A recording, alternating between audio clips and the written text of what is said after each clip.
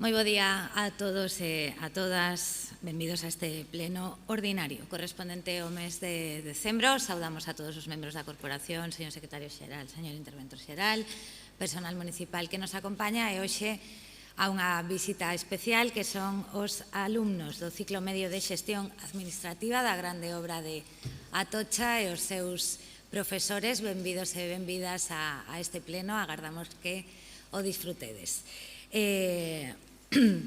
Parte resolutiva, asunto número 1, señor secretario. Comunicacións da Alcaldía. Ben, as comunicacións de Alcaldía, esta aprobación do borrador da acta da sesión ordinaria de 11 de setembro, a que non hai obxeccións e, polo tanto, queda aprobada e, como cada pleno ordinario, iniciaremos este pleno agardando tantos minutos de silencio como persoas fosen asasinadas polo machismo desde o anterior pleno. Así mesmo, e antes de detallar os nomes das vítimas, conforme os datos facilitados pola Delegación do Goberno contra a Violencia de Xénero, o número de mulleres asasinadas por violencia de xénero en España ascendeu a 50 no ano 22, 58 no ano 23, 48 no ano 24, 45 no ano 2025 e 1.340 dende o 1 de xaneiro de 2003, quedando 36 menores orfas e orfos no 24, 31 no 25 e 500 dende o ano 2013. O número de menores asasinados ascende a 3 no ano 2025 e a 65 desde o 1 de xaneiro do ano 2013. Dende o pasado pleno de novembro, confirmáronse 9 mulleres asasinadas pola violencia de xénero, cifras que seguen a ser intolerables. Polo tanto, agardaremos 9 minutos de silencio polas seguintes víctimas. O 13 de novembro, Silvia Mariuxi, de 38 anos, en Barcelona. O 15 de novembro, María del Pilar Écija Moreno, de 60 anos, en Madrid. O 22 de novembro, María Victoria, de 60 anos, en Málaga. O 26 de novembro, Concepción, de 25 anos, en Málaga. O 30 de novembro, María Ángeles, de 45 anos, en Madrid. O 2 de decembro, Oriana, de 29 anos, en Alicante. E as tres últimas, tres mulleres cuxos nomes non temos, de 39 anos en Toledo, outra de 30 anos en Sevilla e a última de 36 en Barcelona. Así que solicito a todos os presentes que nos poñamos en pé para agardar 9 minutos de silencio.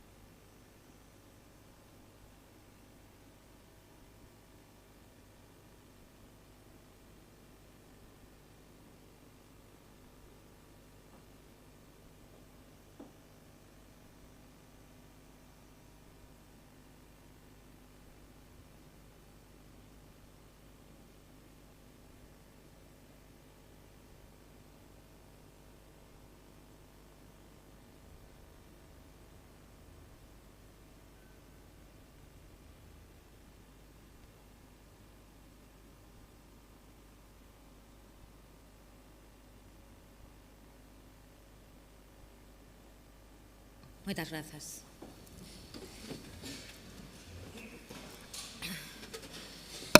Pasamos ao asunto número 2 da Consellería de Economía e Planificación Estratégica. Señor secretario. Asunto número 2. Aprobación da rectificación aritmética do coeficiente de xeradores de residuos importantes recollido no artigo 5.4.3 da nova ordenanza fiscal número 6 regulada a taxa pola prestación do servizo de recollida, xestión, transporte e tratamento de residuos de competencia local. De conformidade co acordado na Comisión de Portavoces, non existirá deliberación e tras que pola Alcaldía se explica a proposta que se formula, pasarase de seguido a votación. Ben, moitas grazas, efectivamente. Non haberá debate sobre este punto, toda vez que o acordo que se trae a pleno rectificar un erro neste documento e concretamente no artigo 5.4.3, de forma que onde dicía coeficiente de 5 pase a dicir coeficiente de 6. E, polo tanto, o texto íntegro correxido da citada ordenanza publicarase no BOP, entrando en vigor o 1 de xaneiro de 2026, así como no portal de transparencia do Concello e, polo tanto, procedemos á votación. Para a aprobación deste asunto se necesita maioría simple do Pleno. Votos a favor? Grazas. Votos en contra? Grazas, queda aprobado. Pasamos xa ao asunto número 3 da Consellería de Medio Ambiente. Señor secretario. Aprobación inicial da modificación do Plan Municipal de Prevención e Defensa contra os incendios forestais do Concello da Coruña. Ben, ter a palabra en primeiro lugar a Conselleira de Medio Ambiente, señora Neira, e despois haberá unha única quenda de debate de 3 minutos. Señora Neira, ten a palabra.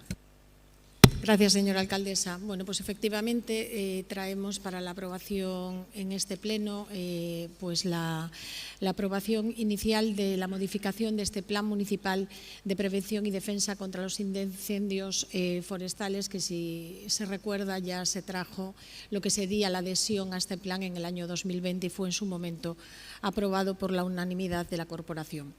En este caso, y para entrar un poquito en el tema, el Plan Municipal de Prevención y Defensa contra los Incendios Forestales es un documento de carácter estratégico y operativo a nivel local, es de carácter obligatorio en Galicia y define las actuaciones para evitar y combatir los incendios forestales en el término municipal.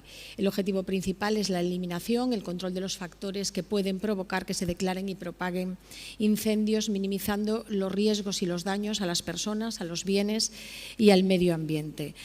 El plan desarrolla las directrices del Plan de Prevención y Defensa contra los Incendios Forestales de Galicia y se adaptan, en este caso, a cada ayuntamiento. Los componentes y los objetivos claves incluyen, por una parte, la delimitación de lo que se llama fajas de gestión de la biomasa, que son las áreas estratégicamente localizadas donde los propietarios están obligados a cortar y retirar la maleza. Hay que identificar los riesgos, hay que establecer los procedimientos de actuación, estableciendo lo que serían los protocolos de coordinación, alerta, especificar también los recursos humanos y materiales, las medidas preventivas, y todo ello se hace a la luz de la Ley 3/2007, que es la que establece esta obligación, y a través de ese convenio firmado entre Xunta de Galicia y FEGAN en el año 2019.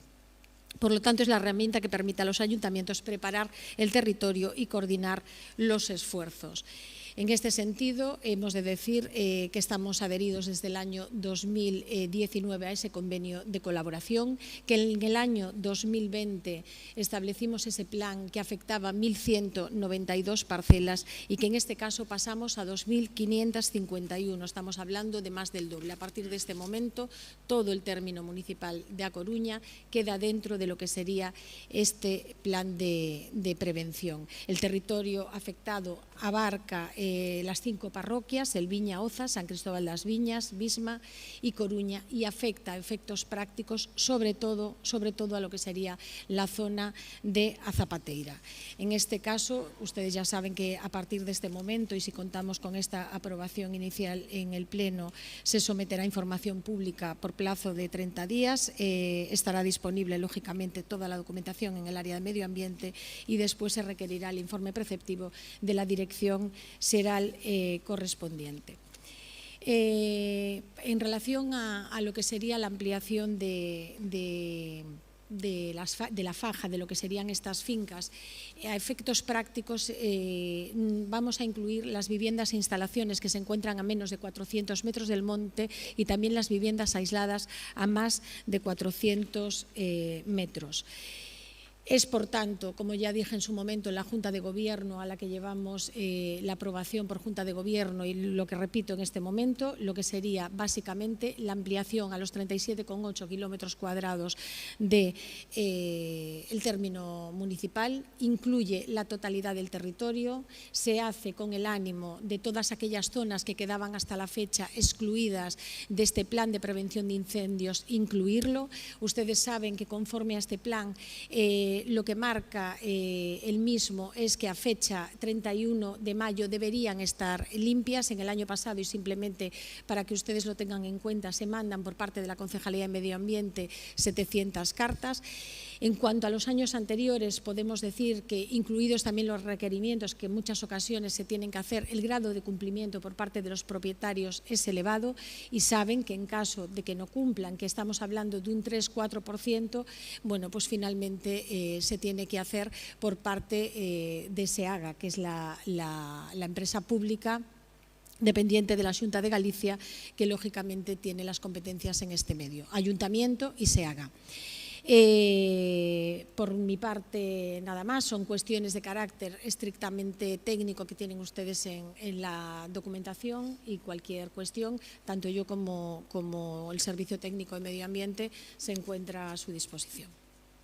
Moitas grazas, señora Neira. Turno de debate para o Bloque Nacionalista Galego. Señor Jorquera, ten a palabra. Moitas grazas. En primeiro lugar, como é habitual na primeira intervención, quero saudar os traballadores e traballadoras do Concello e dos medios de comunicación, o público que estea seguindo este pleno e, en particular, os profesores e alumnos da grande obra de Atocha e os membros da corporación. E quero tamén facer mención aos traballadores das escolas deportivas municipais que están concentrados na praza de María Pita. Non cobraron este mes, polo tanto, pido ao goberno local que atenda as súas demandas, que procure resolver o antes posible esta situación.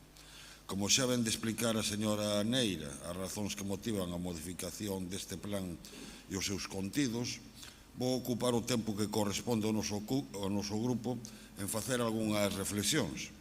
A loita contra os incendios forestais non é unha cuestión menor, como a catástrofe vivida este verano no noso país non lo lembrou. Sen dúbida, o cambio climático ten moito que ver coa aparición dunha nova tipoloxía de incendios, moito máis devastadores. Faría o ben en lembralo o PP, tan amigo de pactar e asumir a xenda dos negacionistas do cambio climático, e postos a lembrar, de paso, podían lembrarlo tamén o primo de Rajoy. Como sen dúbida, o acontecido tamén ten moito que ver con políticas que fomentan o abandono do campo, coa falla de políticas de prevención, con termos en Galiza uns servizos de loita contra o lume estacionais infradotados e precarizados, e co fomento dos monocultivos forestais en vez de apostar pola diversidade e por termos un monte multifuncional. Fago esta reflexión porque nos fundamentos de dereito desta proposta lémbrase que o Estatuto de Autonomía de Galiza establece no seu artigo 27.10 a competencia exclusiva da comunidade autónoma sobre os montes e aproveitamentos forestais, e escoitando os responsáveis da Xunta tras a catástrofe, semella que tamén se esqueceron disto. Tanto é así que a Xunta ten a obriga legal de aprobar e publicar antes do 31 de outubro o Pladiga de 2026 e aínda seguimos agardando. Pero a segunda reflexión é que o Concello ten tamén responsabilidades, algunhas da súa competencia e outras da súa incumbencia, porque todo o que aconteza no termo municipal da Coruña nos incumbe. E as competencias hai que exercelas, e nos asuntos da nosa incumbencia hai que ter unha actitude moito máis proactiva para exixir das administracións competentes que cumpran coas súas obrigas. Abonda con percorrer o ámbito urbano do noso termo municipal para ollar como hai fincas cheas de maleza, como hai moitos montes en coidar, como os plumachos e outras especies invasoras están acá e acolá, como hai algúns núcleos do noso termo municipal case comestos polos eucaliptos, e como hai espazos convertidos en vertedoiros incontrolados. Até o punto de que este mesmo verán, en medio da vaga de lumes, os veciños de Novo Mesoiro aportaron fotos do lixo amoreado nos montes próximos, alertando de que podía facer que o mínimo descoido fosen fachos propagadores dos lumes. Neste mesmo pleno, defenderemos un rogo para que se adopten medidas contra o refugallo acumulado na contorna das Ranias. E quero lembrar que no verán, entre outros lugares, as Ranias ou a contorna dos Rosales tamén sufriron as consecuencias da vaga de lumes. Imos votar a favor da aprobación da modificación do Plan Municipal de Prevención e Defensa contra os Incendios Forestais do Concello da Coruña, pero no que atinxe o Concello pedimos que se teñan en conta as consideracións que vimos de facer. Moitas grazas. Moitas grazas, señor Jorquera. Turno para o Partido Popular. Buenos días a todas las personas presentes en este salón de pleno y a todas las personas que nos siguen por streaming. Como Gobierno local nos traen este punto para su aprobación y, por supuesto, votaremos a favor. ¿Cómo no hacerlo? Es prevención. Es algo bueno y una obligación legal de todos los ayuntamientos tener este plan actualizado. Todo lo que contribuya a la seguridad de nuestros vecinos, bienvenido sea. Sabemos que cuando estamos ante un incendio, como dijo bien ayer nuestra alcaldesa, hay que actuar con firmeza y contundencia y, sobre todo, con rapidez, con la máxima celeridad y diligencia para proteger a las víctimas. Por eso, hay que tener localizados los posibles peligros que pueden causar dichos incendios y esta es la finalidad de este plan. Bienvenido sea. Pero inspirados en su visión integral y holística de la lucha contra el fuego, nos permitimos sugerir que amplíen este enfoque preventivo a otros focos de ignición que amenazan con calcinar la convivencia y la eficiencia de nuestra ciudad. Les ofrecemos, con tono constructivo, estas 7 medidas complementarias. Contra los incendios vecinales por indignación. Adopten medidas reales contra los actos vandálicos, peleas y robos en Os Mayos y Agra d'Orzán. El sentir de se están cebando con nuestro barrio es la yesca perfecta para un incendio social. La chispa la ponen los delincuentes, el combustible, la desatención y la negación de los problemas existentes por parte del Gobierno municipal. Segunda, prevención eléctrica y turística. Ya en Navidad revisen el cableado del poblado de María Pita. Agua, electricidad y parrillas juntos son un cóctel clásico para desgracias. Gran proyecto de ciudad imaginaria ideado por nuestra alcaldesa en sus múltiples viajes por América y Europa. Felicitaciones, por cierto, por el éxito turístico. La gente viene a ver in situ lo que las redes dicen que es increíble. Una atracción basada en el asombro es un logro indiscutible. Felicidades de todo corazón. Nos han avergonzado como ningún otro gobierno municipal en la historia. Tercero, extinción de medios internos, de incendios internos. En su propio personal, sobre todo en el área de urbanismo, diferencien entre el roce hacia el cariño y la fricción es el inicio de la chispa. Respeten el trabajo de los funcionarios. Ya sabemos que donde hay chispas y malestar puede arder hasta la credibilidad, y más cuando estos funcionarios municipales hacen su trabajo de manera impecable con independencia del partido que gobierne en María Pita. A este incendio llegan tarde. Los funcionarios de esta casa ya están muy quemados con y por ustedes. No es la mejor manera de apagarlo echarle más gasolina en forma de acoso y maltrato verbal como suelen hacer ustedes. Señor Lange, siga mirando, por favor. Cuarto, prevención de incendios en el sector del transporte. Póngase a regular de una vez el conflicto entre taxis y VTCs. La competencia desleal es un cortocircuito permanente y tanto los coches eléctricos como los de combustión pueden arder, sobre todo cuando la tensión es alta. Y además, revisando la disponibilidad de viviendas en Juana de Vega, no hay pisos vacíos para todos los taxistas de A Coruña. Así que mejor eviten que el conflicto alcance el nivel 3 de emergencias. Plan de movilidad antiincendios. Los atascos continuos recalentarán motores y ánimos. Un coche ardiendo en la ronda de Outeiro es una metáfora en llamas de la gestión. Un plan de movilidad no es un lujo, es un extintor. Un extintor que, elaborado con participación y transparencia, nos eliminaría cualquier fuego repentino en la planificación de la movilidad de nuestra ciudad. Sexto, evitar incendios sociales por discriminación. No todos los barrios tienen riesgo forestal, pero todas las entidades vecinales merecen igual trato. Destinar recursos solo a las entidades afines y abandonar al resto es crear pirotecnia social. Un barrio abandonado es un polvorín. Séptima, medida contable ante incendios. Les hacemos un breve y sentido ruego. Es saludable costumbre guardar facturas en el cajón, la mítica cuenta 413, para sorprendernos después con cifras millonarias. Por favor, no opten por quemarlas. Un incendio accidental les dejaría sin justificantes y a los proveedores sin cobrar. Eso sí, mejorarían las estadísticas de pagos con reparos. Podría continuar con más medidas contra este tipo de incendios atrópicos y de gestión, pero no quiero extender más esta intervención que ya huele a humo. Les votamos a favor por el punto concreto que traen. Tomen nota de estas otras sugerencias preventivas. Sabemos que son unos excelentes tomadores de notas. Luego ya harán como con su propio presupuesto. Lo archivarán, lo olvidarán y no lo ejecutarán. Y así seguiremos, señores y señores, apagando fuegos donde debemos evitar las chispas. Muchas gracias. Muchas gracias, señora Neira. Tenga palabra. Señor Amado, yo le alabo la ocurrencia, pero 170.000 hectáreas quemadas este verano en Galicia a lo mejor dan para centrarse un poco en la cuestión, por técnica que sea y por farragosa que sea. Y después el resto del pleno pues ya se tendrá para hablar de lo que verdaderamente compete. En relación a lo que usted me planteaba, señor Jorquera, podríamos ir parte por parte. Usted sabe perfectamente que no todas las parcelas que mandamos desbrozar o que mandamos limpiar entran dentro de lo que sería el plan. Cuando nosotros hablamos de que dentro del plan entra la totalidad de lo que sería los 37,8 kilómetros cuadrados, entran lo que se establece desde el punto de vista técnico, que son, bueno, pues esa faja de carácter secundario. Hay otras a las que tenemos que requerir, pero desde el punto de vista urbanístico tienen otra calificación y entran por otro régimen. A la práctica, que al final es lo que importa. Nosotros, en todo momento, desde el Servicio de Medio Ambiente y con los medios de los que disponemos, requerimos de una manera puntual a todos los propietarios que tienen estas parcelas y que se incluyen dentro del plan de incendios. Estamos detrás de ellos constantemente para observar si efectivamente han desbrozado, han limpiado y, por lo tanto, esos perímetros de seguridad, que es en realidad lo que supone esta faja secundaria, se ha hecho, si no se establecen multas y si no, se pide en ocasiones a SEAGA que haga esa limpieza de carácter subsidiario. En esto yo, señor Amado, le pido que también tome nota para comentarlo a sus compañeros de la Xunta de Galicia. Este plan tenía que ser ampliado, lógicamente, por una cuestión de seguridad, no de carácter obligatorio, pero sí de seguridad para hacerlo más efectivo.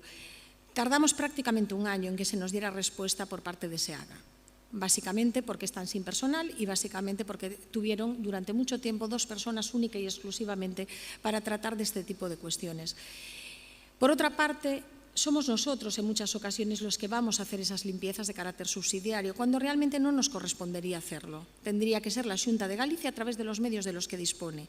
Y lo hacemos nosotros en ejecución subsidiaria. De hecho, el Ayuntamiento da Coruña ha sido felicitado por parte de esta empresa pública en reiteradas ocasiones por lo que es la rapidez a la hora de resolver y por lo que es la rapidez a la hora de entrar en esas ejecuciones subsidiarias que le corresponderían verdaderamente a otra administración. Yo les agradezco desde luego el voto favorable, tomo nota de las cuestiones que usted me indica y además punto por punto. Usted hablaba efectivamente de las zonas de vertido incontrolado, hemos hablado de ellas en el Pleno, hemos hablado fuera del Pleno y es una realidad que existen en determinados puntos. Estamos haciendo campañas de educación medioambiental, sobre todo en determinados lugares dirigidas a determinada población que están suponiendo un punto importante de contaminación, en este caso de vertidos cerca del mar, y estamos haciendo también campañas de seguridad con la Concejalía de Seguridad Ciudadana, tratando de detectar quiénes son los infractores. Vuelvo a reiterarlo, no es una cuestión de echar balones fuera, que no nos caracteriza, no me caracteriza en absoluto. Es verdad que la zona de vertidos, es verdad que los determinados lugares que se están utilizando para tirar basura de manera no controlada y voluminosos, es muy complejo establecer quiénes son y hacer las sanciones correspondientes. La limpieza La limpieza sí, pero vuelvo a repetir, las parcelas, cuando se trata de parcelas de titularidad municipal, lógicamente entran dentro del plan de desbroces que depende de la Concejalía de Infraestructuras y se hace de manera puntual.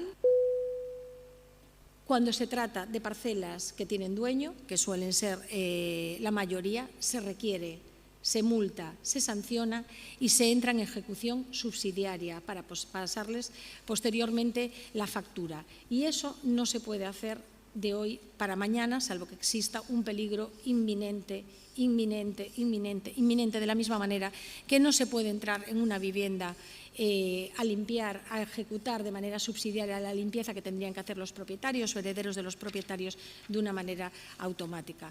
Por lo tanto, no les pido paciencia, ni siquiera pido paciencia a la ciudadanía. Yo creo que también hay que hacer un poquito de pedagogía y explicar exactamente cómo se está trabajando desde el Servicio de Medio Ambiente, a los que yo quiero felicitar por lo que es un trabajo arduo, un trabajo muy burocrático, muy pesado, muy tedioso, pero que desde luego nos ha hecho merecer esta felicitación, aunque sea oficiosa, por parte de una administración a la que yo le solicito que ponga los recursos humanos suficientes para que sean capaces de asumir las competencias que sí firman sobre un papel. Y por mi parte nada más y muchas gracias. Gracias, señora Neira. Procedemos a votación deste punto, que tamén requiere maioría simple. Votos a favor. Grazas. Queda aprobado por unanimidade. Pasamos xa ao asunto número 4, señor secretario. Asunto número 4, aprobación da segunda adenda do convenio asinado polo Concello da Coruña, Xunta de Galicia DIF, para a execución da terminal de autobuses, o aparcamento de turismos e os elementos comuns da remodelación da estación ferroviaria na súa integración nun área de intermodalidade de transporte de viaxeiros na Coruña, San Cristóbal. Ben, moitas grazas. Ten a palabra o voceiro do Goberno, señor Laje, para explicar este asunto. Despois haberá unha quenda de 3 minutos. Bo día, señora alcaldesa, bo día a todas e a todos. Traemos hoxe aquí a adenda número 2 sobre a estación intermodal, que, como saben, é un tema económicamente menor, pero que é relevante porque contribuye a finalizar a tramitación do expediente que corresponde co convenio suscrito no ano 2022 entre 3 administracións, a Xunta de Galicia, o ADIF e o Concello, para o financiamento das zonas comuns da estación intermodal. Cabe recordar que xa fixéramos unha primeira modificación deste documento. Naquel caso, a razón fora o feito de que dende o Concello se pedira ao ADIF a ampliación do número de prazas de aparcamento que inicialmente estaba previstas por un pouco máis de 300 prazas. Naquel momento pedimos que se incrementara o número de prazas, se modificara o proxecto e darlle un mellor servicio tanto á estación como ao barrio, incrementando e superando a cuantía das 500 prazas. Esa ampliación supuxo un incremento da cuantía dos traballos de 1,8 millóns de euros, incremento que asumía íntegramente o ADIF e que elevaba o investimento global final por riba dos 45 millóns de euros para a construción de elementos comuns, estación de autobuses e aparcadoiro soterrado. A primeira adenda non supuxo ninguna modificación das contías achegadas polo Concello, igual que non vai a supoñer ninguna alteración a modificación con esta segunda adenda. Segundo avanzan as obras, na execución, pois evidentemente resulta preciso facer os axustes correspondentes para axustar o financiamento, e o convenio cifraba nun máximo de 172.217 euros a achega municipal. A cantidade non varía, o que se aproba é a liberación dun pouco máis de 10.000 euros e debe de terse en conta a previsión orzamentada inicialmente foi 10.000 euros menor. En todo caso, a contía que agora se achega compénsase coas baixas de adxudicación e a liquidación do proxecto da terminal de autobuses. Falamos, pois, dun mero trámite neste ámbito. Compre salientar o feito relevante que si supón que se está avanzando por parte de todas as administracións, tamén do Concello, na execución das obras da estación intermodal. Se sigue o calendario previsto, polo tanto, ao longo do ano 2026, as coruñesas e os coruñeses poderemos disfrutar desta estación intermodal. hai unha serie de prazos a cumprir entre xuño e setembro. Isto ten financiamento tamén de fondos europeos. Se está apostando por unha mellora das instalacións con respecto, ademais, ás inicialmente previstas, e, desde logo, pois iso leva melloras aparelladas tamén con outras intervencións municipais na contorna para dotar de mellores servicios e maior calidade urbana aos veciños, non como xa se ten constatado na execución xa rematada da renovación da Avenida da Sardiñeira, que hoxe ten, creo que, un aspecto absolutamente diferente con respecto ao que se podía comprobar antes de que comenzaran as obras da estación intermodal. Avanzan tamén as obras dos accesos da conexión coa Avenida de Arteixo e, creo que tanto o Concello como o Goberno de España como a Xunta de Galicia estamos traballando para que poida haber novos investimentos ao longo do ano 2026 e sucesivos.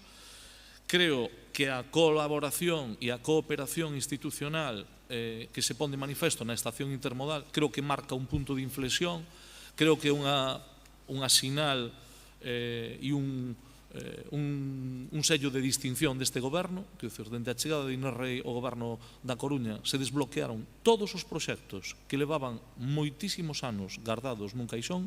Non vou a facer un relatorio de todos eles.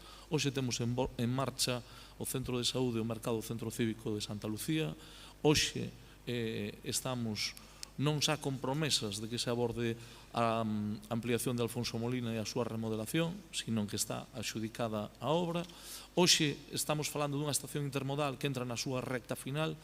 Hoxe estamos a falar de que todos aqueles proxectos que, pola razón que fora, con gobernos anteriores non se entenderon entre administracións, a veces incluso entre administracións que eran da mesma cor política, hoxe o que hai é unha resposta a todas esas actuacións que levaban algunhas máis de 20 anos esperando, e todas se desbloquearon dende o ano 2019 aquí.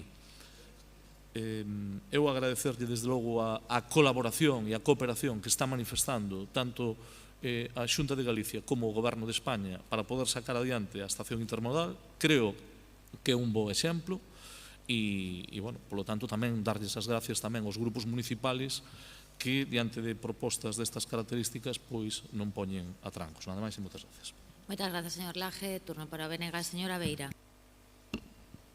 Grazas, señora alcaldesa. Ben, sobre o que é o contido e a literatura do convenio, nada da adenda, nada que comentar.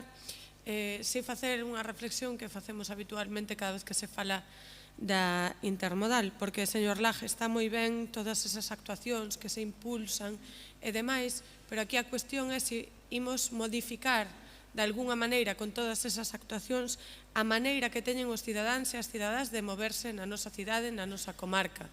Iso é o realmente importante.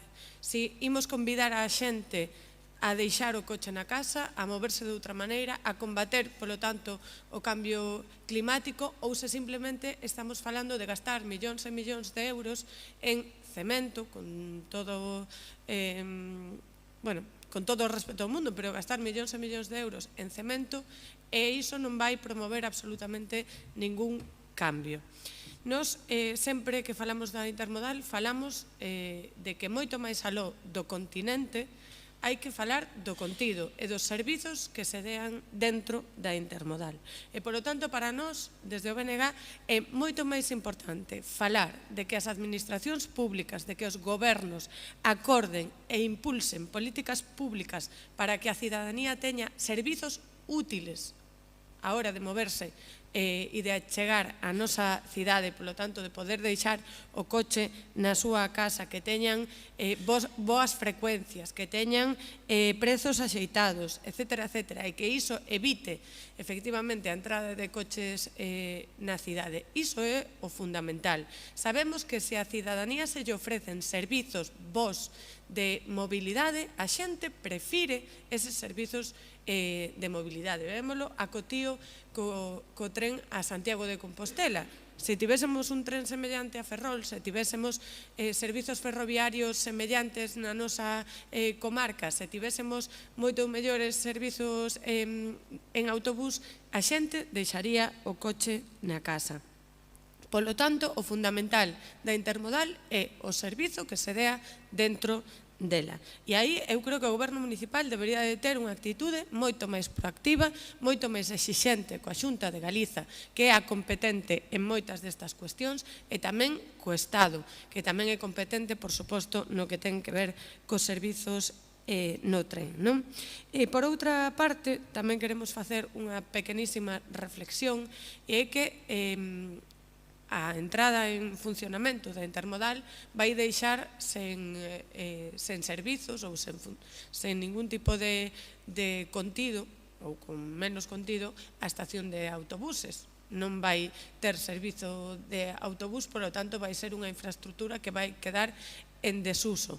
En respostas escritas ao BNG, o Goberno local confirmou que a estación de autobuses é propiedade do Concello da Coruña, cuestión que estivo no seu día en debate. Nós o que lle dicimos ao Goberno local é que ten que, pois de alguna maneira, utilizar ou dar resposta ás necesidades que ten hoxe en día a cidadanía da Coruña a través desa infraestructura. Hai un montón de demandas da cidadanía para locais de reunión, para locais de ensaio, etcétera, etcétera. Hai demandas de infraestructuras deportivas na nosa cidade. Tamén pode ser un lugar que cosa esas dúas cotas que hai na entrada da cidade. Pódeselle dar moitos usos a esa infraestructura e creemos que o Goberno local ten que artellar algo para esa infraestructura e non podemos deixar que pase o tempo porque sabemos que iso ten un efecto moi nocivo e que acaban as infraestructuras caendo a cachos. Esas dúas cuestións eran as que queríamos apuntar e simplemente dicir que imos votar a favor desta adenda. Moitas grazas, señora Beira. Turno do Partido Popular. Bo día a todos. Votaremos a favor da adenda e alegrámonos de que a execución das obras avance en prazo, o que permitirá que en breve estean en servizo a nova terminal de autobuses e o aparcamento de turismos. Pola nova estación ferroviaria, cuxa inminente licitación foi anunciada o 28 de xuño de 2019 pola alcaldesa reunida con ton delegado do Goberno Javier Losada, e que logo demorou ata 3 anos, haberá que esperar alo menos a finais do próximo verán. A esta obra fía a alcaldesa o non concluir non xa un mandato, senón 2, sen poder inaugurar unha gran obra do Estado na Coruña. Dixémoslle desde este grupo, alá por ano 2021, que sería a primeira alcaldesa na historia desta cidade que concluiría un mandato sen facelo, e de Adif depende que non sexan 2. Porque do resto de grandes infraestructuras pendentes por parte do Estado nada sabemos. Que sabemos da Carta Rolda? Que sabemos da ampliación da pasaxe? Que sabemos do Vial 18? Nada de nada. Non sabemos nada logo de 7 anos de Pedro Sánchez na Moncloa. Ningunha delas ten nin proxecto nin consignación orzamentaria para a execución da obra cando si a tiñan nos presupostos do Estado do ano 18. A día de hoxe, $500.000 cada unha delas nos tetravixentes orzamentos xerais do Estado do ano 23. Ningún só euro consumido. Que vai ser destas obras outro ano máis en orzamentos xerais do Estado? Pois o estamos vendo no ritmo de execución da reforma de Lavedra, que acumula xa 10 anos de atraso dende que o PSOE entregoulle a cidade a Marea e logo esta devolveulle o favor. Tería que estar finalizada a finais deste ano, é evidente que non o vai a estar. E sen dúbida ten moito que ver que non haxa orzamentos xerais do Estado. E mentres, vostedes dous, neste salón de plenos, PSOE e BNG, votaron en contra sequera de exixir a Pedro Sánchez orzamentos e prazos para estas infraestructuras. Eu supoño que, como é tradición neste tipo de asuntos, agora o voceiro do Goberno sacará un montón de anuncios do pasado, ben plastificados, falará do atraso na execución do CHUAC, 6 meses de atraso en 60 de execución sen acordarse nin da complexidade da obra, nin dos 2 anos que o convenio estivo dormindo nun caixón do despacho da señora Rei, ou volverá coa cantinela de que o único que fixo o Goberno municipal do Partido Popular en infraestructuras foi tapar un burato, que por certo era un burato socialista de 4 anos de antigüidade e que, de paso, que o tapamos, recuperamos 55.000 metros cadrados na maior penalización da historia da cidade. Por desgracia, non hai moitos motivos para pensar que o Goberno central vai saldar a súa débeda coas infraestructuras pendente na cidade. Nada invita ao optimismo, nin en Madrid nin aquí. Como vai conseguir a alcaldesa a cuarta rolda se non é quen de conseguir un poboado navideño digno dese nome o que dependía única e exclusivamente dela? Como vai conseguir a alcaldesa o vial 18 se prometeu un poblado navideño á altura dos centros europeos e só conseguiu chegar a Elfo de Majefesa? Como vai conseguir a alcaldesa a ampliación da pasaxe? Acosando a funcionarios do Estado? E non, a culpa non é dos haters, nin reais nin imaginarios. Simplemente nin hai vontade, nin hai capacidade. O mesmo dá que sexa un poboado navideño que as infraestructuras esenciais para a cidade. Mais nada e moitas gracias. Moi ben, señor Laje, ten a palabra. Gracias, señora alcaldesa. En primeiro lugar, agradecer aos grupos municipais o seu apoio a esta iniciativa que traemos aquí a pleno, que é unha proposta para a segunda adenda do convenio de Adif. Comenzarei polo BNG, dándolle as gracias, señora Beira. Efectivamente, podo coincidir con vostede que o relevante é propiciar un cambio no modo de vida.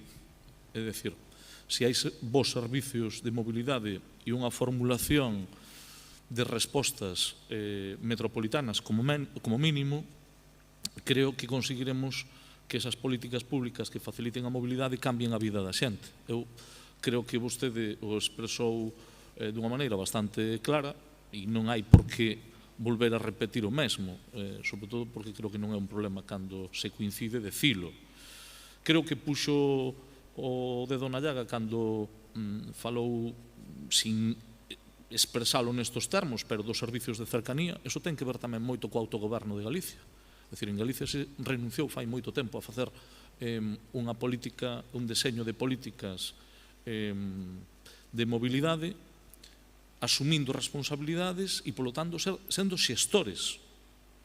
Eso non lle resta nada de responsabilidade ao Estado na parte que lle toque.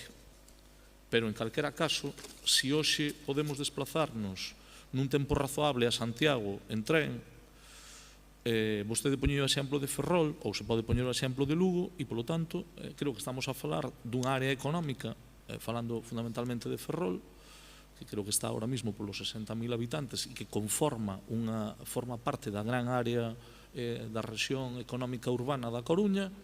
Creo que sería razonable resolver iso, non? E nese sentido creo que é importante. Aludeu a titularidade. Evidentemente, nos fixemos aquí unha consulta e se nos di que a titularidade da estación de autobuses é municipal, pero a Administración Autonómica, neste caso a Xunta de Galicia, tamén entende que é titular. É dicir, hai unha disputa en ciernes sobre a titularidade dos terreos onde está a estación de autobuses. Bueno, pódese resolver por dúas vías. Non somos partidarios de que se resolva con diálogo e con entendemento. O que é evidente é que se está traballando para darlle unha resposta que, desde logo, poda permitir unha permeabilidade tamén para os barrios da cidade. Evidentemente, estamos a falar dun espacio, dunhas características que, como vostede ben apuntou, é unha oportunidade e, nese sentido, creo que habrá que optar ou polo diálogo e resolver isto ca Administración Autonómica. Vamos a ver a vontade que ten, a vontade do Goberno Municipal, así expresado pola nosa alcaldesa, é sempre de chegar a acordos e de resolver os asuntos sin ter que chegar a ese ámbito de discusión no plano xudicial. E pola nosa parte, pois, decirlle que coincidimos no que vostede ten expresado. Con respecto ao Partido Popular, pois, como comprenderá, non vou entrar nas cuestións que son así de outra natureza máis propia de outros ámbitos, non do ámbito do pleno da corporación. Desde que Inés Rei alcaldesa, desbloqueáronse asuntos moi relevantes que teñen que ver co Estado. Empezando polo tren a Punta Langosteira, que vai a permitir que no día de mañá se asine un acordo para o traslado de a infraestructura da petroleira a Punta Langosteira. Non tería sido posible se non se tivera desbloqueado iso. Ata fai ben pouco tempo reivindicaban que tamén algo tuvera que ver o goberno da Xunta. Agora, o mellor é que tampouco teñen nada que ver neso. Sinto decirlles que se fixo baixo o mandato de Inés Rei, aínda que non lle guste. O desbloqueo de Alfonso Molina, que no ano 14 se anunciaba ao señor Negreira o comenzo das obras, pois fíxese se tardaron non en anuncialo, en chegar a licitalo. Licitouse e conseguiuse desbloquear con Inés Rei como alcaldesa e está en execución. Nós somos exixentes con que se cumpran os prazos, pero de entrada esa actuación do Estado está en marcha e conseguiuse poñer en marcha con este goberno. E a estación intermodal non só está en marcha, sino que se rematará ao longo do ano 2026. E vostede que, fixo alusións que nada teñen que ver. A verdade é que como futurólogos teñen pouco que rascar. Si quería poñerlles de manifesto que nos apreciamos un cambio de actitude por parte da Consellería correspondente na Xunta de Galicia. En setembro do ano 23, digo por si a xente ten algunha distorsión ou vive a realidade de outra maneira, encargamos un estudio para pedir que se fixera un novo vial de acceso á estación. O que nos atopamos foi cunha oposición frontal por parte da Xunta de Galicia naquel momento. Decían que discutíamos polos accesos. Por que? Pois porque cando vimos cal era as circunstancias, puxémolo sobre a mesa. Plantean cambios en el acceso de buses a la intermodal para evitar colapsos. Planteou este goberno municipal. Remato, señora alcaldesa. Creo que hai un principio de acordo ca Xunta de Galicia e co Goberno de España. Unha pasarela para o tráfico da intermodal. Creo que a colaboración entre administracións é o camiño. Creo que a actitude que tivo ata o día de hoxe a Xunta de Galicia non ten nada que ver ca que tiña no ano 23. E iso tamén hai que agradecelo. Pero quen puxo sobre a mesa que podía haber un colapso e que puxo un estudio sobre a mesa en setembro do 23 foi este Concello. Isto é falar das cousas que lle importa Señor Laje, ten que rematar, sinto moito. Isto é falar das cousas que lle importa aos cidadáns e isto é xestión. E o demais, poden seguir instalados nesa deriva que desde logo creo que non vai a traer nada bo. Moitas grazas. Procedemos á votación deste punto. Tamén require maioría simple. Votos a favor. Grazas. Queda aprobado por unanimidade. Remata aquí a parte resolutiva. Pasamos á parte non resolutiva de control e seguimento da xestión. Señor secretario. Tomas de coñecemento das resolucións da Xunta de Goberno Local desde o número 19.705 de 3 de novembro de 2025 ao 22.350 de 4 de decembro de 2025. Dos decretos da Alcaldía desde o número 8.363 de novembro de 2025 ao 9.436 de 4 de decembro de 2025 e do acordo adoptado pola Xunta de Goberno Local en sesión ordinaria de 5 de novembro de 2025 sobre o primeiro Plan Estratégico da cidade da Coruña para o período 2030-2050. A continuación, mocións, rogos e preguntas. Moi ben, moitas grazas. Iniciamos o debate das mocións coa primeira delas presentada polo Bloque Nacionalista Galego. Un segundo.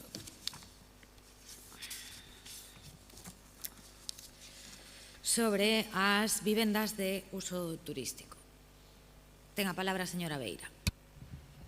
Sí, traemos esta moción a pleno porque se lembran a Ordenanza Reguladora das Vivendas de Uso Turístico da Coruña. Aprobámola definitivamente na sesión plenaria do 5 de xuño de 2025 e publicouse no BOPO 16 de xuño deste mesmo ano. Na propia ordenanza artellábase un mecanismo, primeiro, dábaselle 3 meses aos titulares das vivendas de uso turístico para regularizar a súa situación diante do Concello, e, por outra parte, o que se articulaba era un mecanismo para declarar os distritos da nosa cidade como saturados de vivendas de uso turístico. Pasado xa un tempo desde a aprobación definitiva desta ordenanza, desde o BNG consideramos que xa é o momento de poñer os números en riba da mesa, de ver que vivendas de uso turístico efectivamente se regularizaron e ver se é posible impulsar a declaración de determinados distritos da nosa cidade como saturados de vivendas de uso turístico. Por que o dicimos? Ben, porque nos o que queríamos con esta ordenanza é que na cidade puidese convivir de alguna maneira esas vivendas de uso turístico con tamén as vivendas de uso residencial e que esas, desde logo, o uso residencial fose o prioritario nos nosos barrios e tamén, evidentemente, poñer orde en toda este crecemento e esta burbulla de vivendas de uso turístico na Coruña. Esa ordenanza o que regulaba era que, efectivamente, habería que facer un estudo nos distritos, que a Xunta de Goberno Local debía de propoñer a declaración dos distritos como saturados e que despois tería que vir a pleno, habería un período de exposición pública e despois volvería para unha aprobación definitiva. Ben, o que queremos é que o Goberno Local non só teña aprobada esta ordenanza, sino que tamén a desenvolva, e, polo tanto, que estude efectivamente se xa hai distritos na nosa cidade que estean saturados de vivenda de uso turístico, que no caso de chegar ao límite que está recollido na ordenanza, elabore e lle remita ao Pleno antes de febreiro esta proposta de declaración de distritos como saturados de vivendas de uso turístico e, por suposto, tamén, ainda que non o poñemos na moción, o que queremos é que o Goberno Municipal tramite todas aquelas denuncias que poidan estar chegando por parte da veciñanza de vivendas de uso turístico que estean fora da regulación desta ordenanza, porque sabemos que sempre hai xente que se quere escapar da aplicación desta ordenanza. Sabemos que hai veciñanza que está a denunciar estes incumprimentos e queremos, por suposto, que o Goberno Municipal sexa moi firme a hora de aplicar esta ordenanza. Pola nosa banda, nada máis. Moitas grazas, señora Beira. Turno para o Partido Popular. Señor Mora. Muchas gracias. Buenos días a todos. Señora Beira, usted y yo, al igual que el resto de los miembros de esta corporación, de este pleno, sabemos el resultado de esta moción. No el resultado de la votación, que también, sino el destino que la propuesta tendrá. Si en el mes de julio se aprobó de manera definitiva la ordenanza reguladora de las viviendas de uso turístico, fue porque la señora Rey le compró el discurso turismofóbico. Lo que está por comprobar es si solo les compró el titular o, por el contrario, el argumentario completo. No se puede demonizar a las viviendas de uso turístico y perseguir a sus propietarios. No se puede perseguir a nadie, ni con diligencias informativas. No se puede intentar o no se debe intentar construir un relato contrario a ellas, a las viviendas y a las no viviendas. No es serio que paguen su falta de planificación en materia de vivienda y de otros temas, las viviendas y las no viviendas. Y no es responsable ni aceptable que su gobierno, señora Rey, persista en los errores de su partido, agravados con sus propias decisiones en materia de vivienda y de no vivienda. Algo huele mal en María Pita y pronto sabremos por qué. Como ya les dije en julio, regulan lo que por suerte no es en estos momentos un problema en nuestra ciudad y por el contrario, sin embargo, muchos de los servicios que afectan al día a día de los ciudadanos se siguen prestando en precario. Su primera justificación para esta ordenanza, y así aparece en sus documentos, es por la supuesta reducción del parque de viviendas disponibles para alquiler. Y nosotros nos seguimos preguntando, ¿de verdad creen que con esta ordenanza están contribuyendo a solucionar el grave problema de vivienda que tiene esta ciudad? En nuestra ciudad, como digo, hay un grave problema de acceso a la vivienda, incluso para acceder a una vivienda en Juana de Vega. En el asunto que más preocupa a los coruñeses, según el estudio último. Hay 30.000 viviendas vacías y pretenden solucionar el problema eliminando la gran mayoría de las viviendas de uso turístico, que son menos de 1.400, y construyendo 5 en la calle Marqués de Pontejos. Hace un año les adelanté que una de las consecuencias es que las viviendas pasarían de ser de uso turístico a viviendas de alquiler por temporada y no del alquiler de larga duración. Y los datos nos están dando la razón, agravando la situación con la declaración de nuestra ciudad como zona tensionada. La oferta se ha desplomado, con un 60% menos de contratos firmados que hace un año, a cambio de mantener prácticamente el precio del alquiler. En un momento donde es necesario contar con más pisos en alquiler, en nuestra ciudad se reducen drásticamente y se produce un trasvase de alquiler tradicional al de temporada y un alquiler por separado de viviendas, garajes y trasteros. ¿Se han hecho ustedes la pregunta de por qué los propietarios han decidido no poner sus viviendas en alquiler tradicional? ¿No creen que la ley de vivienda es la fuerza motor que impulsa ello? ¿No son conscientes de la inseguridad jurídica que crea el marco regulatorio? Si hay causas concretas al problema de la vivienda en nuestra ciudad, dos son la falta de planificación por parte de los gobiernos socialistas y la vigente ley. Con su modelo, el propietario perderá rentabilidad pero mantendrá su patrimonio. Mientras tanto, los inquilinos seguirán sin mercado al que optar. El Partido Socialista, señora Rey, en materia de vivienda, como en tantos otros, erran en el fondo pero también en la forma. Ya manifestamos en su momento que estábamos de acuerdo con la necesaria zonificación de la ciudad para establecer un cálculo y dotar a cada zona de un número máximo de viviendas de uso turístico. Pero seguimos defendiendo que su planteamiento no es el adecuado. Creemos que debería ser más acertado hacerlo en relación al número total de viviendas existentes en cada zona, al ser un número mucho más estable y se acerca mucho más a la realidad. Señora Rey, si usted no ha sabido organizar un poblado navideño, mucho me temo que no está en condiciones de solucionar la situación de las viviendas de esta ciudad, sean turísticas o no. Muchas gracias. Muchas gracias. Turno para el señor Díaz. Sí, gracias, señora alcaldesa. Anunciar el voto favorable del Grupo Municipal Socialista a esta moción, porque, bueno, desde luego compartimos plenamente la necesidad de continuar con la regulación de las BUTs a través de las herramientas que nos aporta la propia ordenanza, y es algo que desde la concejalía ya estamos trabajando y que, desde luego, seguiremos trabajando en ello en los próximos meses, ¿no? En todo caso, los datos con los que nos encontramos ahora y que, bueno, quiero trasladar a la corporación, desde luego, son los siguientes, ¿no? En el REAT, en este momento en la ciudad, hay 1.348 viviendas de uso turístico a fecha del 1 de diciembre. Ya hay una bajada con respecto, ¿no?, a las cifras que teníamos en el mes de junio de 2025, cuando aprobamos la ordenanza. Ya se han perdido en torno a 100 viviendas de uso turístico que no cumplían con la posición en los edificios en base a la ordenanza y al plan general, pero siguen existiendo en esas cifras, en esas 1.348, un total de 747 viviendas de uso turístico que siguen sin cumplir ni la ordenanza ni el plan general. Viviendas de uso turístico que la Xunta sigue teniendo registradas en su registro de actividades turísticas y que, como digo, no cumplen el plan, porque, como nos hemos cansado de decir en este pleno municipal, la Xunta estaba registrando las viviendas sin solicitar la licencia municipal y sin solicitar o sin comprobar que cumplían con el plan general o que cumplían con la normativa urbanística. Por lo tanto, lo que tenemos en este momento sigue siendo una distorsión. Es complicado llegar a determinar cuántas viviendas de uso turístico o la densidad de viviendas de uso turístico en base a habitantes en distritos hay, cuando aún tenemos un número tan elevado de viviendas de uso turístico que no son legales y que tienen que desaparecer en los próximos meses. Eso no quita, obviamente, que tengamos que hacer el trabajo que además se nos automandatado, ¿no?, en la propia ordenanza, y en base a eso, pues sí que puedo trasladar que estamos atendiendo desde el Servicio de Licencias las legalizaciones que se nos han presentado. A día de hoy tenemos 213 solicitudes de legalización de viviendas de uso turístico que se están tramitando con normalidad, pero aunque no es el número que esperaríamos, pues como digo, aún quedarían más de 400 que son legales y aún no han pasado por el ayuntamiento a legalizarse.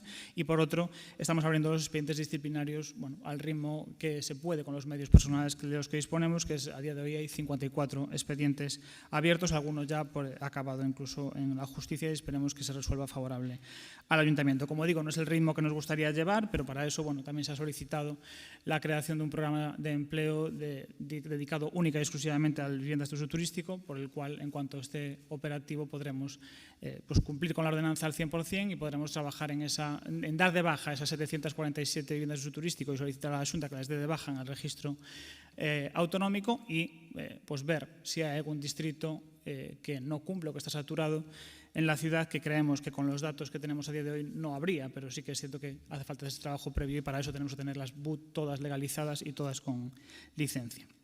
En todo caso, señor Mora, vuelvo a lo mismo que ya dijimos en junio cuando se aprobó la ordenanza. Esto no es un tema de turismofobia, me refiero. Es un tema de cumplir el plan general y cumplir la normativa del plan general. Es como si usted me dice que porque no dejamos montar un despacho de abogados en un quinto tenemos algún tipo de fobia a los abogados o un estudio de arquitectura.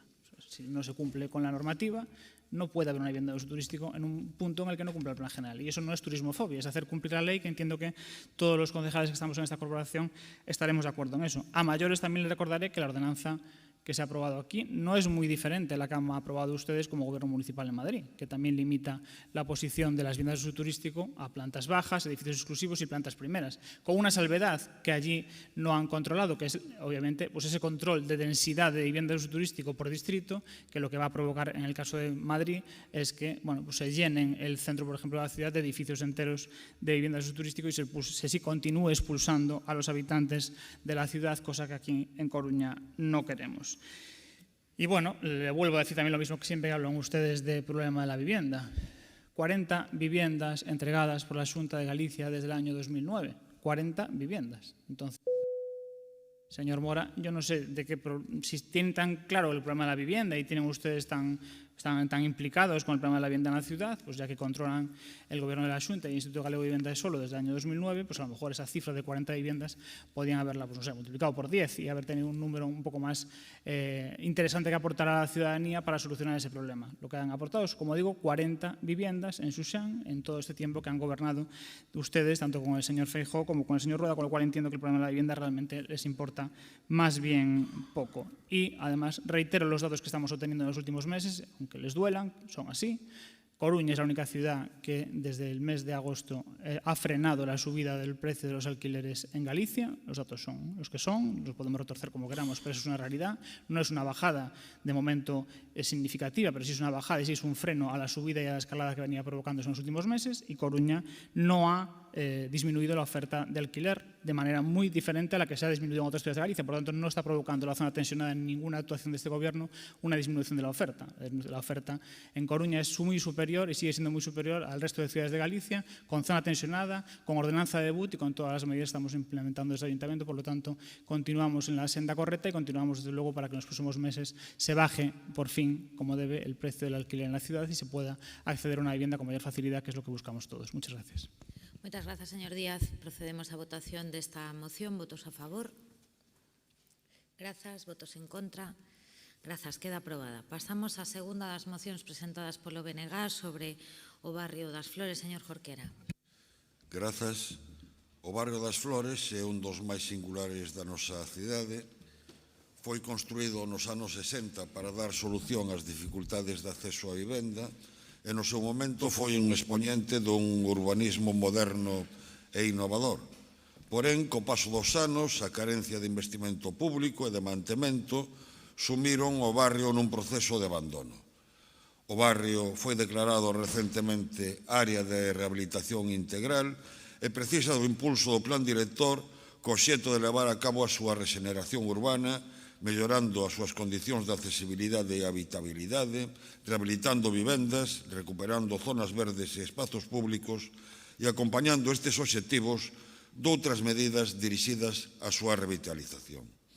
Porén, dada a complexidade do barrio, con ámbitos que pertencen á Xunta, outros ao Concello, outros a comunidades de veciños, a veciñanza reclama a existencia dunha oficina de asesoramento no propio barrio, para que veciñas e veciños sexan informados e consultados sobre as distintas actuacións a emprender, poidan resolver dúbidas e reciban cumprida información e asesoramento sobre os trámites a facer. Son necesarias tamén actuacións que melloren no curto prazo os servizos e a calidade do espazo público. Así, pese a que no seu momento o barrio das Flores foi concebido como un barrio autónomo, con servizos e equipamentos propios, na actualidade padece dunha infradotación de instalacións deportivas e cívicas. Pese a existencia no barrio dun polideportivo municipal, o seu uso está reservado a equipas e deportistas federados de toda a cidade, sendo moi limitado o horario para o seu uso polas veciñas e veciños do barrio. Pese a existencia no barrio e na súa contorna dun centro sociocomunitario da Xunta de Galiza e locais de diversas entidades sociosanitarias, carece dun centro cívico e de locais para as entidades barriais e as actividades veciñais. Por ese motivo, a veciñanza reclama que se dote o barrio dunha pista deportiva, suxiren que sexa na rúa Orquídeas, ao carón do Parque Infantil, e solicitan tamén do Concello que procure un acordo coa Xunta por uso conxunto do antigo fogar do pensionista, para dotalo de servizos e locais veciñais. Entre as carencias do barrio destacan as deficientes condicións de accesibilidade, con numerosas escaleiras para salvar as diferenzas de cota, un problema con consecuencias agravadas por ser un barrio con unha alta porcentaxe de persoas maiores. Hai que salientar tamén o déficit de mantemento de prazas, rúas, parques e xardíns. Así, o pavimento está levantado ou nun estado moi irregular e deteriorado en moitas zonas. Isto é particularmente grave na contorna das rúas Petunias e Azucenas, con fochancas sinalizadas por valados, un muro lateral dun garaxe claramente inclinado, cunha praza na parte superior do citado garaxe de difícil accesibilidade e chea tamén de fochancas e pozas de auga, e a maiores a veciñanza solicita a mellora a accesibilidade da zona del Viña, na que se concentran servizos como o mercado e o centro comercial del Viña, a Biblioteca Miguel González Garcés ou o Centro Cívico de Monelos, procurando solucións ás baixadas por escaleiras dende a ronda Camilo José Cela, Rúas Pablo Neruda e Miguel Hernández. Estas son as razóns que fundamentan a nosa moción e para a mesma solicitamos o voto favorável. Moitas grazas. Moitas grazas, señor Jorquera. Turno para o Partido Popular. Señor Mora. Muchas gracias de nuevo. Como se habrán dado cuenta a lo largo de mis intervenciones en esta legislatura, me gusta hacer viajes en el tiempo con la misión de contextualizar el objeto sobre el que se habla y también con el pretexto de darle coherencia y sentido a mi intervención y a la posterior votación de mi grupo. En esta ocasión no hay que irse muy lejos. Hace justo un año, el 11 de diciembre de 2024, celebramos el pleno ordinario correspondiente y a él el Grupo Municipal del Partido Popular trajo una moción relativa al barrio de Las Flores. En ella mencioné el hecho de que en su momento se llevó a cabo una promoción de casi 2.000 viviendas repartidas en 5 unidades vecinales que a día de hoy alojan a más de 4.000 vecinos, de los cuales más de una tercera parte son personas mayores, algo que sin duda influye en las actuales dinámicas y necesidades de este barrio. También mencioné como uno de los mayores condicionantes en su creación fue la diferencia de cota, superior a los 30 metros en algunas zonas. Algo que se solucionó en su momento colocando terrazas planas y un gran número de escaleras. Esto suponía, hace un año, y también lo sigue suponiendo hoy en día, una barrera en cuanto a la accesibilidad, que afecta especialmente a las personas mayores o con problemas de movilidad. De hecho, el plan director expone que solo el 19% de los edificios son accesibles. Hace un año les expuse que la seguridad es otra de las cuestiones que preocupan y mucho a los vecinos de este barrio. Bueno, de este barrio como el de la mayoría de la ciudad. Y esa preocupación se mantiene, reflejo de la realidad que, como ya ha denunciado mi compañera Sora Catalán en multitud de ocasiones, indica que nuestra ciudad, lamentablemente, se mantiene como la ciudad de Galicia donde se cometen más delitos convencionales. Señora Rey, dese una vuelta por los barrios. No se parapete puntualmente en recintos cerrados debidamente organizados y charle con los vecinos, y no con los funcionarios en tono amenazante y por cumplir con su obligación.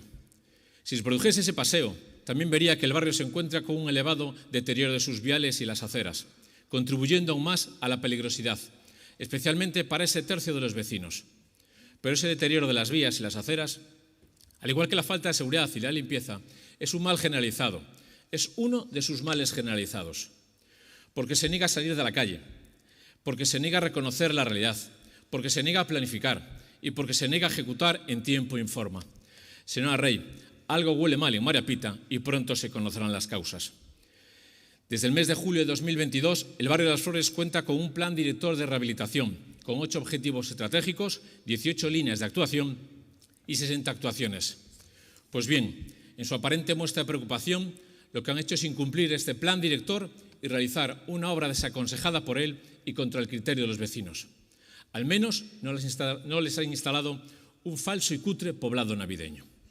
Hace un año este pleno aprobó por unanimidad una moción instando al gobierno municipal a ocuparse de este barrio, a poner soluciones a los problemas de movilidad, a la falta de seguridad, al estado de sus calles. Y un año después han sido coherentes. Una vez más, ignoran lo que ustedes mismos apoyan. Ni hacen caso a este pleno, ni hacen caso a los vecinos, ni hacen caso a su plan director. Señora Rey, ni los concejales de este pleno, ni los vecinos de nuestra ciudad somos unos cobardes ni unos tarados. La gente se cansa de una ciudad que no es accesible, que no está limpia, por la que es difícil moverse y encontrar una vivienda. Y la única responsable es usted. Muchas gracias. Moi ben, moitas grazas. Turno para o Goberno, señora Cabanas. Gracias, señora alcaldesa.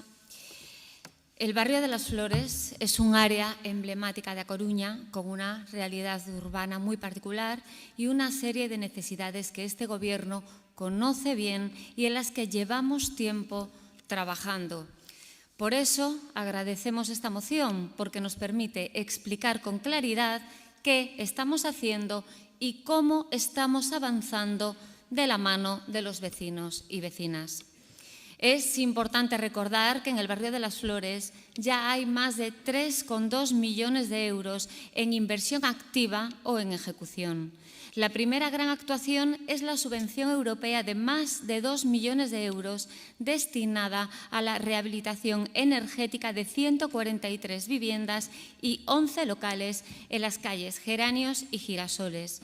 Es una intervención profunda, mejora de envolventes, cubiertas e impermeabilización, con una reducción del 30% en consumo energético. Se suma a ello la reurbanización de las calles Azucenas y Petunias, ya licitada con más de 1 millón de euros para 5.300 metros cuadrados de actuación. El proyecto incorpora un nuevo ascensor para resolver los desniveles, renovación del parque infantil, mejoras de alumbrado, saneamiento y pavimentos. A esto se añaden las obras del Canil, que arrancan ya estos días y que contempla mejorar el pavimento, instalar una nueva rampa accesible, renovar el cierre perimetral y actualizar la señalización. Por tanto, hablamos de un barrio donde ya hay planificación, inversión y obras reales, no solo intenciones. Sobre la solicitud de creación de una oficina de asesoramiento, es importante aclarar que el plan director del barrio fue consensuado y explicado públicamente durante meses en un proceso abierto a toda la ciudadanía.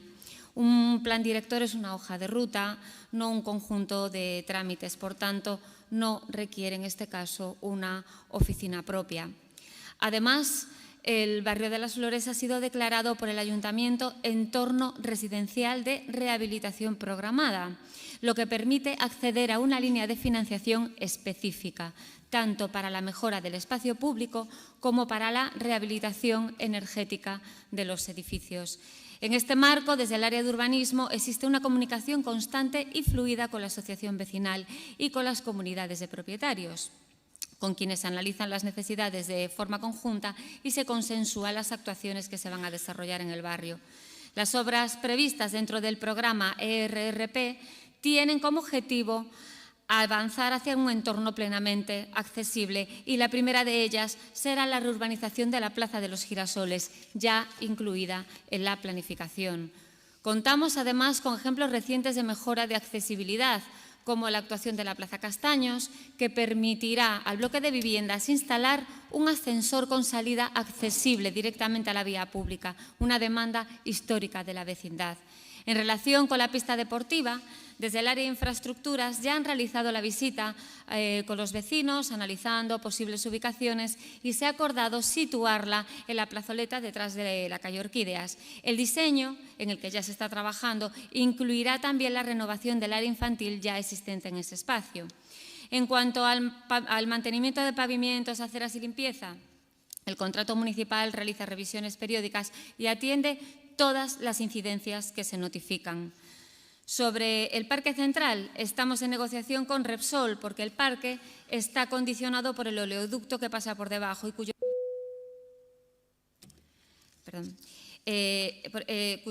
fue ejecutado por la propia empresa. Cualquier modificación requiere, por lo tanto, de su acuerdo. En relación con la iluminación, las zonas municipales cumplen los niveles técnicos correctos, mientras que los corredores cubiertos son espacios privados cuya iluminación corresponde a cada comunidad. Por último, Sobre la accesibilidad hacia el Viña ya está redactado un proyecto integral pendiente de informes sectoriales que contempla la instalación de 3 nuevos ascensores conectando la ronda de Camilo José Cela con la avenida Salvador de Madariaga a través de distintos itinerarios. Las calles Pablo Neruda y Miguel Hernández, el paso entre el Instituto Ramón Otero Pedrallo y el CEIP María Pita y el situado a la altura de las calles Girasoles y Geranios. En definitiva, el barrio de las Flores no parte de cero. Hoy ya tiene inversiones, proyectos, planificación y diálogo vecinal constante. Y vamos a seguir avanzando con el mismo propósito, que este barrio siga mejorando y que nadie quede atrás. Votaremos a favor. Muchas gracias. Moitas grazas, señora Cabanas. Procedemos á votación desta moción. Votos a favor. Grazas. Queda aprobada por unanimidade. Terceira e última moción do BNG sobre a creación do espazo Groba. Pode sair, solicito primeiro teniente que me substitúa na presidencia e cando chegue a señora Queixas, sí, pois a señora Queixas defenderá a moción.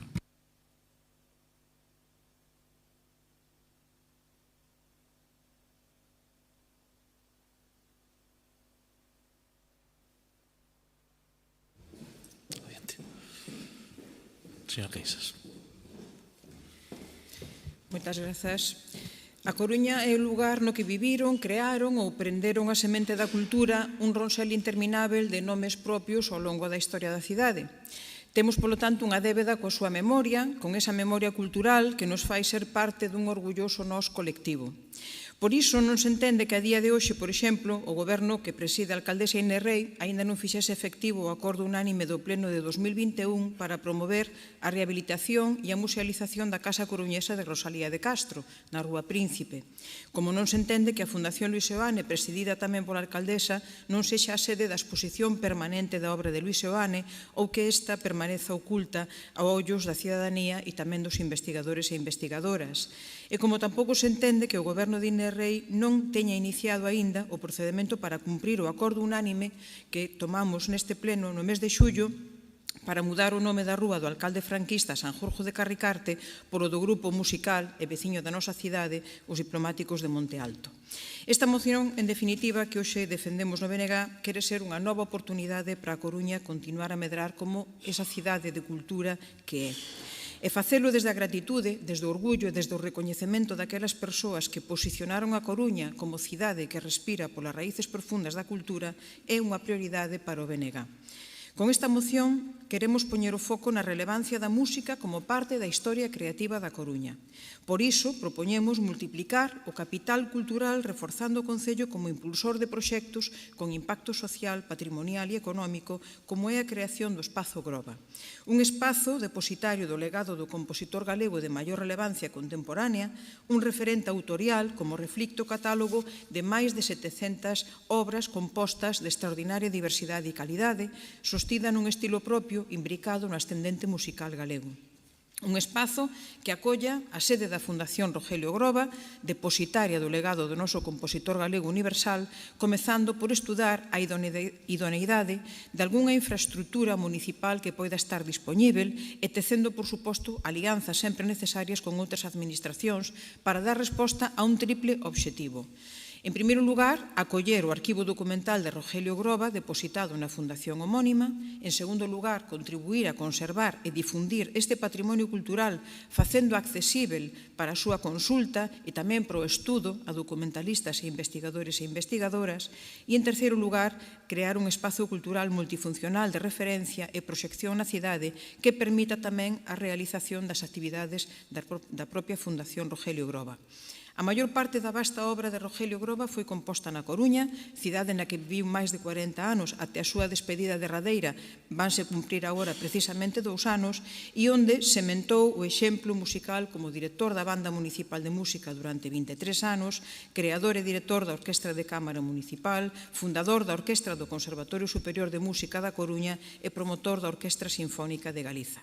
É o noso deber coidar e proxectar este patrimonio cultural colectivo e non debemos esquecer recoñecer que neste momento existe o risco de perdelo porque hai países como Inglaterra ou Suíza que están interesados nel. De permitirmos que isto acontecese, estaríamos a escribir unha páxina negra no libro da historia cultural da Coruña. En definitiva, señora alcaldesa, Viena proxectase ao mundo a través da casa de Mozart e de Beethoven, tamén e ademais de pola súa política pública de acceso á vivenda ou do seu mercado de Nadal. Así que esta moción do BNG quere ser impulso para que a Coruña se proxecte a partir do legado de Rogelio Groba, de querernos parecer alguén que sexa polo orgullo que sentimos polo valor dos nosos nomes propios como o de Rogelio Groba. Este proxecto non nos fallará nunca, así que non lle fallemos nós a él. E a respecto da emenda do Partido Popular, decir que aceptamos. Gracias, señora Queixas. Señor Coira. Muchas gracias. Buenos días. Hoy me controla el tiempo el que no es capaz de controlar en sus intervenciones, a ver si lo hacemos bien, a ver si es usted tan generoso como tenemos que ser siempre con ustedes los demás.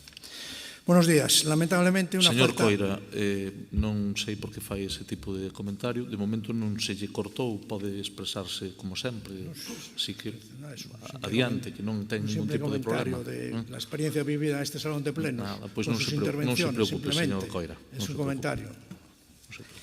Bueno, insisto, buenos días y muchas gracias. Lamentablemente, esto es una muestra de la falta de sensibilidad habitual de este ayuntamiento con la cultura y con la señora Rey. Yo no voy a ser tan sofisticado como el señor Laje y voy a traer una simple fotocopia de la reseña de la fundación, de los responsables de la Fundación Groba. No voy a traer un gran papel plastificado por los funcionarios del ayuntamiento en su despacho. Simplemente voy a mostrar cómo un gerente de una fundación que lleva realizando actividades constantes durante años en esta ciudad pues tiene que salir a la prensa para que este ayuntamiento reaccione, pero no reacciona. Tiene que ser un grupo de la oposición, en este caso el BNG, lo cual el Partido Popular, pues evidentemente, secunda, como no podía ser de otra manera, la moción propuesta, pues apoyar a esta fundación. Porque ustedes, de verdad que la cultura no es algo con la que no somos capaces de mantener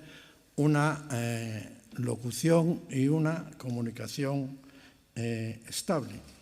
La Fundación Rogelio Groba lo único que quiere es tener una sede permanente en la ciudad que le permita custodiar, investigar y difundir el legado del maestro Groba. Yo creo que eso es algo necesario, que el ayuntamiento está dotado de cantidad de contenedores culturales que puedan albergar esta actividad y que es lo mínimo que podemos hacer. Pero también nosotros proponemos en esa adición, en esa propuesta de adición, que se defienda el proyecto de actividad musical que realiza a través de Noites da Cidade Bella. Un proyecto que lleva realizándose ya 4 años con artistas gallegos, nacionales e internacionales del máximo nivel, y que supone y que permite que la cultura, la música, se acerque al público de una forma abierta y gratuita.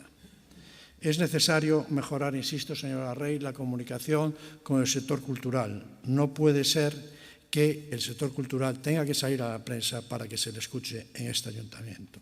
Yo entiendo que la señora Rey, que fue la responsable de que este ayuntamiento durante el anterior mandato no tuviera concejalía de cultura, pues a lo mejor el tema de la cultura no le preocupa mucho. El señor Castro está preocupado por sus conciertos y por hacer esos contratos sin el presupuesto necesario. El INCE es el ejemplo más claro. La señora Rey bate todos los récords de facturas extrajudiciales, de reparos, de revisiones de oficio, y así, evidentemente, pues no se puede gestionar ni se debe gestionar nunca la cultura. ¿Qué hablar de los contenedores culturales? Pues los contenedores culturales aprobamos una moción en el 2003 por unanimidad para solucionar de una vez todos los problemas que hay en estos edificios y no hay manera. Ni en la Domus, ni el Teatro Rosalía, ni el Aquarium, y etcétera, etcétera. El Palacio de la Ópera, las bibliotecas, la Fundación Luis Soane. La memoria de gestión, que es un documento que elaboran todos los funcionarios anualmente, que intentan hacer su trabajo de la mejor forma posible. De aquí lanzo mi apoyo a todos los funcionarios de este ayuntamiento, pues reflejan y hacen una radiografía y un diagnóstico de la situación en el área de cultura. la situación de las bibliotecas, urgente necesidad de ampliación y modernización, de afrontar reparaciones en muchas bibliotecas, el contrato del servicio de bibliotecas, que necesidad, museos científicos, necesidad de dotar adecuadamente las partidas de mantenimiento y suministro para frenar el deterioro de los módulos e instalaciones que visitan miles de coruñeses. Señora Rey, urge arreglar esto. Las obras de la Domus en el acuario, mucho anuncio de obras, de infraestructuras, de planes en los barrios, pero me temo que todo va a quedar como el poblado navideño. Nada, de nada, de nada. Consejo, promoción de la música, lo mismo. Los alquileres altos, las goteras, el número de actividades se ha reducido, la orquesta joven no actuó este verano. Exposiciones, lo mismo, falta personal, falta presupuesto. Señora Rey, esto es lo que dicen los funcionarios en la memoria de gestión de diferentes áreas de los departamentos de cultura. El INCE, falta presupuesto para afrontar programación en los diferentes espacios. Lo mismo podríamos decir de las casas museo, del museo arqueológico, de los archivos, sin espacios, sin personal, de la Fundación Luis Soane, que es famosa por tener la obra escondida del autor, exposición permanente, obra escondida del autor. Nadie puede ver cuadros de Luis Soane. Los convenios nominativos, 41 entidades que tienen congelados los convenios nominativos, que necesitan que se incremente porque se han incrementado los costes de producción y de la actividad artística. Son los que mantienen la cultura viva en la ciudad. Todo el apoyo al espacio Groba, todo el apoyo a Noites na Cidade Bella, todo el apoyo a mantener viva la cultura en esta ciudad. Señora Rey, no se olvide de que hay que apoyar al sector cultural. Juntos, el Ayuntamiento y el sector cultural de esta ciudad somos capaces, seguro, de hacer más cultura para todos los coruñeses. Muchas gracias. Moitas grazas, señor Coira. Turno para o señor Castro. Moi bo día. Grazas, señora alcaldesa. Vou a centrarme no seto da moción, non sin antes trasladar que non ten este concelleiro ningún problema, incluso vista a preocupación, que me parece que é moi positiva, non? E ademais o ton construtivo, en facer unha comparecencia para falar da situación, digamos, da xestión cultural que se fai desde este goberno municipal, monográfica e no formato que queira, non hai ningún problema, aínda que en certa medida xa se está a facer e se está a facer co sector nun proceso de escoita activa e tamén de compartir, digamos, reflexións conxuntas no seo do Consello Municipal da Cultura, como é sabido por ambos representantes municipais. Esta iniciativa, que, como non pode ser de outro xeito, este goberno comparte, ten moito de emoción, digamos, de adhesión, porque eu creo que tanto a representante do Bloque Nacionalista Galego como do Partido Popular son coñecedores de que, efectivamente, no espazo Groba xa está a traballar a Consellería de Cultura xunto coa Fundación Groba desde hai un tempo.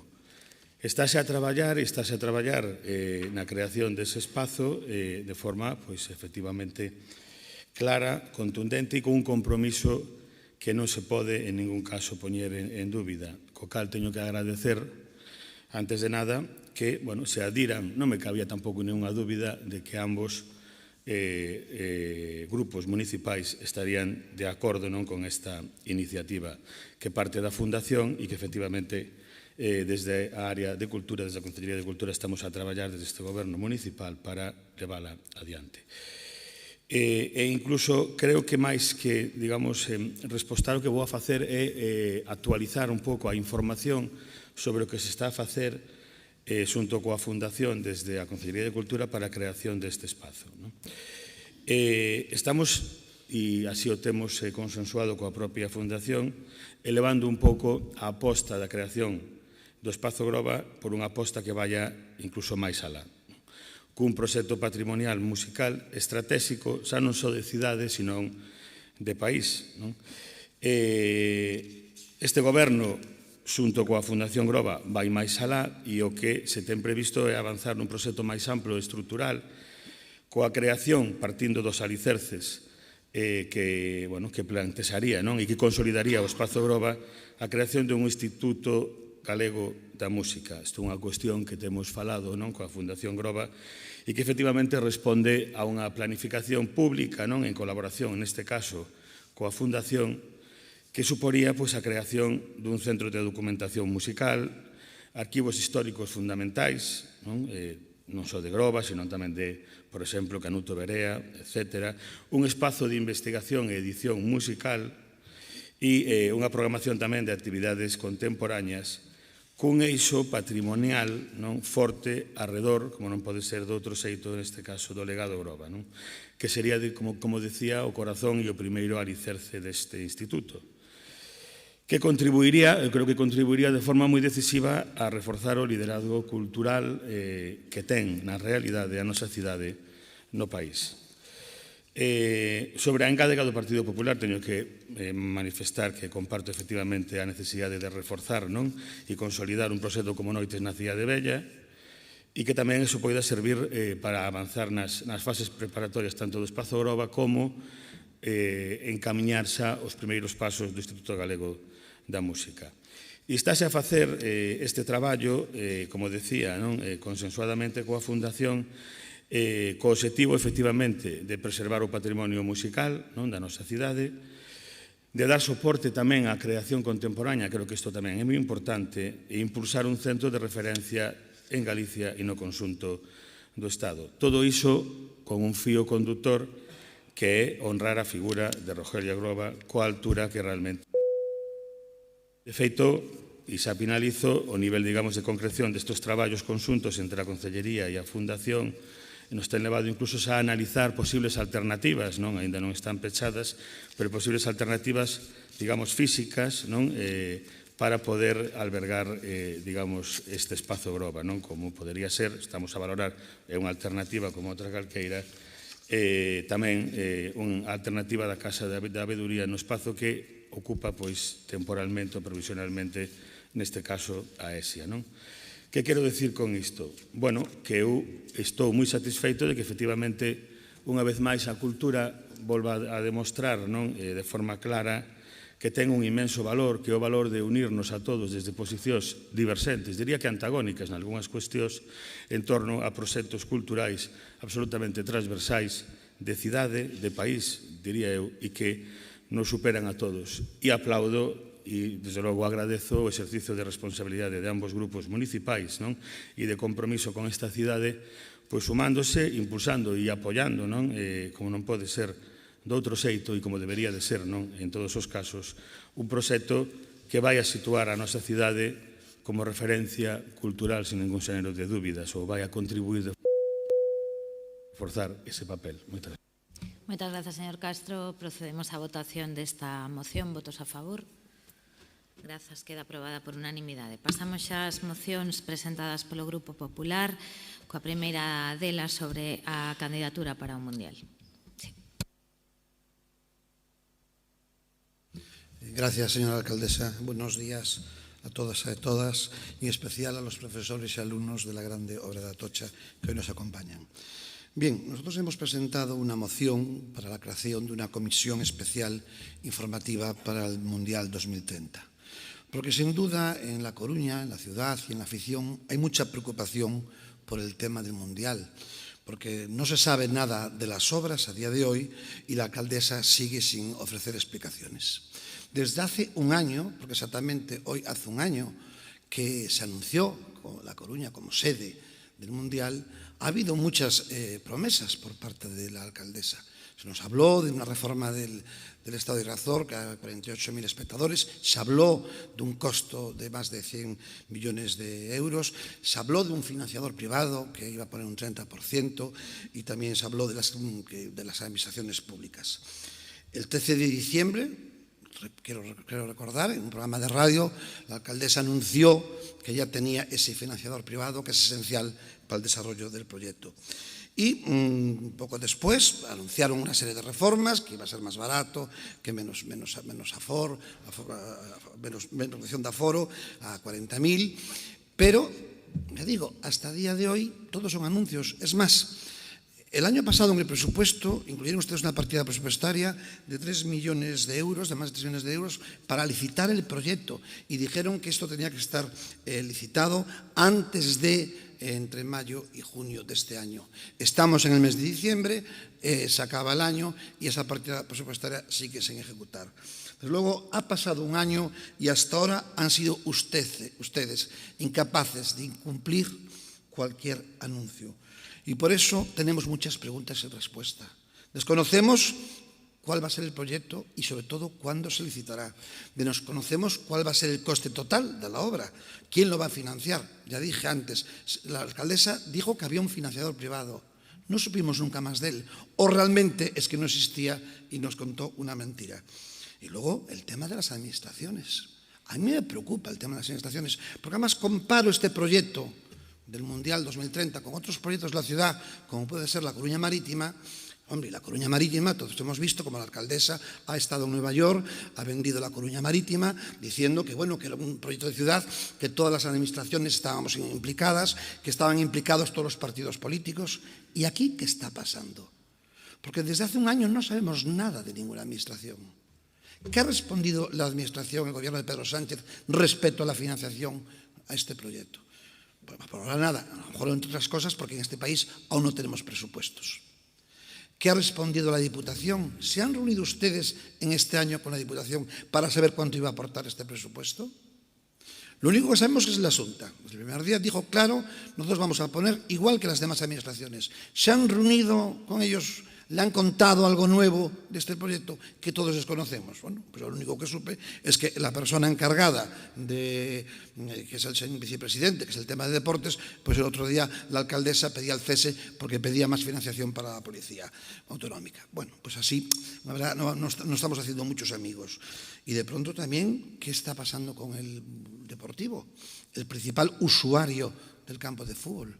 El otro día su gerente decía que no tenía ningún conocimiento de las obras que se iban a hacer ni del proyecto y que esto les iba a afectar, porque va a afectar al aforo, iba a afectar también a los partidos y va a afectar, por supuesto, a las personas que van a ver los partidos. Y decían, no tenemos a día de hoy ningún conocimiento. A mí me preocupa todo esto que está pasando. Y voy a decir una cosa, nosotros apoyamos incondicionalmente este proyecto, el Partido Popular. Por eso también pedimos esta comisión.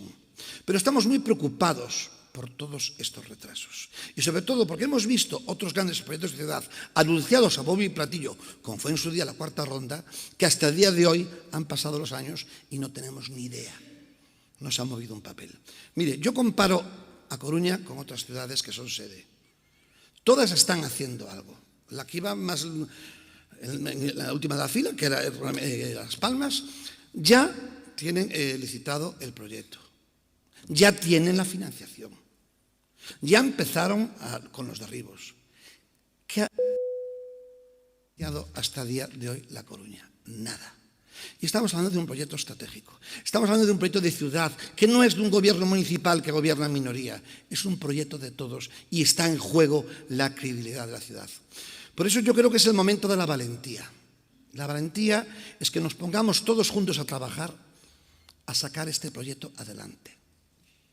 Pero que tengamos conocimiento, que sepamos lo que se va a hacer, qué es lo que piden las instituciones y es también lo que pide la ciudadanía. O también a lo mejor es el momento de la valentía de decir y contar la verdad.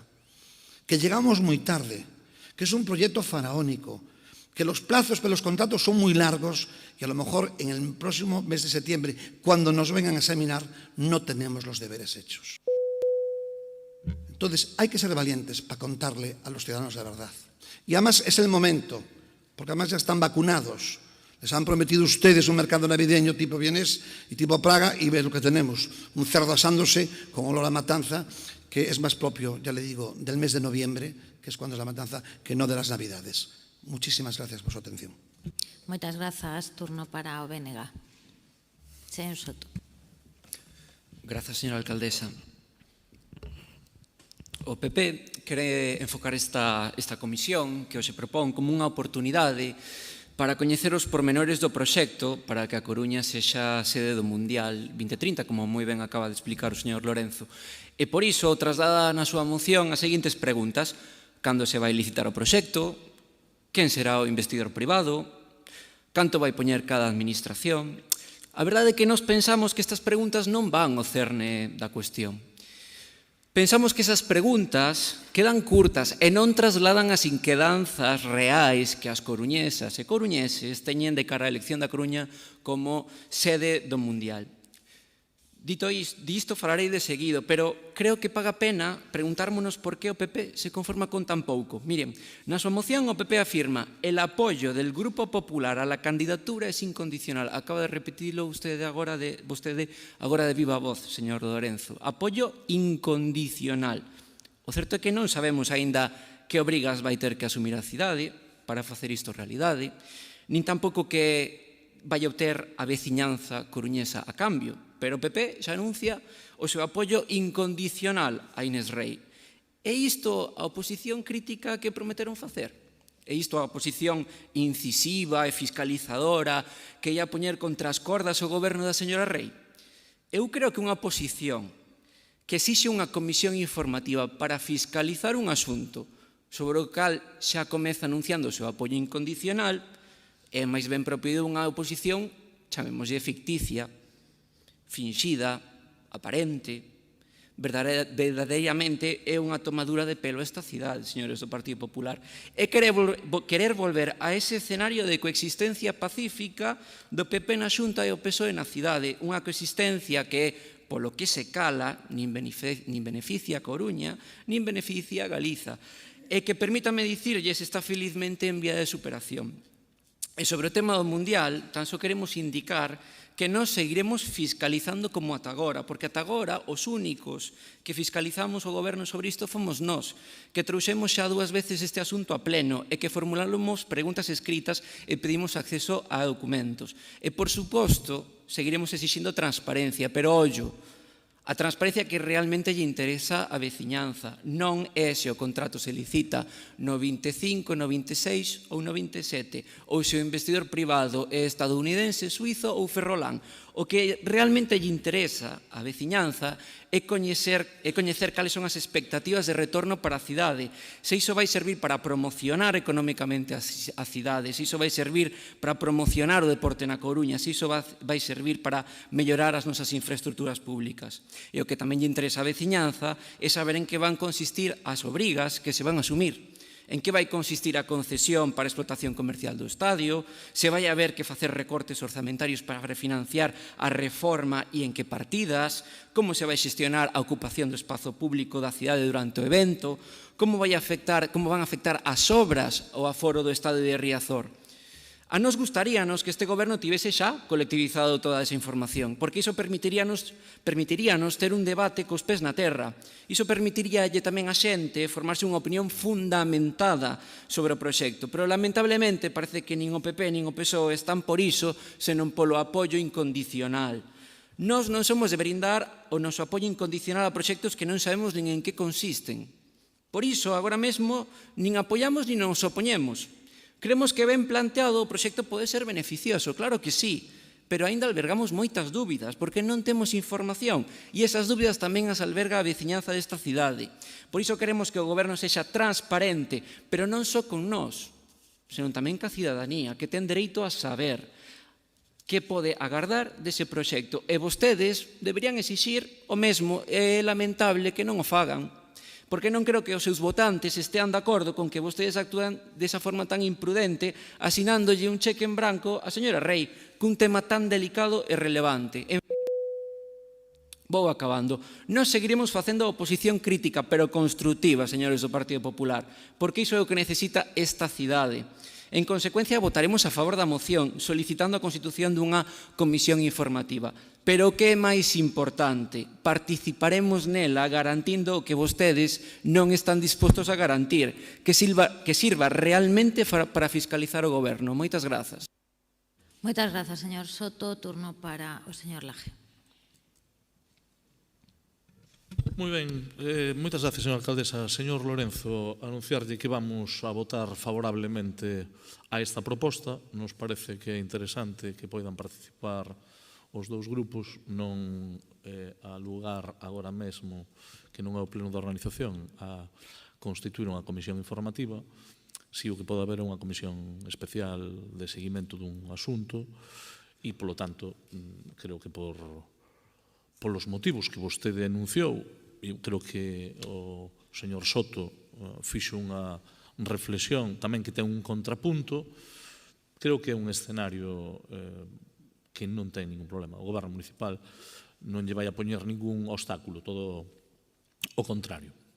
Alegrarme de que recoñezan o liderazgo da nosa alcaldesa cando presenta o proxecto de Coruña Marítima, porque aquí tuvemos que escoitar moitas veces que non había cooperación con outras administracións. Eu puxen de exemplo esta mesma mañá que hai unha cooperación intensa co Goberno de España e ca Xunta de Galicia para a tramitación da estación intermodal, que hai vontade de diálogo e un encargo expreso da alcaldesa de que se resolvan asuntos que son importantes para a cidade, falando con estas dúas administracións e singularmente coa Xunta nun asunto que é relevante como é a titularidade da estación de autobuses.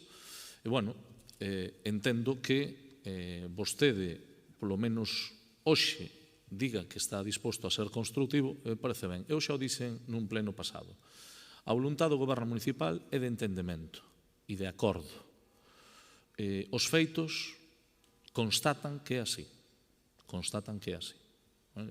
Vailles quedando cada vez menos asuntos de todos esos que estaban no caixón, cando se fan todos esas reportaxes e queren ir á hemeroteca, todos eses asuntos pendentes, xa pasaron moitos gobernos, a primeira vez que se están desatascando e que se está abordando por parte do Concello de forma rigurosa cada un deles é baixo o mandato de Inés Rei. Fai moitos anos que nesta cidade non se desbloqueaban asuntos que son relevantes. Mañá mesmo se vai a producir un acordo moi importante que pon fin a unha terminal de Repsol Porto Interior e a acordar o traslado a Punta Langosteira. Bueno, creo que a implicación do Estado, a cooperación coa Administración Autonómica e a implicación decisiva do Concello pon de manifesto que cada vez que hai un asunto de cidade, a nosa alcaldesa está liderando ese asunto. E eu reiterolle pois que evidentemente puxo un exemplo, pero xa temos escoitado moitas veces todo aquilo de la falta de liderazgo. Bueno, polo menos recoñéceno. E está ben e é normal, porque é o seu papel como oposición, que pidan cousas. E é normal que o goberno as vaya resolvendo. E iso é o que leva facendo este goberno dende que tomou posesión a alcaldesa. Entonces, votos a favor. E moi ben, que haxa actitude constructiva, eso é o positivo. O peor é cando hai actitude destructiva. Nada máis. Moitas grazas. Procedemos á votación desta moción. Votos a favor. Grazas. Queda aprobada por unanimidade. Segunda moción do Grupo Popular sobre accesibilidade. Grazas.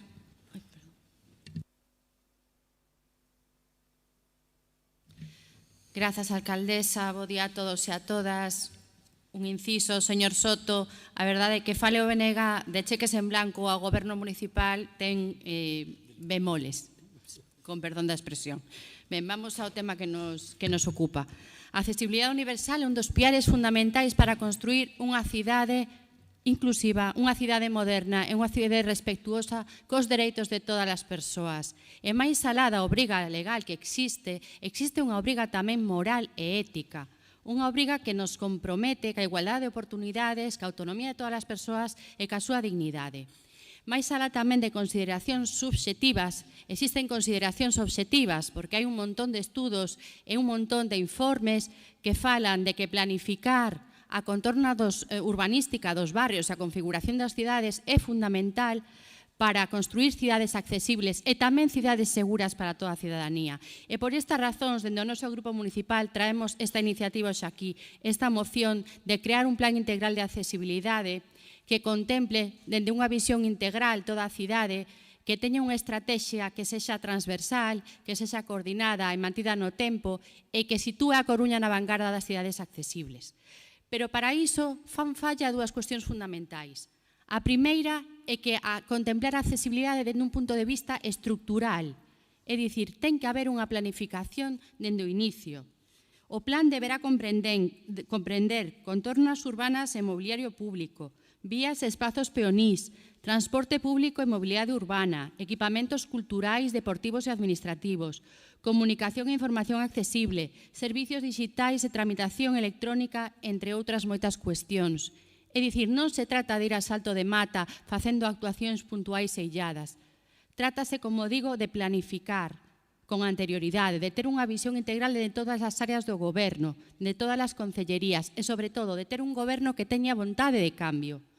E a segunda cuestión é que ten que haber unha diagnose previa a esa planificación, que avalíe cales son as limitacións en materia de accesibilidade. E non nos cabe a ninguén lle cabe dúbida de que a cidade da Coruña presenta aínda moitos retos en materia de accesibilidade, que vostedes ou non saben ou non queren solucionar.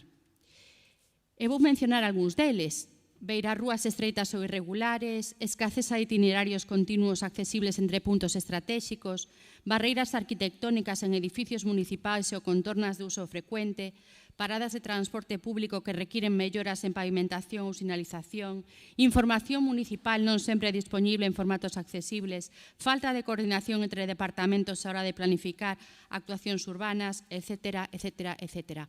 E vou a exemplos aínda máis concretos. Miren, o informe da Valedora do Pobo do ano 22 ao 23 acusa directamente ao Concello da Coruña de falla de accesibilidade nos parkings públicos, plazas de aparcamento mal construídas, falla de accesibilidade en espazos públicos por mor de obstáculos en detrimento da accesibilidade e falla de suficiente transporte público adaptado. E, ademais, fai fincapé nas insuficientes sancións impostas polo Goberno municipal ante os incumprimentos en materia de accesibilidade. No segundo informe da Valedora do ano 23-24, fala ademais da falla de accesibilidade nos grandes recintos, como pode ser o Teatro Rosalía ou o Coliseum, e tamén fala de algo que mencionei, de que é un problema estructural, que non se soluciona con actuacións illadas ou puntuais, e por iso reclama ao Concello da Coruña adaptacións concretas, axustes razoables, cumprimento da normativa e deseño accesible, o que implica que a situación actual non é acorde co marco legal vixente. Miren, en barrios como Labañou, Elviña, Catro Camiños ou a Gaiteira, que sufriron estes procesos de humanización, ao final os veciños teñen que contentarse con priorizar ou con que vostedes prioricen criterios estéticos e ornamentais fronte a criterios funcionais. O que acarrea son accidentes, caídas e que vehículos de emerxencia non sexan capaces de acceder a moitas zonas da cidade, o que é perigoso e grave. Sitios emblemáticos como o Xardín de San Carlos son inaccesibles. O cuartel da Policía Local inaccesible. O CIN inaccesible para moitas mulleres con discapacidade, pese que é o colectivo que máis violencia sufre. Fronte á pregunta, e cito textualmente, que formulou este grupo municipal e que dicía: existe algún plan municipal para ampliar ou mellorar as instalacións do Centro de Información á Muller co obxectivo de ofrecer un espacio? A súa resposta foi non. E que dicir deste espazo, da Casa dos Coruñeses e das Coruñesas, que fronte a todos os rogos que levamos feito dende este grupo durante 3 anos, vostedes fan oídos sordos. É dicir, vostedes nin teñen concienciación institucional, nin hai un liderado claro, nin teñen un compromiso explícito, un compromiso que beneficiaría moito a toda a cidadanía.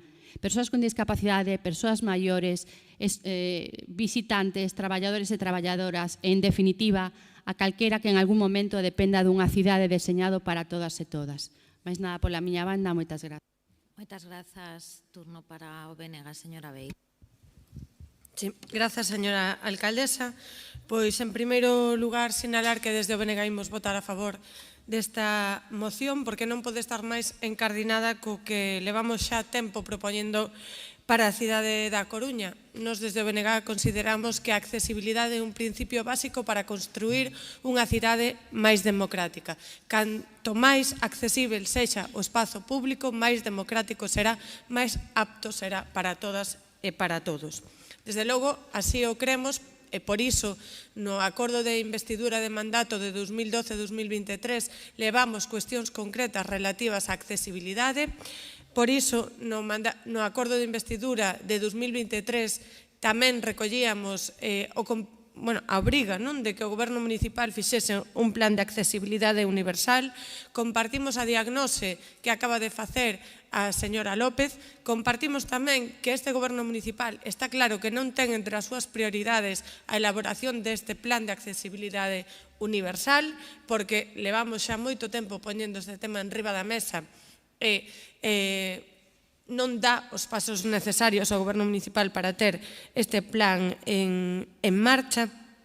Desde o BNG, desde logo, como oposición construtiva, imos seguir pelexando por este plan, imos seguir pelexando porque haxa investimentos concretos que melloren a accesibilidade da nosa cidade e, desde logo, imos seguir pelexando porque todas as ordenanzas teñan en conta a accesibilidade como cuestión primordial. Por iso tivemos en conta na negociación da ordenanza de mobilidade, por iso o estamos tendo en conta e o tivemos en conta na negociación da ordenanza de terrazas. Creemos que son dúas cuestións que teñen que ter moi clara a cuestión da accesibilidade e por iso tamén o imos pelexar cando saian os pregos do transporte público, porque creemos que é fundamental que o transporte público sirva como maneira universal de moverse para todo o mundo na nosa cidade.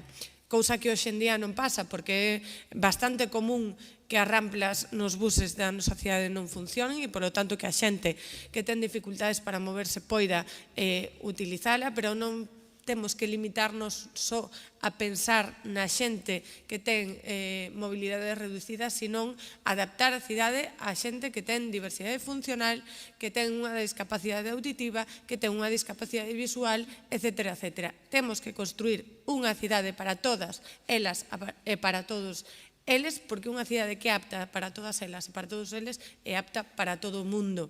E é fundamental tamén para construir unha cidade máis empática e tamén eu creo que é moi importante que a xente se dea conta de que unha discapacidade non é unha cuestión de nacemento, precisamente, sempre, sino que son cuestións que poden aparecer ao longo da vida, que poden ser puntuais ou que poden ser crónicas e que, desde logo, é fundamental que construamos unha cidade que sexa apta para todas as persoas. Nada máis. Moitas grazas, señora Beira. Turno para o Goberno, señora Díaz. Grazas, señora alcaldesa. Moi bo día a todas as persoas presentes e a todas aquelas que nos siguen por streaming, especialmente o alumnado que nos acompaña hoxe. Benvidos e benvidas. Pois, bueno, con respecto á moción, o primeiro que me gustaría dicir en claro que esta moción do Partido Popular se basea na súa exposición de motivos nunha chea de generalidades e falsidades e moi afastada da realidade que nos atopamos, porque as actuacións que estamos a facer e que levamos a cabo de humanización e de reurbanización as que se executan non están baseadas en criterios estéticos, como di vostede, señora López, senón a criterios estrictos de accesibilidade universal, de mobilidade sostible e de seguridade viaria. En todas as actuacións que facemos, os itinerarios son accesibles, o mobiliario cumple cos manuais técnicos e se manteñen e se amplían as plazas PMR. E, sobre todo, moi importante, que di vostede que non, pero se garante o acceso ao servizo de emerxencias incluso en aqueles lugares onde non había. Eso é o que estamos a facer. O único que podería verse reducido, e seguramente isto é o que máis lles importa, é o espazo de aparcamento para os vehículos privados, que non é que desapareza, é que se transforma na accesibilidade, en mobilidade sostible e en seguridade viaria. Porque compre dicilo ben claro, vostedes confunden a accesibilidade con máis viais para coches. Esa é a súa confusión. A accesibilidade non é só para a circulación rodada, é o dereito ao uso autónomo da cidade por parte de todas as persoas. E por seguir na súa exposición de motivos con respecto ao transporte público, a maioría das paradas da cidade xa foron melloradas ben con actuacións específicas en cada parada ou ben nas obras de reurbanización da rúa na que se atopen. E con respecto á mellora estrutural do interior dos autobuses, como ben saben todos e todas vostedes, pois esa remodelación vai vir da man desta remodelación do servicio integral do bus urbano. Polo tanto, o Plan Director de Accesibilidade Universal xa está en marcha, xa falei del en diversas ocasións, vai incluir a análise de carencias tamén en espazos públicos e municipais vai levar unha revisión das plazas PMR existentes. Tamén estamos a falar de accesibilidade física e sensorial, que sempre o digo, e vaise basear na normativa vixente nos principais manuais técnicos. Polo tanto, é un plan de accesibilidade moi ambicioso e que sí nos vai colocar a vanguarda neste ámbito. Pero, xa que falamos de accesibilidade, a min me gustaría facer algo de memoria. No seu único mandato, entre o 2011 e 2015, vostedes fixeron as escaleiras de Maestro Clavé, escaleiras que non teñen accesibilidade universal, que vostedes reclaman e que, por que non as fixeron accesibles? Polo tanto, tamén as escaleiras de San Agustín que temos nós que agora adaptar a un elevador. E falando de elevadores, o elevador de Historiador Bedía, non se preocupen, que xa o colocamos nós, porque vos anunciaron a bomba de platillo que se faría ese elevador e nunca o fixeron. Así que, por favor, menos leccións e máis feitos. E por responsabilidade institucional votaremos a favor desta moción porque está na liña do que estamos a traballar no noso plan de accesibilidade, porque nós si temos ese compromiso coa accesibilidade e así o demostramos nas obras que facemos e tamén, como dicía a señora Beira, nas ordenanzas tanto de mobilidade como de terrazas. Pero, por último, recordar que por responsabilidade política o que non aceptamos é o seu diagnóstico nin, por suposto, esa amnesia selectiva que presentan. Moitas grazas. Moitas grazas, señora Díaz. Pode pasar para a votación. E procedemos á votación desta moción. Votos a favor? Grazas. Queda aprobada por unanimidade. Facemos, se lles parece, e se nos adaptamos os tempos, a última das mocións do Grupo Popular, despois facemos un pequeno receso, é sobre o barrio de Xuxán. Señor Mora. Buenos días de nuevo. Si me permite, vamos a viajar otra vez por la historia de nuestra ciudad. Durante los años 90 fue proyectado el entonces denominado Parque Ofimático. La idea inicial fue destinar un área concreta a contemplar la ubicación de centros de datos de empresas, así como edificios de oficinas. Esta pretensión inicial no cuajó y 20 años después se modificó el planteamiento destinando gran parte del suelo a espacio libre, equipamientos deportivos, educativos, sociales, así como vivienda libre y protegida. El siguiente hito lo encontramos en julio de 2020, cuando esta zona adopta el nombre con el que actualmente se le conoce, Xuxán. Desde entonces, el barrio ha ido creciendo. Ya viven cerca de 500 familias y las necesidades del barrio se van haciendo patentes en el día a día de sus vecinos. Estas necesidades irán en aumento con el paso del tiempo y con la llegada de más ciudadanos que apuestan por este barrio para establecerse. Además, en un futuro próximo, la zona contará con otro nuevo barrio, Montemero, que dará lugar a más de 4.000 viviendas. Esta realidad, junto a la existencia de la presencia de Mato Grande, hace necesaria una planificación de la zona, así como dotarla de elementos básicos de infraestructura, movilidad y convivencia. Un elemento básico es el transporte público urbano. Señora Rey, no sé si todos los vecinos de Xuxán tienen vaca y establo, pero lo que sí sé es que tienen muchas dificultades para moverse por la ciudad en bus o en taxi. Los vecinos demandan la presencia de buses dentro del barrio y, en consecuencia, la existencia de una parada, pero ustedes se la niegan porque no han hecho los deberes ni saben hacerlos. Miren, los vecinos de Mato Grande tuvieron que esperar al mandato del alcalde Carlos Negreira para poder tener parada y bus en el barrio. Y no fue necesaria una nueva licitación ni un nuevo contrato. Bastó liderazgo, determinación y voluntad política. A la vista está que usted, señora Rey, carece de esto. Los vecinos de Xuxán no pueden esperar a que el tiempo solucione la incompetencia de su gobierno, señora Rey. No haga esperar 1 año y medio a estos vecinos para que sea el entonces alcalde Miguel Lorenzo quien les facilite la vida. Señora Rey, no me canso de repetir que la falta de planificación la tienen grabada a fuego en su modo de ejercer la gestión pública. Y la consecuencia principal es que son los vecinos los que sufren los resultados que ello conlleva. Ustedes están planteando hacer una modificación en cuanto a la movilidad del barrio, pero no han hecho el estudio exigible. Un estudio que tenga en cuenta no solo el desarrollo del barrio, sino el planeamiento del entorno. Y no me refiero a planear un poblado navideño al más puro estilo Inés Rey. Ustedes van a condenar no solo a un barrio, sino a 3 a vivir en el continuo caos circulatorio. Quieren replicar el modelo del centro en los nuevos barrios. Y cuando los vecinos se quejen, les dirán que eso les pasa por tener vaca, aunque tengan establo. Y cuando los vecinos les digan que no tienen alternativa porque no le ponen el bus, ustedes deberán agachar la cabeza y ponerse colorados por su ineficaz modo de gestionar, señora Rey, por no hacer los deberes ni saber hacerlos. Y por si fuera poco, propone la reducción de la ratio de plazas de aparcamiento, pasando al mínimo legal. Un mínimo, que no un máximo. Y otra vez volvemos a la vaca y al establo, señora Rey, porque a medida que crezca el barrio con más vivienda, las de la Xunta, claro está, el riesgo de colapso aumenta al haber menos plazas. La demanda de los vecinos es sencilla y práctica, que el crecimiento vaya acompañado de planificación realista, accesos suficientes y dotaciones que eviten trasladar a la ciudadanía problemas que hoy no existen. Los vecinos no se inquietan demasiado, como supuestamente dicen algunas fuentes. Los vecinos de Xuxán piden que se piense en su barrio y en sus necesidades presentes y futuras. En definitiva, que se planifique y que usted, señora Rey, haga su trabajo, a pesar de que algo huele mal en María Pita. Por todo ello, el Grupo Municipal del Partido Popular presenta la moción registrada. Muchas gracias. Moitas grazas. Turno do BNG, señor Jorquera. Grazas. En primeiro lugar, se me permite, señor Mora, unha precisión.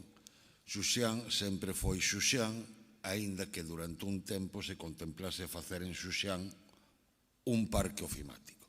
Feita esta aclaración, o pasado 23 de outubro, convidados pola Asociación Veciñal recentemente constituída, o Grupo Municipal do BNG visitou Xuxán e tivo unha xuntanza con veciños e veciñas, na que podemos coñecer de primeira man as súas demandas e constatar as necesidades do barrio que coinciden no sustancial co que propón o Grupo Popular nesta moción. De feito, teño que admitir que o Grupo Popular adiantóusenos, pois esta era unha das mocións que tiñamos en carteira para os vindeiros plenos. A veciñanza pide cousas elementais, como que se atenda a limpeza e o mantemento. No relativo ao mantemento, estamos a falar dunha zona que se urbanizou con bastante antelación a que comezasen a chegar os primeiros moradores e hai espazos públicos que sufriron unha deterioración que exixe intervención. E o mesmo acontece coa limpeza. Hai soares en urbanizar cheos de maleza e nos que en algúns casos aniñan ratas. Aínda que algúns destes soares sexan de particulares, o goberno local ten que exixir que cumpran coas súas obrigas, pero ademais hai moitas beiras rúas e bordes de calzadas nas que medra erva e mesmo maleza, e por ese motivo é necesario intensificar os labores de limpeza a cargo dos servizos municipais. Mais, alén disto, a veciñanza preocúpanlle outras dúas cuestións. A primeira refírese á conectividade nun duplo sentido. Na revisión do mapa de liñas de transporte público urbano é imprescindível asegurar a boa conexión de Xuxán co resto da cidade, dotando das liñas e servizos necesarios. E tamén son necesarias conexións que aseguren unha maior permeabilidade dunha banda entre Xuxán e a Avenida da Vedra e doutra entre Xuxán e Mato Grande.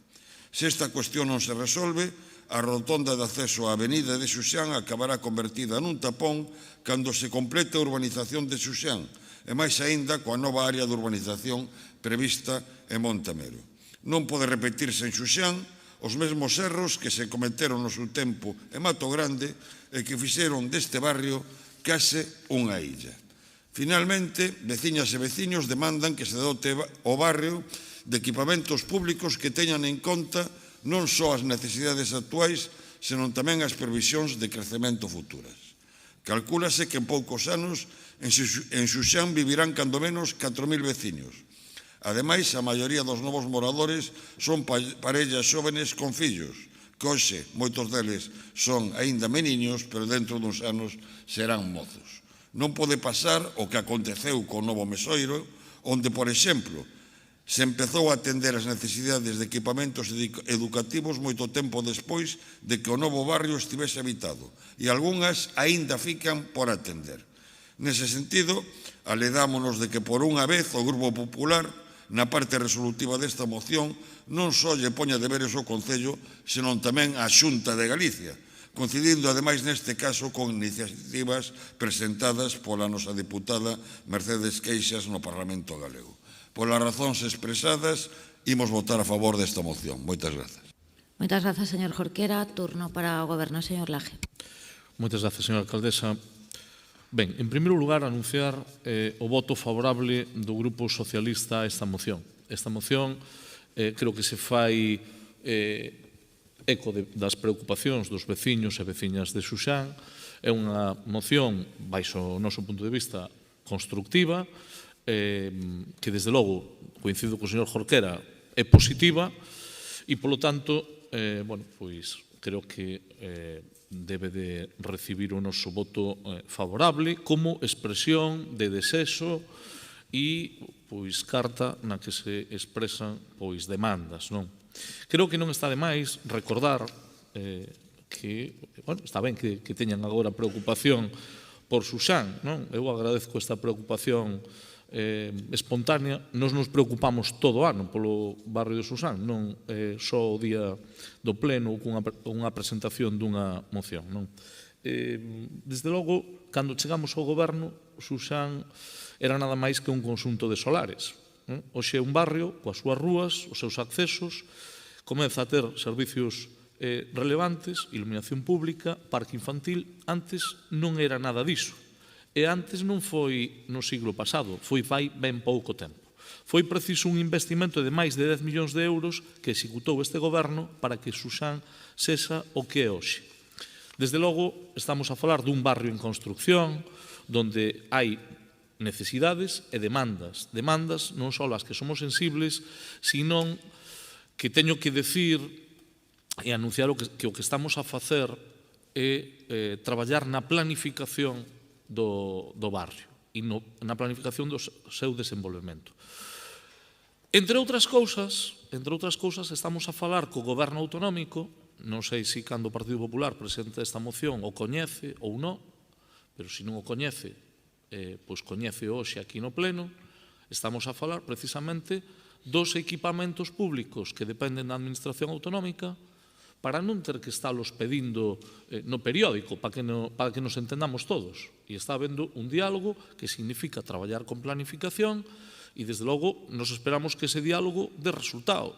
Se non dá resultado, pois pasaremos a outra fase. Temos que decir que é necesario dar respostas, como decía o señor Jorquera, a un barrio que en moi pouco tempo vai albergar como mínimo 4.000 cidadáns máis. Estamos a falar ahora seguramente de 500 personas que xa habitan o barrio, que teñen demandas todas moi razonables.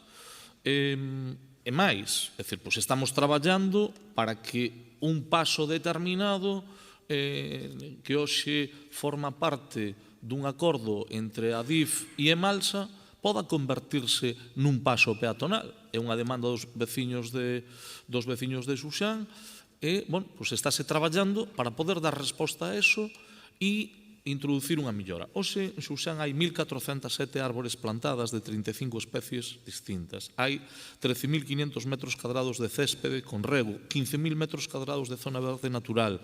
Hai máis de 100 bancos, 2.800 metros de barandas, 120 papeleiras, 12 fontes, carril bici, parque saudable. Vanse poñer en marcha, xa están colocadas 2 estacións de Bici Coruña, vanse poñer en marcha ao longo do 2026. Se está facendo unha inversión importante tamén en vivendas sociais.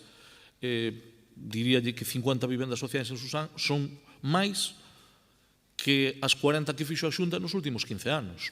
Cada un que evalúe. Eso é en sí mismo unha inversión para o barrio? Non, eso é unha actuación en materia de vivenda pública. Pero tamén é unha inversión que fai o Concello.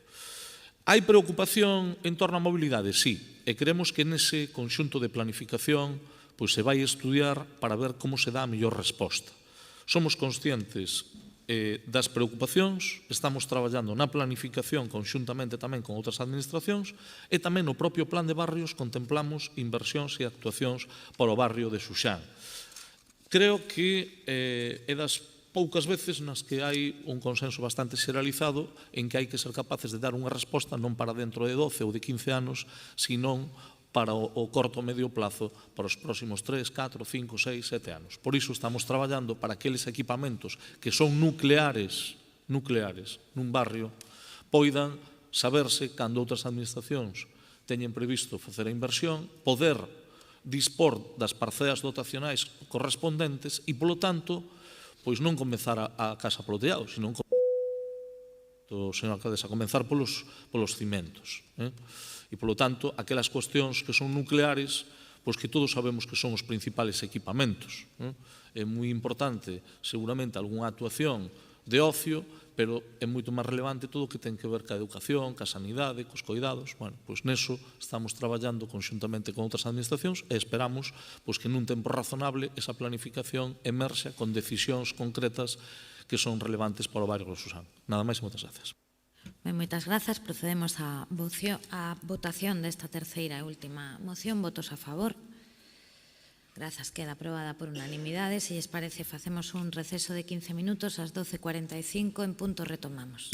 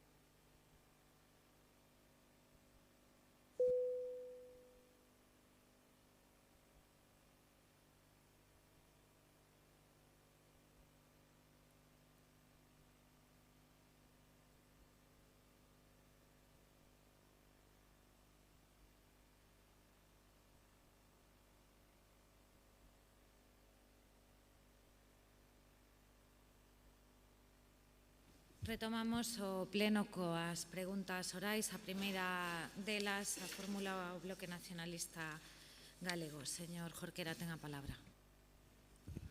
Cal é a avaliación que fai o Goberno local sobre o cumprimento das súas obrigas por parte da concesionaria do Servizo de Limpeza? Gracias, señora alcaldesa. Bueno, pues la evaluación que nosotros hacemos es satisfactoria, lógicamente en todos aquellos puntos de mejora en contacto directo con la empresa para hacer un seguimiento de todo lo que se hace o no se hace. Señora concelleira, moitas das queixas máis recorrentes dos cidadáns relativas a asuntos municipais non teñen que ver con grandes realizacións, senón con asuntos que poderíamos chamar micro, pero non por iso menos importante. O cuidado de parques e xardíns, a boa conservación dos equipamentos municipais, o mantemento de calzadas e beiras rúas, e, por suposto, todo o que ten a ver coa limpeza da cidade, manifestamente mellorável. E o mínimo exixível o Goberno local é que vele pola correcta prestación do servizo, exixindo a concesionaria que cumpra coas condicións establecidas no prego de prescripcións técnicas particulares que rexen o contrato de xestión do servizo. Porén, os traballadores e traballadoras da limpeza alertan da desorganización xeral do servizo e a precarización do mesmo, polos incumprimentos sistemáticos da UTE, a Coruña Limpeza, das condicións establecidas no prego. Mal estado de maquinaria e das ferramentas, que en ocasións non están en condicións adecuadas e sofren avarías constantes, unha deterioración que se agrava por non contar con tarefas de mantemento e un servizo de taller axeitados, escaseza de persoal porque non se cubren os medios humanos establecidos no prego para a prestación do servizo, un problema agravado porque se asumen servizos que en teoría non lle corresponden á concesionaria, caso dos eventos que teñen lugar no ámbito portuario e a limpeza da contorna do edificio da autoridade portuaria. Señora concelleira, estes servizos non tería que facelos a concesionaria da limpeza do porto. Caso tamén da limpeza das áreas infantís, este servizo non fora adxudicado á empresa Arce. Pero o que é máis grave? Mentre se asumen estes servizos, non se atenden debidamente aqueles que a concesionaria sí tería que prestar, ou detráense persoas e maquinaria asignada para atender os servizos básicos para atender os servizos complementarios. Pese a que o prego detalla cales son os reforzos necesarios para atender os servizos complementarios que non se poden acometer a costa de debilitar os servizos básicos de limpeza. É o caso, entre outros servizos complementarios, do reforzo da limpeza en época da caída da folla, da limpeza de praias, sobre todo no período estival, do servizo de limpeza de festas e eventos. Por exemplo, a limpeza das festas de San Xoán concentrouse nas praias, non atendendo debidamente as necesidades de reforzo noutros puntos da cidade, e así poderíamos seguir. Un exemplo témolo nas limpezas especiais a pé de barrio, porque a obriga de prestar este servizo complementario figura no prego. Cito textualmente: este tipo de tratamento consiste nun plan intensivo do cuidado do espazo público que se suma ao traballo diario de limpeza e mantemento. Este plan especial se programa para realizar operacións de limpeza integral en toda a cidade, actuando durante 11 meses, de xeito que ao longo do ano se actúe en todas as rúas da cidade. Isto é o que di o prego, señora concelleira. O prego detalla as tarefas que se levarán a cabo, os tipos de tratamento a realizar, as quendas e as frecuencias, os medios materiais a empregar, pero a realidade é que non se está realizando, señora concelleira. E conclúo xa, o Concello inspecciona o cumprimento por parte da empresa das súas obrigas, impón penalidades cando for preciso, porque todo o que veño a describir parece semellar que non é así. E se queremos de verdade unha Coruña limpa, hai que exixir a concesionaria que cumpra coas súas obrigas. Gracias, señora alcaldesa. Bueno, voy a tratar de responderle a las cuestiones que usted plantea, y digo lo mismo que digo siempre, si alguna se me va, no es por falta de ganas de responder, sino porque bueno, se me puede ir el guión. Vamos a ver, usted hablaba de una serie de cuestiones y permítame que yo comience centrándome en una, que usted me habla de los eventos de carácter festivo que están dentro del puerto. Eso se incorpora dentro del pliego.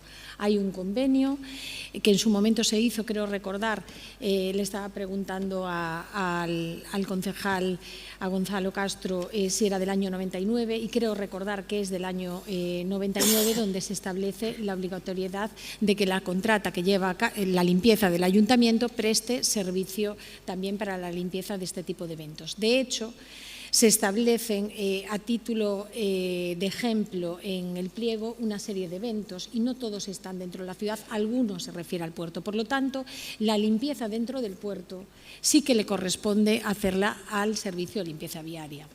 Eso de entrada. Usted hablaba, por ejemplo, de parques y jardines. Parques y jardines, sabe que se dividen en dos cuestiones. Por una parte está, los parques infantiles. Por una parte estaría lo que sería la limpieza de los columpios o este tipo de cuestiones que nosotros no hacemos. Hay una empresa contratada que depende de la Concejalía de Infraestructuras, pero nosotros sí limpiamos el recinto cuando se trata de pegatinas o cuando se trata de algo que requiere una limpieza mayor, sí lo hacemos nosotros. No me consta que se esté efectuando por parte de los trabajadores del servicio de limpieza, por parte de los trabajadores de la UTE, ningún trabajo que le pudiera corresponder a los trabajadores de ARCE. Habla de refuerzos, claro que se efectúan refuerzos cada vez que hay eventos y esta ciudad cuenta con un número importante de eventos que requiere de que la empresa que lleva el servicio de limpieza refuerce para que evidentemente los podamos disfrutar en condiciones de seguridad higiénico-sanitaria. Se refuerza cuando existe el tema de las hojas, se refuerza en determinadas temporadas del año, se refuerza el tema de las playas, cuando hay temporada de playas se refuerza y usted me estaba diciendo que tampoco se está cumpliendo las ratios de trabajadores o de horas, no nos consta que eso sea así. De todas formas, por parte del Comité de Empresa de la UTE Atlántica, de la UTE de limpieza, se nos remite una serie de peticiones, se ha hablado con la empresa para comprobar que efectivamente eso es así o no lo es y se les ha oficiado. Y de otra parte, a este gobierno municipal tampoco le duelen prendas cuando tiene que hacer un cumplimiento estricto de lo que es la legalidad en cuanto a observar que se están cumpliendo los pliegos y penalizar en caso de que no se haga. Se ha penalizado a la empresa de recogida.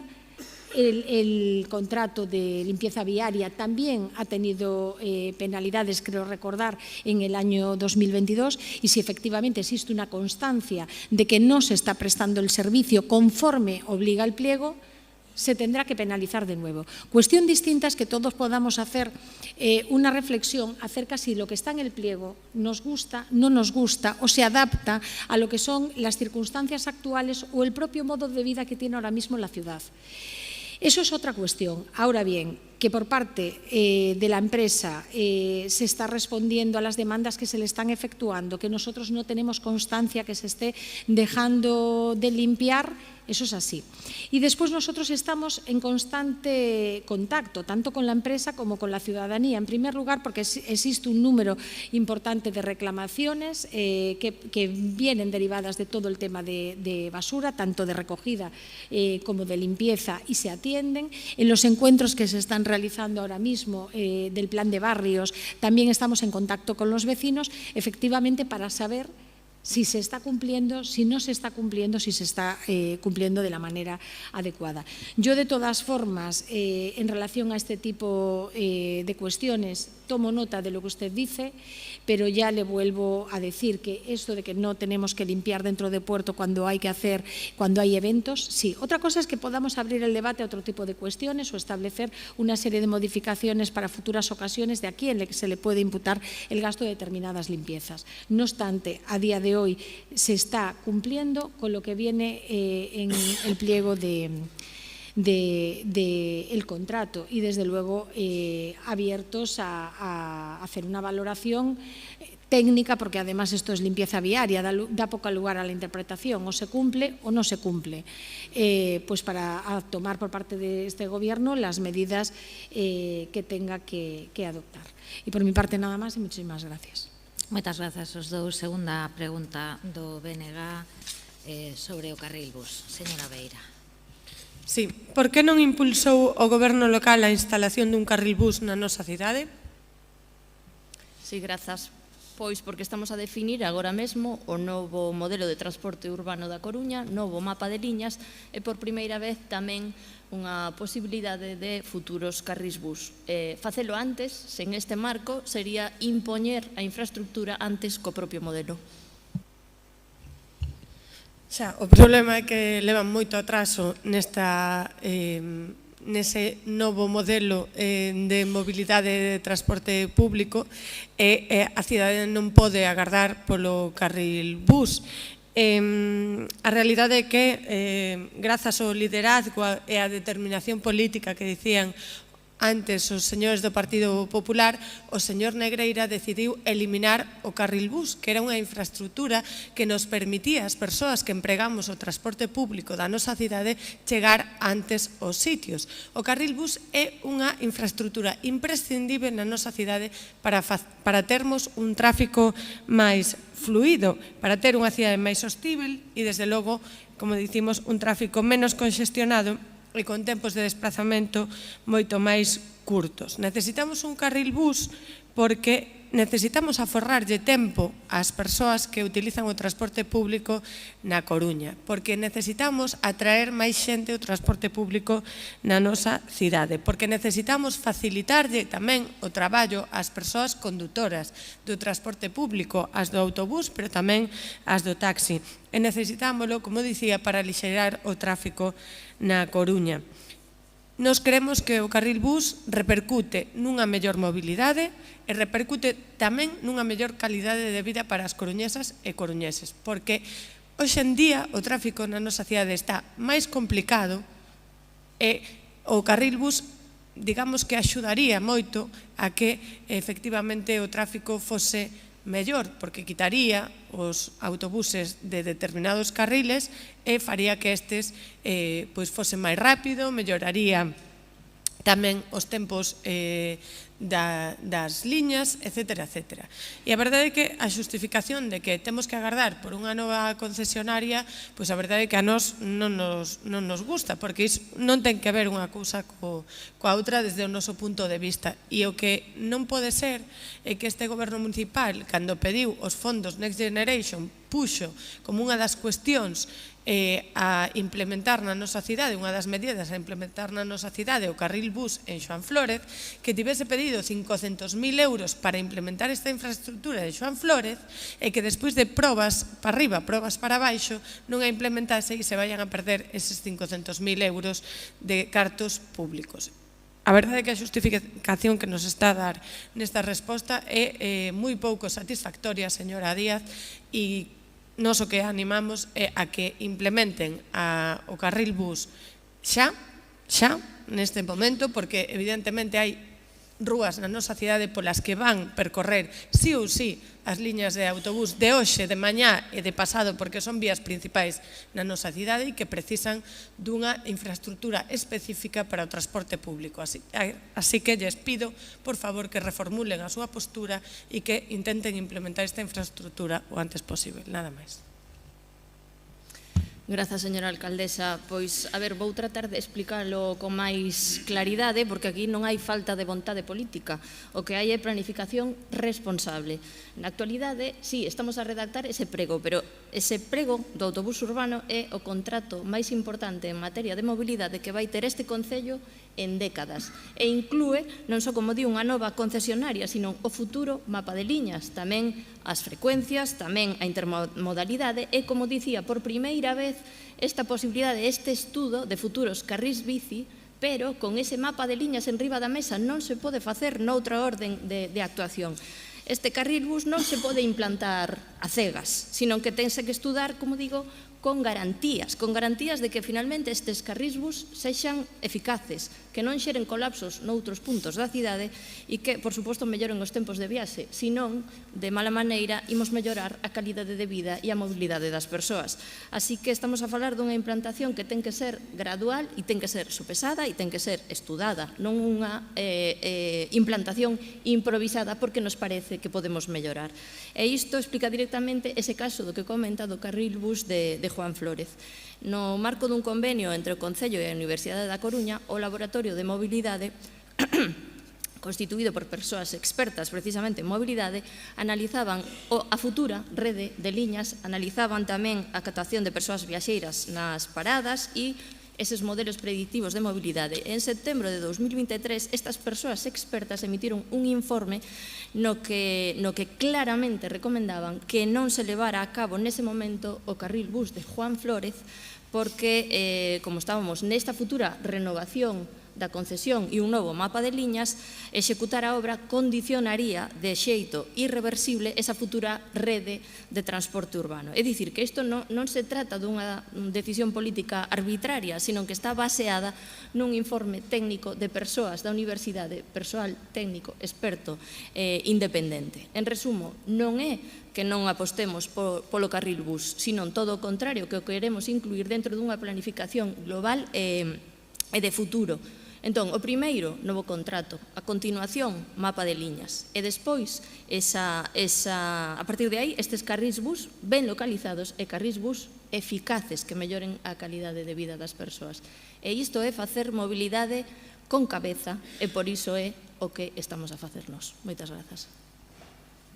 Moitas grazas, señora Beira. Señora Díaz, última pregunta oral do Menegas, señora Queixa, sobre a estatua dos Irmáns da Lixivia.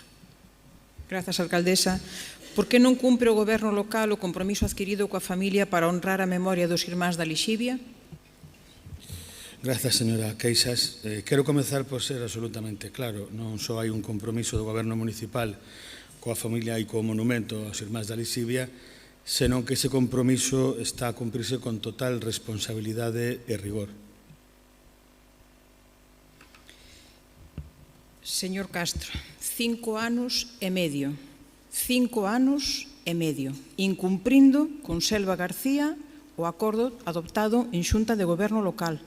E todo este ano 25, incumprindo aquí, neste espazo, coas sucesivas iniciativas que trouxemos sobre este tema desde o BNG, no mes de xaneiro, no mes de marzo e agora no mes de decembro. O 1 de xullo de 2020, vou refrescar, a Xunta de Goberno local aceptou a doazón dunha escultura da autoría do prestixioso escultor Ramón Conde. Unha escultura pagada e doada ao Concello da Coruña por Selva García, a sobriña dos 3 irmáns fusilados en 1936 no campo da Rata, Jaurés, Bebel e France. A filla de Pepín, o cuarto irmán e o único sobrevivente daquela barbarie fascista posterior ao golpe militar. Un xesto xeneroso por parte de Selva García a procura da necesaria reparación da deshonra familiar e a restauración da dignidade colectiva que lles debemos a estas 3 vítimas do franquismo máis sanguinario e represor que campou na Coruña daquel tempo. Canto tempo máis ten que pasar, señora alcaldesa, para honrar as vítimas e tamén as súas descendentes? Por que 5 anos despois de aceptar o goberno local a doazón da escultura e de lle ter, ademais, notificado a Selva García a localización na rotonda da confluencia do Paseo Marítimo con Santo Amaro, a escultura segue pechada 5 anos e medio despois nun almacén de Madrid e este espazo tan simbólico e comprometido xa está agora ocupado por outra escultura. 5 anos e medio despois, que lle impide ao goberno socialista e autodenominado progresista cumprir coa reparación da dignidade persoal e familiar dos Irmáns da Lixivia fusilados en 1936? Que lle impide cumprir coa actual Lei de Memoria Democrática na Coruña? Que gañan os valores democráticos mantendo escondida nun almacén unha escultura que honra a reparación deses valores a través da honra, da memoria e da dignificación desta? Por que 5 anos e medio despois permiten que Selva García, filla e sobrinha desta memoria que a todos nos interpela, viva con decepción e na tristeza de que aos seus 85 anos non poida, se cadra, chegar a vivir para ver a escultura instalada como memoria na pel tatuada desta cidade? Por que non lle permiten fechar a ferida que acompaña sempre os familiares dos represaliados? A través da familia, e tamén dunha nota de prensa desta semana, parece ser que o goberno de Inés Rei está a buscar outras ubicacións alternativas e unha aparente solución. Tamén sabemos que algunhas das propostas que teñen feito non cumpren a vontade de Selva García. Simplemente pide que sexa un lugar visível, que realmente sexa testemuño da memoria da cidade e próximo ao lugar onde foron fusilados os 3 irmáns. De non ser así, a súa decisión sería incluso chegar a depositar a escultura no cemiterio da Recoleta en Bos Aires, algo que non podemos permitirnos na Coruña. Desde o BNG rogamos oralmente en seños plenos de xaneiro e de marzo deste ano que o goberno local cumprise este acordo e rematando agora 2025 o goberno de Inés Rei aínda non o fixo. Segue a fallarlle a reparación da memoria dos irmáns da Lixivia, a necesaria cicatrización da ferida de Pepín, o irmán sobrevivente da masacre fascista e da súa filla, Selva García, promotora da escultura, e segue a fallarlle a convicción democrática da cidade da Coruña. Por iso, após 5 anos e medio de retraso, hoxe desde o BNG exixímoslle, alcaldesa, que lle poña fin a esta débeda pendente. Non hai ningún aspecto técnico, como teñen dito, que poida xustificar este desprezo. Polo tanto, a pregunta é clara e contundente. Cando e onde vai estar ubicada a escultura que honra a memoria dos fusilados após o golpe militar do 36 dos irmáns da Lixivia?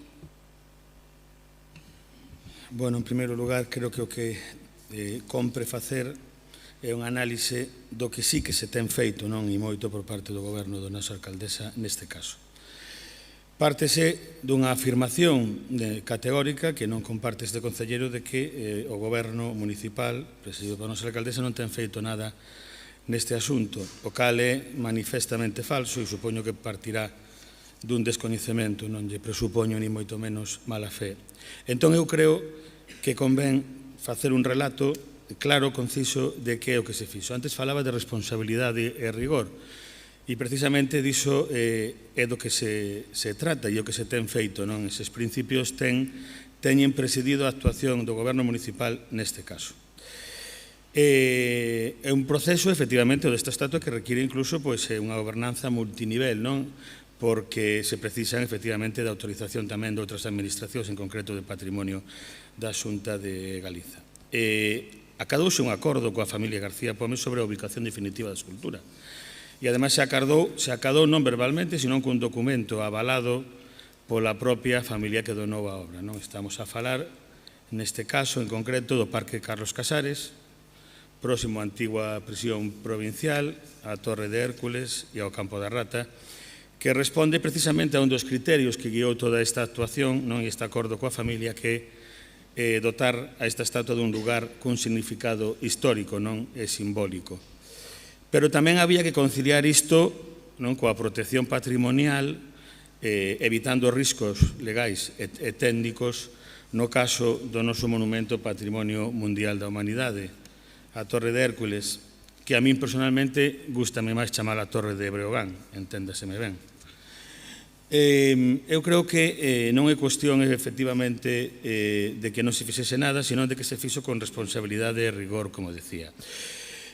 O empezamento inicialmente anunciado tiña problemas efectivamente de cumprimento dos requisitos técnicos e patrimoniais derivados da propia normativa da UNESCO, e a Torre de Hércules, enténdaseme Torre de Breogán, creo que require dunha protección que non podemos soslayar. A legalidade, efectivamente, presidiu toda e cada unha das actuacións, e ten que ser así, porque non podíamos poñer en risco nin a obra, nin a escultura, nin, obviamente, ese patrimonio da humanidade. Estamos rematando, efectivamente, esta tramitación, na espera, que supoño que será breve, do informe favorable de Patrimonio da Xunta, na planificación técnica da escultura, e na organización económica e logística do seu traslado. Quero dicilo claramente, traballouse efectivamente con un rigor e traballouse tamén con responsabilidade no cumprimento da legalidade.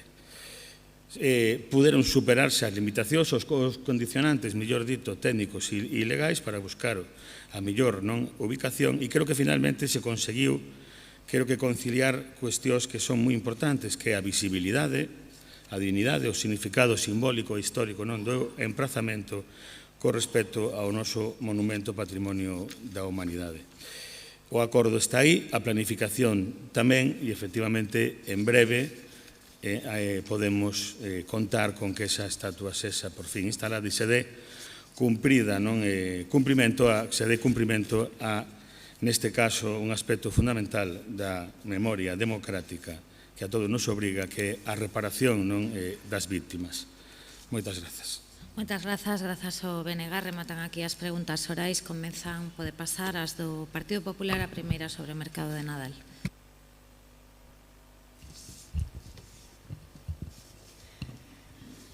¿Considera Inés Rey que el mercadillo en la plaza de María Pita se corresponde con el típico poblado navideño estilo centroeuropeo que anunció? Gracias, señora alcaldesa. Consideramos que el mercado de Navidad está funcionando de forma adecuada y solamente hay que valorar la afluencia de público de este fin de semana. Señora alcaldesa, hoy no venimos a hablar solo de su cutre poblado navideño. Hablamos de sus 6 años de gobierno en los que esta gran ciudad se ha ido apagando como una vela. Anunció un mercado navideño centroeuropeo, único en España, a la altura de Praga o de Viena, que inauguró el 28 de noviembre, sin luz, sin agua, sin decoración, con filtraciones y permitiéndoles usar las históricas farolas de la plaza de María Pita como percheros para colgar la maraña de cables. Y la realidad supera la ficción, señora Rey, una auténtica chapuza. En 40 años de trabajo jamás vi una organización tan desastrosa, comentan comerciantes afectados, quienes pagaron entre 3.000 y 12.000 euros por caseta. Miles de coruñeses indignados. ¿Cómo puede un ayuntamiento anunciar un mercado sin saber tan siquiera qué se iba a vender? No somos haters, somos coruñeses cansados de su gestión. Y el más repetido, la primera indignada la alcaldesa, pero sí es la primera responsable. Señora Rey, responde que solo cedió el suelo. Cede nuestra plaza de María Pita sin supervisar, sin controlar y sin garantizar lo que usted misma anuncia. Lo que usted cedió no solo fue el suelo, fue la dignidad de toda la ciudad. Es usted quien merece un expediente informativo y no los funcionarios. ¿Cuánto nos va a costar a los coruñeses los nuevos contratos menores para maquillar con parches este desastre, igual que la Navidad pasada? Y así todo. Algo huele mal en María Pita y no es solamente el gorrino. ¿Es esta la ciudad que iba a pilotar desde la alcaldía? ¿No lo supervisó su concejal de confianza, quien lleva la contratación de todas las concejalías de este ayuntamiento? Señora Rey, o usted nos miente o alguien la engaña. Y ahora le dan el marrón a la señora Cabanas. Y culpa al posterior temporal. ¿Acaso también hubo un año entero de temporal en el mercado de Monte Alto, inaugurado y aún sin terminar? Su retraso, señora Rey, no piensan en las familias y en los comerciantes que están detrás de cada mostrador. ¿No sabe que las Navidades coinciden siempre en las mismas fechas todos los años?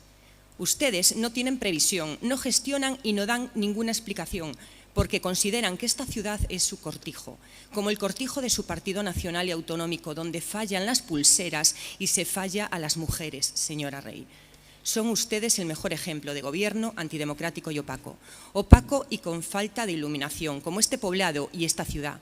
¿Saben los ciudadanos que usted confesó que vuelve a casa haciendo zigzag para evitar calles oscuras y sentirse segura? Sí, señora Rey, en su discurso inaugural del tercer Foro Urbano de España, delante de cientos de personas. Camina usted en zigzag y gobierna en zigzag, esquivando responsabilidades. Tiene Coruña con falta de limpieza, de seguridad, de movilidad, de mantenimiento en toda la ciudad.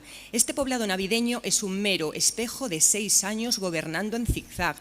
Refleja su falta de gestión de ciudad, su desidia y su desprecio a los ciudadanos. Cuando critican sus chapuzas, usted le responde: tarados, cobardes, si tienen vaca, tengan un establo, o le recrimina: podríamos vivir sin saber sus quejas, como le contestó aquí en el Pleno a una ciudadana. Esta vez los ciudadanos le han desenmascarado, señora Rey. Esta vez ha expuesto a la ciudad al hazmerreír nacional. Esta vez ha tocado el orgullo de los coruñeses, nuestro orgullo, y se ha ganado a pulso el sobrenombre que le han puesto y que no voy a repetir en este pleno. Finalizo y le pregunto directamente, señora Rey, ¿es este el poblado navideño que prometió? ¿Es esta la imagen que quiere proyectar de A Coruña? ¿Y es esta la alcaldía que nuestra ciudad merece? Muchas gracias. El Ayuntamiento de A Coruña concedió una licencia para la gestión y explotación global del mercado navideño de la Plaza de María Pita, incluyendo, asimismo, tanto el ejercicio de venta a las casetas dispuestas a tal fin como la realización de actividades complementarias de animación con el objeto de dinamizar el comercio local durante el periodo de Navidad y atraer a visitantes a la ciudad. El adjudicatario de esta concesión es, por tanto, el responsable de la organización, gestión y coordinación de los distintos participantes en cada una de las zonas del mercado. En el pliego se establecía la necesidad de que se contase con una zona de casetas de artesanía y venta de productos navideños y una zona de restauración y alimentación. Se establecía también que las casetas deberían tener variedad de productos y reservar un puesto de venta para entidades sociales de la ciudad que ocuparía la caseta de modo gratuito, tal y como se está haciendo con la venta de esas bolas navideñas. Además, se exigía que el concesionario contase para la organización del mercado con las asociaciones de comerciantes de la ciudad para asegurar la participación de los comercios y negocios de hostelería. El mal tiempo, con varias alertas consecutivas, que también fue mala suerte por viento y lluvia, y diversas circunstancias sobrevenidas en el montaje, han hecho que su instalación se retrasase más de lo previsto. Es evidente que no estamos satisfechos con la imagen dada en los primeros días, pero creemos que este fin de semana ya ha mostrado una imagen más adecuada a lo que esperábamos. En todo caso, estaremos vigilantes para que se cumplan todos los puntos planteados en el pliego, tanto al concello como a los propios comerciantes, porque lo que más nos preocupa es que el mercado sea un éxito y que sirva de elemento de dinamización del resto de las actividades de Navidad de la ciudad, impulse el comercio local y la hostelería. Por lo tanto, ejerceremos toda la capacidad administrativa con la que contamos para exigir al concesionario que cumpla con lo planteado. En todo caso, creemos que el balance sobre su funcionamiento habrá que realizarlo al final del periodo navideño, dado que solo lleva una semana en activo, pero les agradezco mucho su preocupación por la imagen de la ciudad.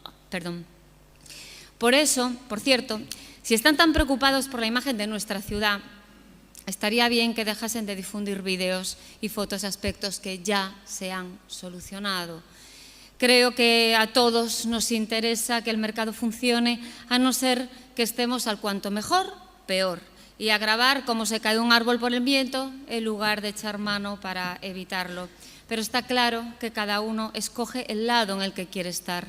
Nosotros trabajando por dinamizar el comercio y ustedes tratando de desprestigiar nuestro trabajo. Sí, les pido una cosa.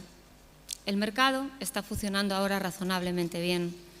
Son muchas personas las que viven de su trabajo en esos puestos y las que se benefician de la afluencia de personas al centro. Entiendo las críticas cuando son constructivas, pero piensen que con su actitud a lo que están realmente contribuyendo no es a minar este gobierno, que entiendo que es su único objetivo en la vida, sino a dañar la imagen de la ciudad y sobre todo a perjudicar a las personas que de buena fe participan de ese mercado y también a la hostelería y al comercio local, que siempre cuentan con las Navidades para tener más clientela.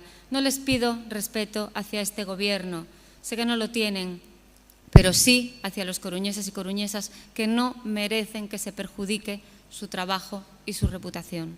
Muchas gracias. Moitas grazas. Seguinte pregunta do Grupo Popular sobre a Comisión de Transparencia.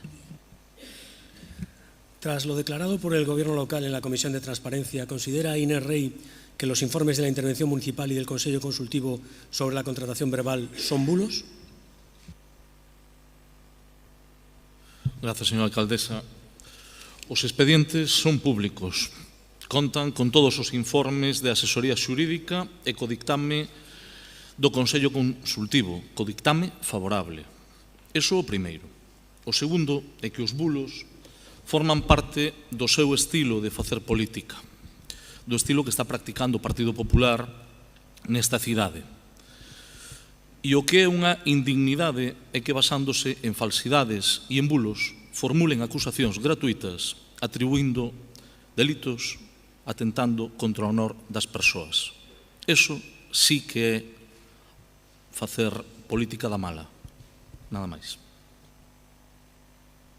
Un momento, por favor, garden silencio, porque, aínda que falen baixiño, todos reverbera moito o sonido e non se escoita ben. Grazas. Ten a palabra. Señor Castro, le debo unha disculpa, un agradecimiento e un reproche. La disculpa porque me equivoqué al bautizar como estilo Castro la forma de contratar cada vez más habitual en este concello. Contratación verbal, sin crédito orzamentario e sen procedimento, declarada nula. No, no es el estilo Castro, es el estilo Rey.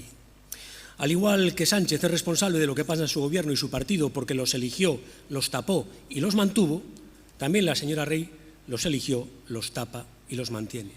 No es el estilo Ábalos, no es el estilo Cerdán, es el estilo Sánchez. No es el estilo Laje, no es el estilo Castro, es el estilo Rey. El agradecimiento, porque, señor Castro, fue usted el único que dio respuestas en la comisión. El señor Vázquez dijo que no contestaría nada porque no sabía nada de esos expedientes. Señor Vázquez, usted firmó la orden de pago de esos expedientes de los que no sabía nada. Mucho cuidado con lo que firman. Nunca pasa nada hasta que pasa. Y cuando pasa, a veces pringa el que menos lo merece. El señor Laje, máximo responsable de la contratación en este concello, nada dijo en la comisión sobre las ilegalidades detectadas. Y por último, el reproche, señor Castro. Usted negó, en contra de lo que afirman los informes de la intervención municipal y del Consello Consultivo, por eso preguntamos si son bulos, usted negó que se hubiera contratado oralmente en los expedientes revisados de oficio, Cena del Deporte, Tolsi Reis, Womex. Preguntado por qué no figura entonces en el expediente soporte documental alguno del encargo, usted, en lugar de tirar de la manta hacia arriba, contestó tirando de ella hacia abajo. Estoy seguro de que algún funcionario habrá hecho el encargo. Ahí usted se equivocó, señor Castro. Espero que al menos a ese funcionario desconocido no le hayan abierto diligencias informativas previas a un expediente disciplinario, como sí han hecho con las 3 funcionarias que el pasado verano remitieron a la Fiscalía la información solicitada por esta en relación con las obras sin licencia ejecutadas por el señor Laje en los pisos de su propiedad. Diligencias informativas previas a un expediente sancionador por cumplir con su deber, pero desagradar a un régimen que recurre a la intimidación para reprimir a quienes no le son afines. Un comportamiento digno de la Gestapo. ¿O no lo es ir a buscar a una funcionaria a su lugar de vacaciones y traerla de vuelta en coche oficial a Coruña para interrogarla en María Pita en presencia de la alcaldesa? Solo les faltó vendarle los ojos. Y ya le anticipo, señor Laje, que nadie está hablando aquí de delitos. Le voy a poner un ejemplo que usted va a entender perfectamente. Señor Laje, usted ejecutó obras sin licencia en 2 pisos de su propiedad. ¿Cometió un delito?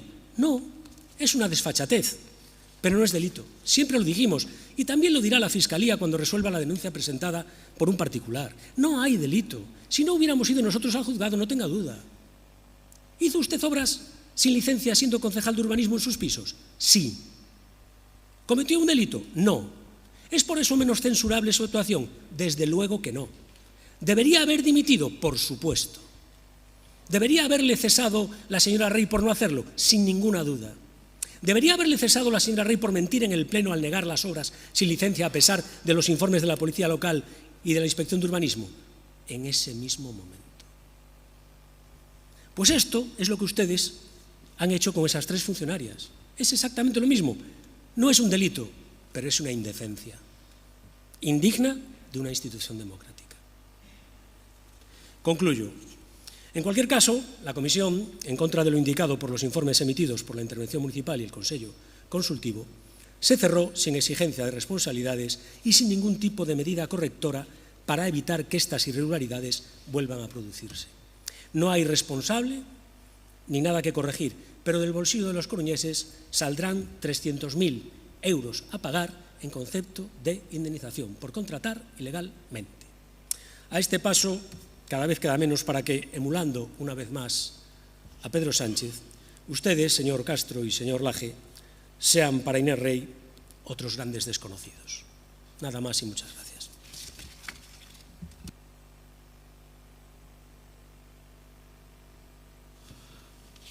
Gracias, señora alcaldesa. Moi ben, pois miren, o bulo é a súa forma de facer política. A acusación gratuita é a súa forma de facer política. Intentar deshumanizar e denigrar é a súa forma de facer política. E iso, pois claro que ten un recorrido corto. E a careta caéselles moi pronto. Eu tuve que aguantar insidias, calumnias, difamacións, por parte dos que están aí e de outros. Vamos a ir paso por paso. Cada vez que trouxeron algo aquí levaron unos morros. O señor Lorenzo dixo na radio con unha nota de prensa que a min me imputaran e que me iban a empapelar co caso da Perrera. Está archivado, aínda non pediron disculpas. Unha sinvergüencería á altura da que onte tuvo o señor Lorenzo, que o día anterior na Comisión Informativa de Voceiros manifestouse como unha alma caritativa que estaba moi preocupado pola alcaldesa e que lle quería moi ben, pero que ao día seguinte non tuvo ningún remilgo en chamala acosadora de funcionarios. Señor Lorenzo, hai que mirarse un pouquiño ao espello. Mire, en fecha 27 de agosto de 2025, como non tuveron a gallardía que lles dixen que foran a calle Monforte fai un ano, sí que acusaron de delitos. Cando superon que non había delitos, intentaron salvar o cu. Sí, pódense rir. Pero o que sufreu as acusacións, as difamacións, fun eu, tan concelleiro como vostedes deste concello. E como non son capaces de ganar un debate político, intentaban unha acusación particular, personal. E entón chegou a denuncia anónima, esa tan socorrida, e chegou á Fiscalía Provincial da Coruña.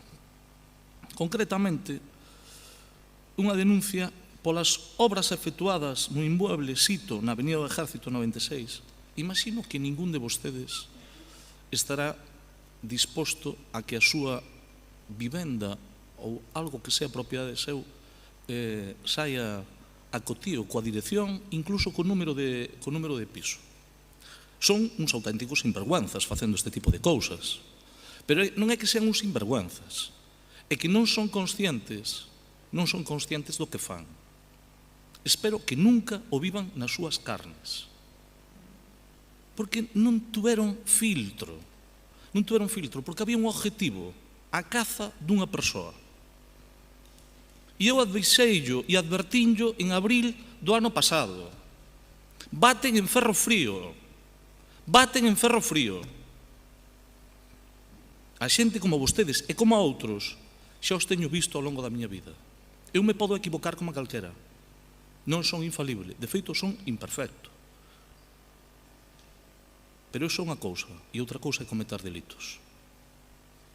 A denuncia foi registrada en cornos as diligencias de investigación preprocesal número 195 en data 15 de setembro de 2025.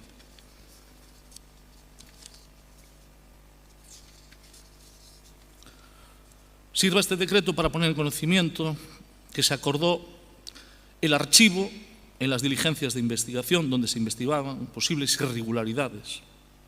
Xa non é que se investigaran delitos, investigábanse posibles irregularidades. Había algúns que decían, incluso as cuantificaban. Sirva este decreto da Fiscalía para archivar esa denuncia por posibles irregularidades na tramitación non só das obras, senón tamén da licencia en relación co inmueble xa mencionado. É dicir, non só perseguían unha acusación política, senón tamén perseguían a ver se podían actuar contra quen participou nun procedimento que está reglado. Para que lle quede claro a todo o mundo cando se fala de profesionales. Profesionales neste concello hai moitos. Tamén os que tramitan as licencias. Aos cales, no fondo, se estaba denunciando porque se denunciaron teóricas irregularidades en las obras y en las licencias. Decreto, en razón de todo lo anterior, se acuerda el archivo de las presentes diligencias de investigación preprocesal.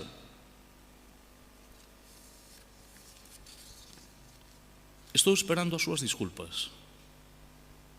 Espero que nunca lles señalen con unha diana a vivenda súa.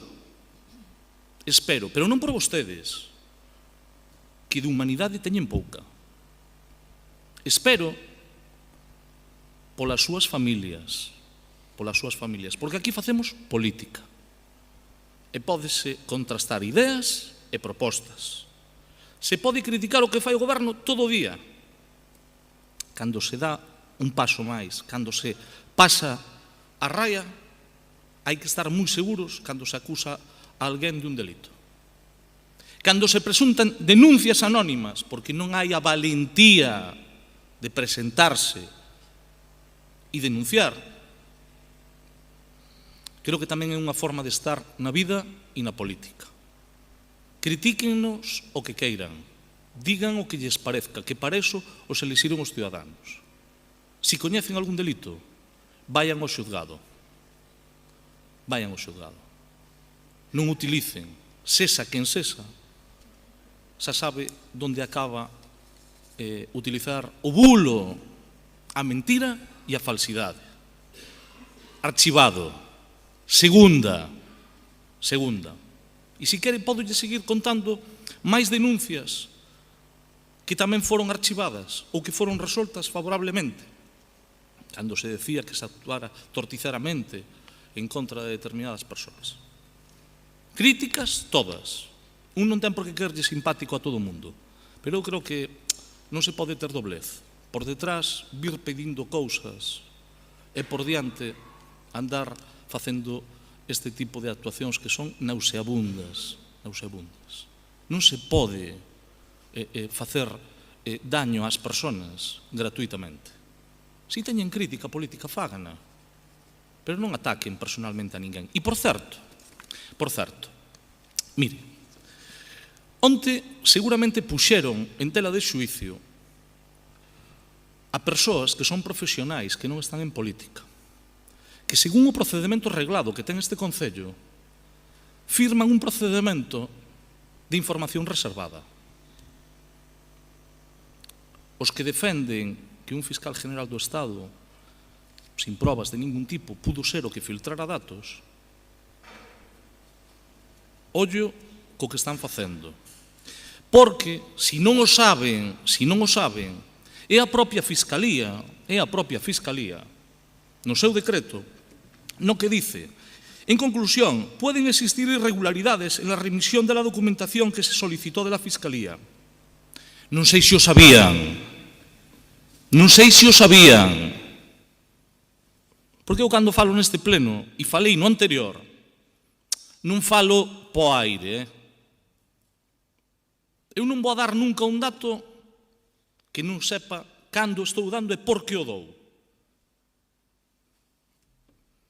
Y ello puede llevar al ejercicio de las acciones que el ayuntamiento tenga por conveniente en el orden interno.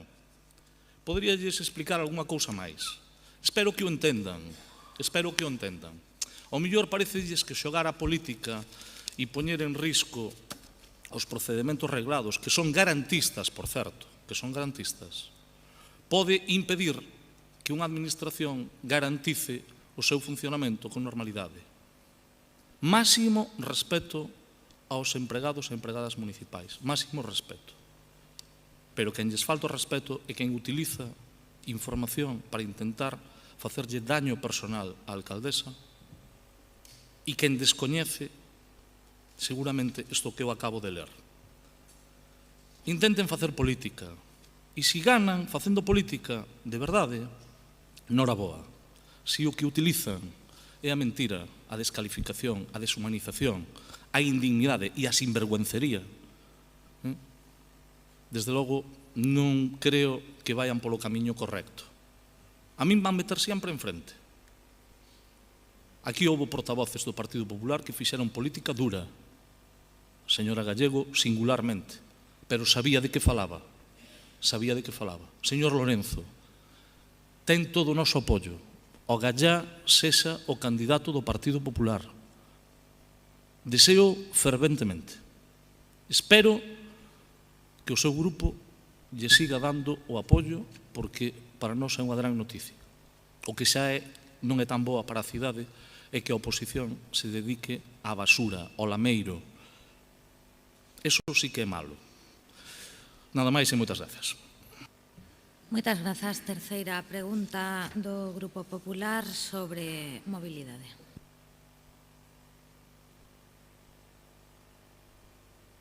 Gracias, señora alcaldesa. ¿Sigue afirmando Inés Rey que una licencia de taxi en A Coruña cuesta igual que un piso en la calle Juana de Vega? Grazas. Pois miren, cando a alcaldesa empregou esa comparación, estaba usando unha figura retórica, unha hipérbole. Igual se o Partido Popular non é capaz de entendelo, o problema non é a frase en sí mesma, sino que non son capaces de comprender ese recurso estilístico. Garden silencio, por favor, garden silencio. Si queren rir, pidan permiso, marchan ao pasillo e volven a entrar. Pero garden silencio porque, repito, non se escoita. Señor Lorenzo. Gracias, señora alcaldesa. Bueno, vamos a ver. Yo, decir que es una hipérbole, a mí no lo tiene que explicar. Se lo tiene que explicar a los taxistas de esta ciudad, a los cuales se le ha faltado al respeto con esta frase, como otras frases que se han dicho con anterioridad, que son falta de respeto a los ciudadanos. Y hoy aquí se han dicho muchas frases. Mire, señor Laje, me voy a dirigir a usted porque se dirigió directamente a mí. ¿Sabe cuál es su problema? Que no le creen ni los que están a su lado, de todo lo que ha dicho. No le creen ni ellos. Usted sabe, como yo, que hizo obras en su casa sin licencia, que eso no es un delito, y lo dijimos el primer día, cuando a mí me preguntaron, ¿va a mandar el expediente de fiscalía? No, porque el señor Laje no ha firmado nada. Lo dijimos desde el primer día, pero sí que usted cometió irregularidades y engañó a la gente y nos engañó a todos. Y tuvimos que sacar documentos que demostraran que lo que decíamos era verdad. Nosotros no hemos mentido, señor Laje, y usted era el que dependía de las licencias. Ese es el ejemplo que da usted a la ciudadanía. Entonces, no diga cosas que no son ciertas. Pero vamos a hablar de los taxistas, que es a lo que venimos aquí. Vamos a hablar de los taxistas, porque están sufriendo por parte de ustedes, pues ¿qué le diría? Una falta de regulación y no le están siendo apoyados por este ayuntamiento. Y se acuden a frases que les faltan al respeto. A personas que están 10 y 12 horas trabajando todos los días para llevar un sueldo a casa. Mire, ustedes lo que tienen que haber traído en este pleno es la regulación de las VTCs, pero no lo han hecho.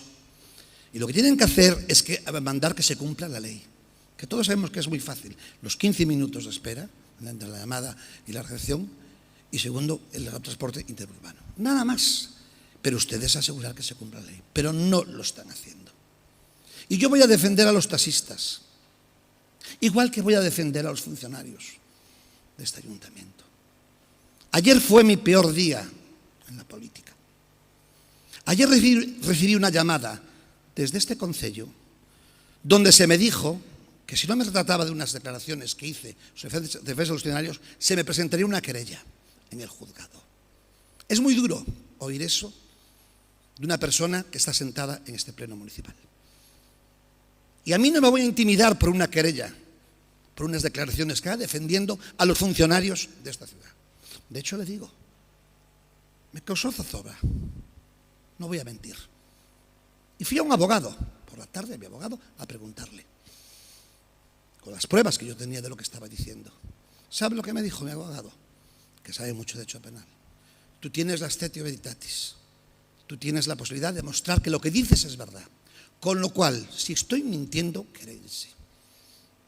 Porque aparte, en un expediente, señor Laje, qué casualidad, en un expediente que mandaron a Fiscalía 3 funcionarias mejor dicho, una documentación que mandaron 3 funcionarias a petición del fiscal, cumpliendo su deber, cumpliendo su obligación, ustedes inician unas diligencias. Y ya contaron aquí que las hicieron venir hasta con un coche, que les pusieron un chofer para que vinieran y lo que se encontraron. Yo sé cómo se sintieron esas funcionarias. Yo no estoy mintiendo cuando hablo. Por lo tanto, lo que estoy diciendo no es un bulo. Y ya digo, pueden ir corriendo al juzgado a querellarse.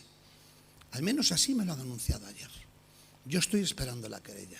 Pero bajo ningún concepto les digo, me van a intimidar, me voy a callar, no voy a dejar nunca de cumplir la función que se me ha encargado en la oposición. Y entre ellos es fiscalizarles a ustedes, a todo lo que están haciendo. Yo sé que le duelen estas denuncias, claro que les duelen, pero ya veo que ni se sonrojan. Pero esto es una realidad. Y en este ayuntamiento hay funcionario que se siente amedrentado por todo esto, por lo que le están haciendo a sus compañeros. Y son 3 mujeres que tuvieron, como yo, mucha zozobra. Y como tuvieron como yo, incluso diría que miedo. Y no se puede mirar para otro lado en este momento, este tipo de situaciones. Y esto ya pasó antes. ¿O no nos acordamos todos cuando las concejalas en reuniones suyas salían y tenían que ir directas a un hospital por un ataque de ansiedad? No vamos a contar todo lo que aquí pasó porque eso les corresponde a ustedes. Pero lo que son los funcionarios los voy a defender siempre. Y no me van a callar. Porque no se olviden, si un día me ven de rodillas es que estoy rezando. Muchas gracias por su atención. Ben, verá, esta pregunta iba sobre mobilidade e sobre o taxi, pero como vostede non falou do taxi, sinto que a concelleira de mobilidade trouxera a resposta preparada, pero está claro que a súa preocupación polo taxi non existe, porque senón preguntaría polo taxi. E dadas las gravísimas afirmaciones que acaba de hacer, señor Lorenzo, no era mi ánimo hoy entrar en esta cuestión y enturbiar un pleno que iba bien y tranquilo. Pero ha querido usted traer a colación lo que pasó ayer y por lo tanto me veo en la obligación de aclararlo. En el día de ayer, el señor Lorenzo, como portavoz del Grupo Popular en el Ayuntamiento, hizo unas declaraciones y envió una nota de prensa. Esas declaraciones que pueden consultar todos los ciudadanos en diversas redes sociales, igual que todos los medios de comunicación han recogido en una nota de prensa que fue enviada, se decía literalmente una falsedad tan grave como que él, o sea, usted, afirmó ser conocedor de que 3 funcionarios, ahora creo que ha precisado que son 3 funcionarias, que 3 funcionarios municipales fueron llamados al despacho de la alcaldesa y acosados, lo cual está usted imputando un presunto delito de acoso a los trabajadores. De todas las barbaridades que yo llevo escuchando aquí durante estos años, pues evidentemente tengo ya la piel gruesa, ¿no? Y yo puedo aguantar hasta cierto punto, pero creo que ayer se cruzó una línea. Se cruzó una línea en la que a mí como alcaldesa y máxima responsable de la política de personal, me gustaría que me escucharan. Yo como alcaldesa y máxima responsable de la política personal de este ayuntamiento, que tengo a más de 1.500 trabajadores y trabajadoras bajo mi responsabilidad, se me estaba acusando públicamente y difundiéndolo de manera masiva a través de una nota de prensa, de ruedas de prensa y de intervenciones radiofónicas, de haber llamado a mi despacho a 3 funcionarias y acosarlas. Y eso, señor Lorenzo, es mentira. Es absolutamente falso. Una mentira. No sé qué les hace gracia de que se haga una acusación tan grave. Y por ese motivo, y por primera vez en todo lo que lleva usted sentado en ese sillón, yo le llamé por teléfono y le dije que le daba la oportunidad de retractarse de esas declaraciones, porque eran falsas. Que ningún funcionario o funcionaria fue acosado en mi despacho, que yo no llamé al despacho a ninguna funcionaria o funcionario. Ahora, repito, son 3 personas. Y usted me respondió que no se iba a retractar y que usted era conocedor de que 3 funcionarias estuvieron en mi despacho, el despacho de la alcaldesa, y yo las acosé. Y le repito, es falso.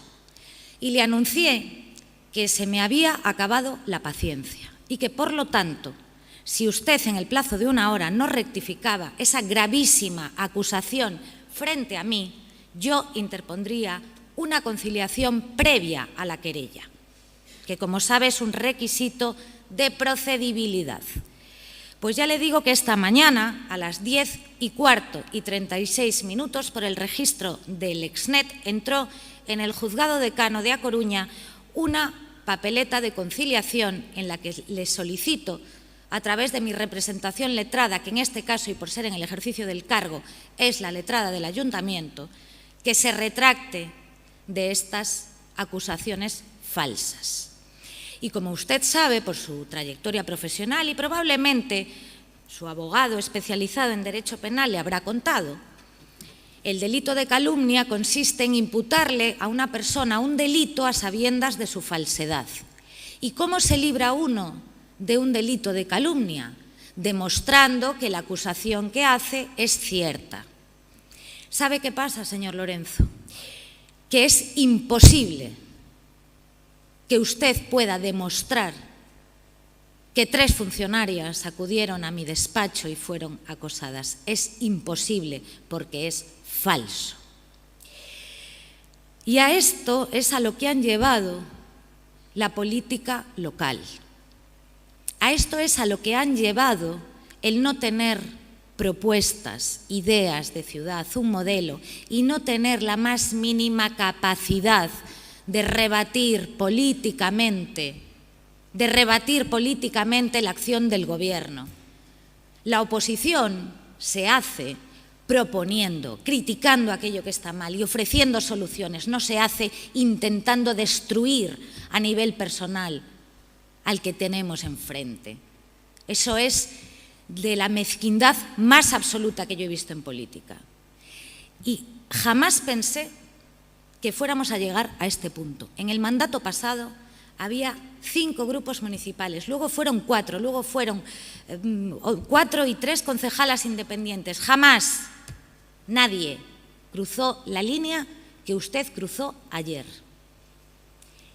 Con publicidad y con difusión me acusó personalmente de acosar a 3 funcionarias de este ayuntamiento. ¿Y qué quiere decir en estos tiempos con que son mujeres?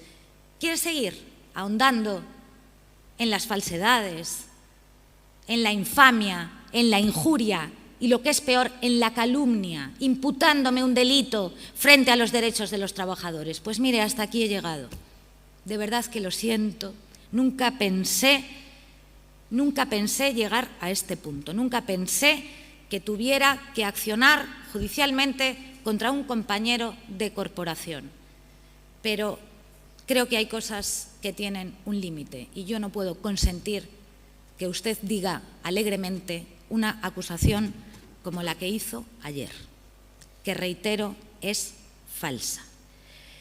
La deshumanización, el bulo, la política destructiva, en la que se han instalado con ese estilo del que éramos ajenos en esta ciudad y que éramos ajenos en esta tierra. Era una cosa que pasaba en Madrid, que la gente se insultaba y se acusaba falsamente.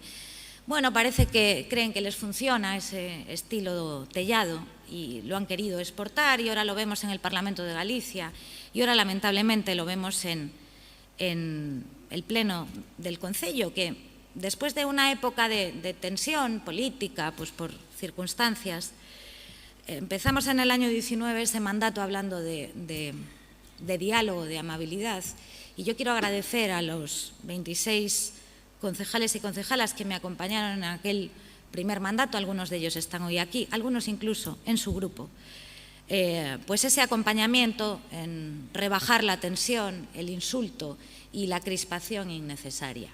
Creo que fuimos ejemplo en muchas ocasiones y, por ejemplo, durante la pandemia. Eso se ha perdido, y ya le digo que no se ha perdido ni por el Grupo Socialista ni por el Grupo del UNG, se ha perdido porque llevan ustedes haciendo una política muy destructiva desde el inicio de este mandato. Así que espero que acuda a la conciliación cuando sea citado. Ya está repartido al juzgado de instancia que va a celebrar este acto, y que sea capaz, no sé cómo va a ser capaz, de explicar algo que es radicalmente falso y radicalmente mentira. Su desprecio a la verdad solo es comparable con el desprecio que le tienen a este ayuntamiento y a esta ciudad, que no merece tener en la oposición a alguien que, incapaz de proponer un modelo de ciudad alternativo e incapaz de hacer política, lo único que le queda es la difamación y la calumnia. Muy lamentable y efectivamente muy triste. No sé si de zozobra o no, pero desde luego sumamente grave. Terminan aquí las preguntas del Partido Popular y pasamos a los ruegos. Turno para el BNG.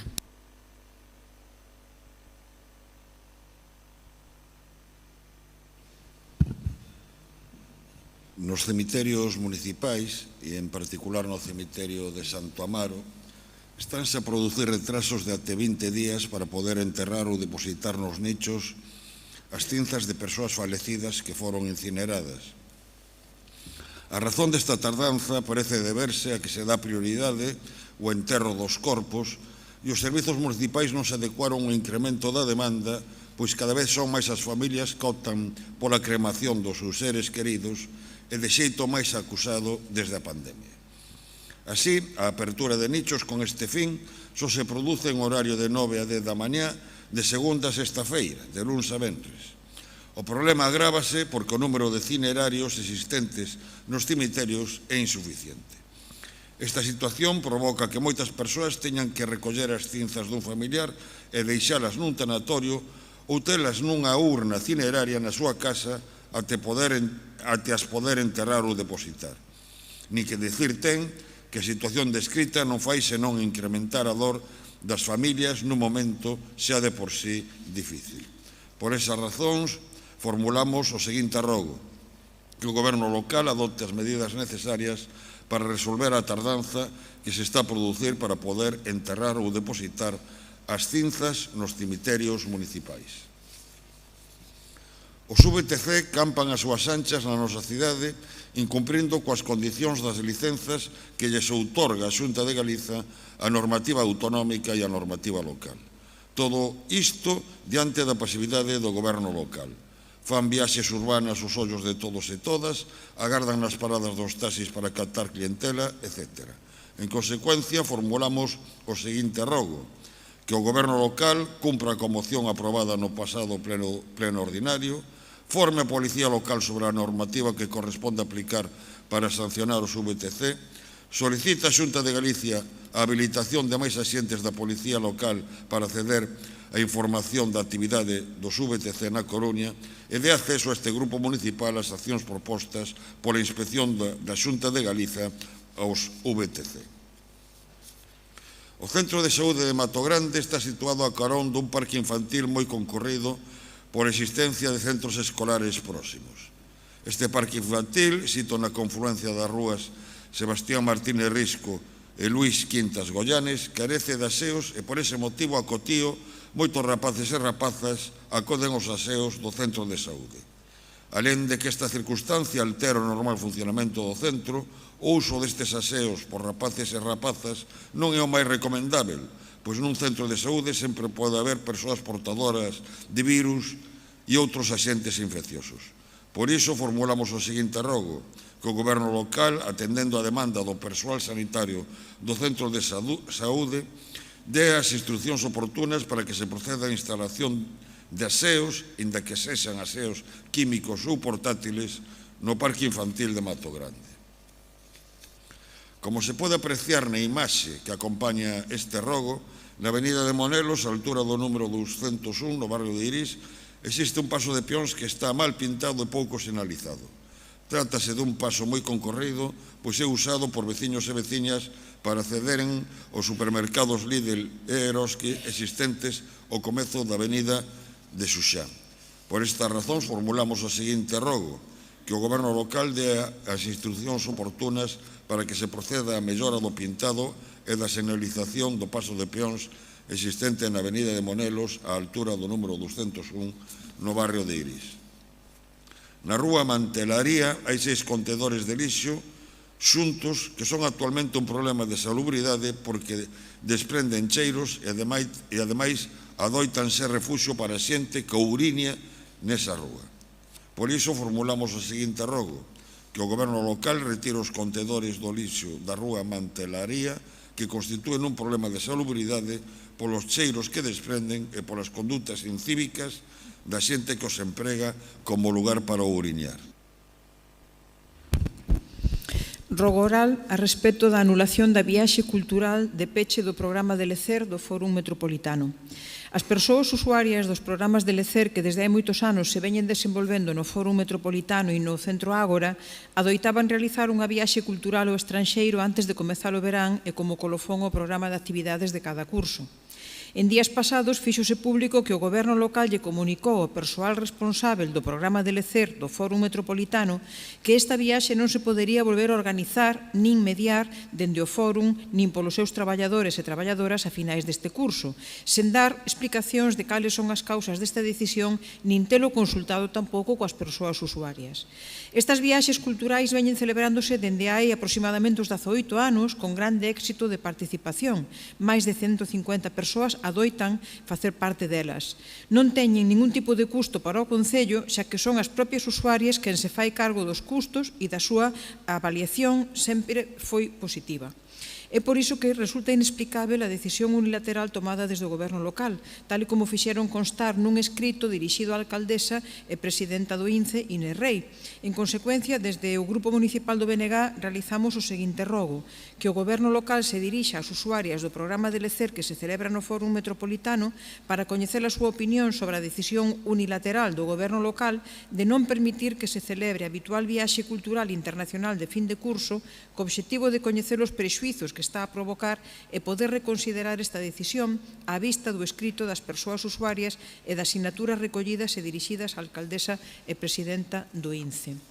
Rogo oral a respecto da corrección dun sinal indicador na rúa Juan Flórez esquina coa rúa Sinfónica de Galiza. Hai xa máis de 4 anos que esta corporación aprobou con moitos anos de atraso sobre as outras cidades do noso país unha ordenanza municipal reguladora do uso do galego no Concello da Coruña. Malia o tempo transcorrido desde a súa entrada en vigor son aínda moitos aspectos nos que esta ordenanza aínda está por desenvolver. Un aspecto concreto onde a ordenanza aínda dista moito de ser aplicada é o da sinalización dos espazos públicos, singularmente da que xa existía con anterioridade á súa entrada en vigor. Hoxe exemplificámolo no caso do sinal indicador situado na rúa Juan Flórez na súa intersección coa rúa Sinfónica de Galiza que aínda encamiña nada máis e nada menos que para a avenida de Arteijo. En consecuencia, o Grupo Municipal do BNG realiza o seguinte rogo, que o Goberno Municipal tome en serio de vez a Ordenanza Municipal Reguladora do Uso do Galego vixente desde xuño de 2021 e dea pasos concretos nesa dirección, singularmente na corrección de sinais do espazo público como que indicamos neste rogo. Rogoral, a respecto da aparición de grandes cantidades de refugallo de orixe alimentaria na zona da canteira das Rañas. Por desgraza, non é nin moito menos a primeira vez que a contorna do núcleo das Rañas é utilizada como lugar de depósito de vertidos incontrolados de todo tipo, normalmente de orixe industrial. Quer en puntos próximos a vivendas ou acceso ás mesmas, quer en zonas do monte onde quen deposita tales vertidos debe pensar que ali desaparecerán por arte de maxia. Tristemente, nos últimos tempos as Rañas teñen visto aumentar a súa listaxe de vertedoiros incontrolados con refugallos dunha nova orixe, restos de alimentos en grandes cantidades. En consecuencia, o Grupo Municipal do Benegar realiza o seguinte rogo, que o Goberno Municipal abra con carácter inmediato unha investigación para determinar a orixe ou procedencia deste novo vertido, así como a autoría do mesmo procedendo a tamén inmediata aplicación do réxime sancionador correspondente. Rogo oral a respecto da mellora da accesibilidade na zona da Praza de Berta Tapia. Os accesos á Praza de Berta Tapia, dende a Rolda de Outeiro, no barrio do Labañou, representan dende hai anos un grave problema de accesibilidade cun conxunto de escaleiras como vías de acceso nese punto que evidentemente resulta insalvable para persoas con mobilidade reducida e forza a algunhas veciñas e veciños a teren que dar un gran rodeo. Esta situación non é nova, pois as comunidades de propietarios e propietarias dos edificios asumiron a parte da obra que lles correspondía para dotar a zona dunha mellor accesibilidade, mais a obra tiña que terse completado polos servizos municipais, cousa que non se fixo. En consecuencia, o Grupo Municipal do Benegar realiza o seguinte rogo, que o Goberno Municipal escoite as demandas da veciñanza da contorna da Praza de Berta Tapia e de común acordo con esta se complete de vez a obra comprometida para dotar a zona de mellor accesibilidade. Grazas. Moitas grazas ao BNG. Turno para o Partido Popular. Grazas. Rogo oral relativo aos campamentos municipais para nenos e nenas institucionalizados ou baixo a tutela das comunidades autónomas. Os campamentos municipais ofrecen aos nenos e nenas institucionalizados ou baixo a tutela das comunidades autónomas unha oportunidade única para o seu desenvolvemento integral. Lonxe do entorno habitual dos centros de acollida, estes espazos proporcionan experiencias enriquecedoras que fomentan a autonomía, a autoestima e a confianza en sí mesmos. Estas experiencias permítenlles desconectar de posibles situacións de estrés ou incerteza asociadas á súa situación familiar, proporcionándolles momentos de diversión e aprendizaxe que reforzan o seu sentido de pertenza e a súa identidade. Estas vivencias contribúen a reducir a estigmatización que a miúdo enfrontan, promovendo relacións saudables e o respecto pola diversidade. En definitiva, os campamentos constitúen unha ferramenta valiosa para apoiar o desenvolvemento emocional, social e educativo dos nenos en situación de tutela, brindándolles oportunidades que de outro xeito poderían non estar ao seu alcance. Tendo en conta todo exposto, dende o Grupo Municipal do Partido Popular presentamos o seguinte rogo. Solicitamos o deseño dun Pedimos que o Goberno Municipal realice as xestións oportunas para formular a memoria específica correspondente ao Servizo de Igualdade e Benestar Social que permita entender con claridade as prioridades e distribución dos recursos nesta área. Rogo oral relativo á convocatoria do Consello de Saúde. Na actualidade, na nosa cidade, o índice de transmisións de ITS é alarmante. Atopámonos ante un verdadeiro problema de saúde pública. O Goberno Municipal non pode vivir dándolle as costas a esta realidade. Entendo en conta isto como unha das principais razóns dende o Grupo Municipal do Partido Popular presentamos o seguinte rogo. Convocar canto antes ao Consello de Saúde para coñecer de primeira man a realidade ca que nos atopamos na actualidade e procurar medidas preventivas no curto, no medio e no longo prazo dende o eido municipal. Rogo oral relativo á convocatoria do Consello de Inclusión Social. Convocar canto antes ao Consello de Inclusión Social para coñecer de primeira man as necesidades das entidades e procurar solucións no curto, no medio e no longo prazo. E, por último, rogo oral relativo á accesibilidade no Concello. O Grupo Municipal do Partido Popular realiza o seguinte rogo. O cambio do elevador da entrada, que non permite o acceso a moitos usuarios de cadeira de rodas automáticas debido ao seu tamaño, instalando un mes moderno que permite unha maior autonomía. A instalación dun timbre na entrada, accesibles para usuarios en cadeira de rodas, que permita avisar ao persoal correspondente. Facilitar a orientación nas salas no edificio a través de pictogramas ás persoas con discapacidade cognitiva. facilitar os desplazamentos dentro do recinto, así como os contidos e a información usando braille, audioguías e vídeos audiodescritos a aquelas persoas con discapacidade visual e instalar un sistema de bucle magnético no salón de plenos, así como dispor de equipos de frecuencia modulada para persoas con discapacidade auditiva. Buenos días a todos. Ruego oral relativo a la uniformidad de la policía local. Son frecuentes las quejas de los agentes de la policía local relativas a la escasez de piezas de uniformidad que ha venido acompañada de numerosos incumplimientos por parte de la empresa adjudicataria de la gestión, manteniendo a los agentes sin la uniformidad básica y en buen estado en no pocas ocasiones. Por ejemplo, muchos agentes llevan más de 15 años con prendas de agua sin renovar y otros sencillamente sin ella. Lo mismo ocurre con elementos de dotación para la autoprotección de los agentes. Por este motivo, ruego que el Gobierno municipal estudie la forma de dotar en tiempo y forma de todas las prendas y elementos necesarios para que los agentes desempeñen su trabajo con plenas garantías para su seguridad personal y laboral lo antes posible, reforzando en lo posible también la partida presupuestaria para este fin. Ruego oral relativo a la seguridad vial en el entorno de la Avenida de la Marina.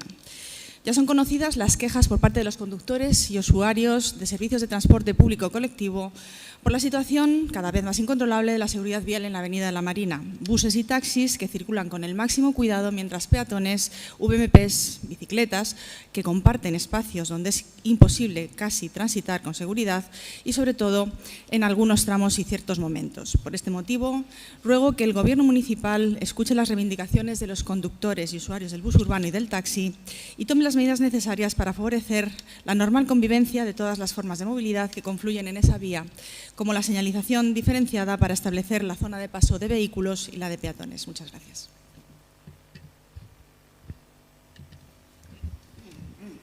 Ruego oral relativo a la calle Educación.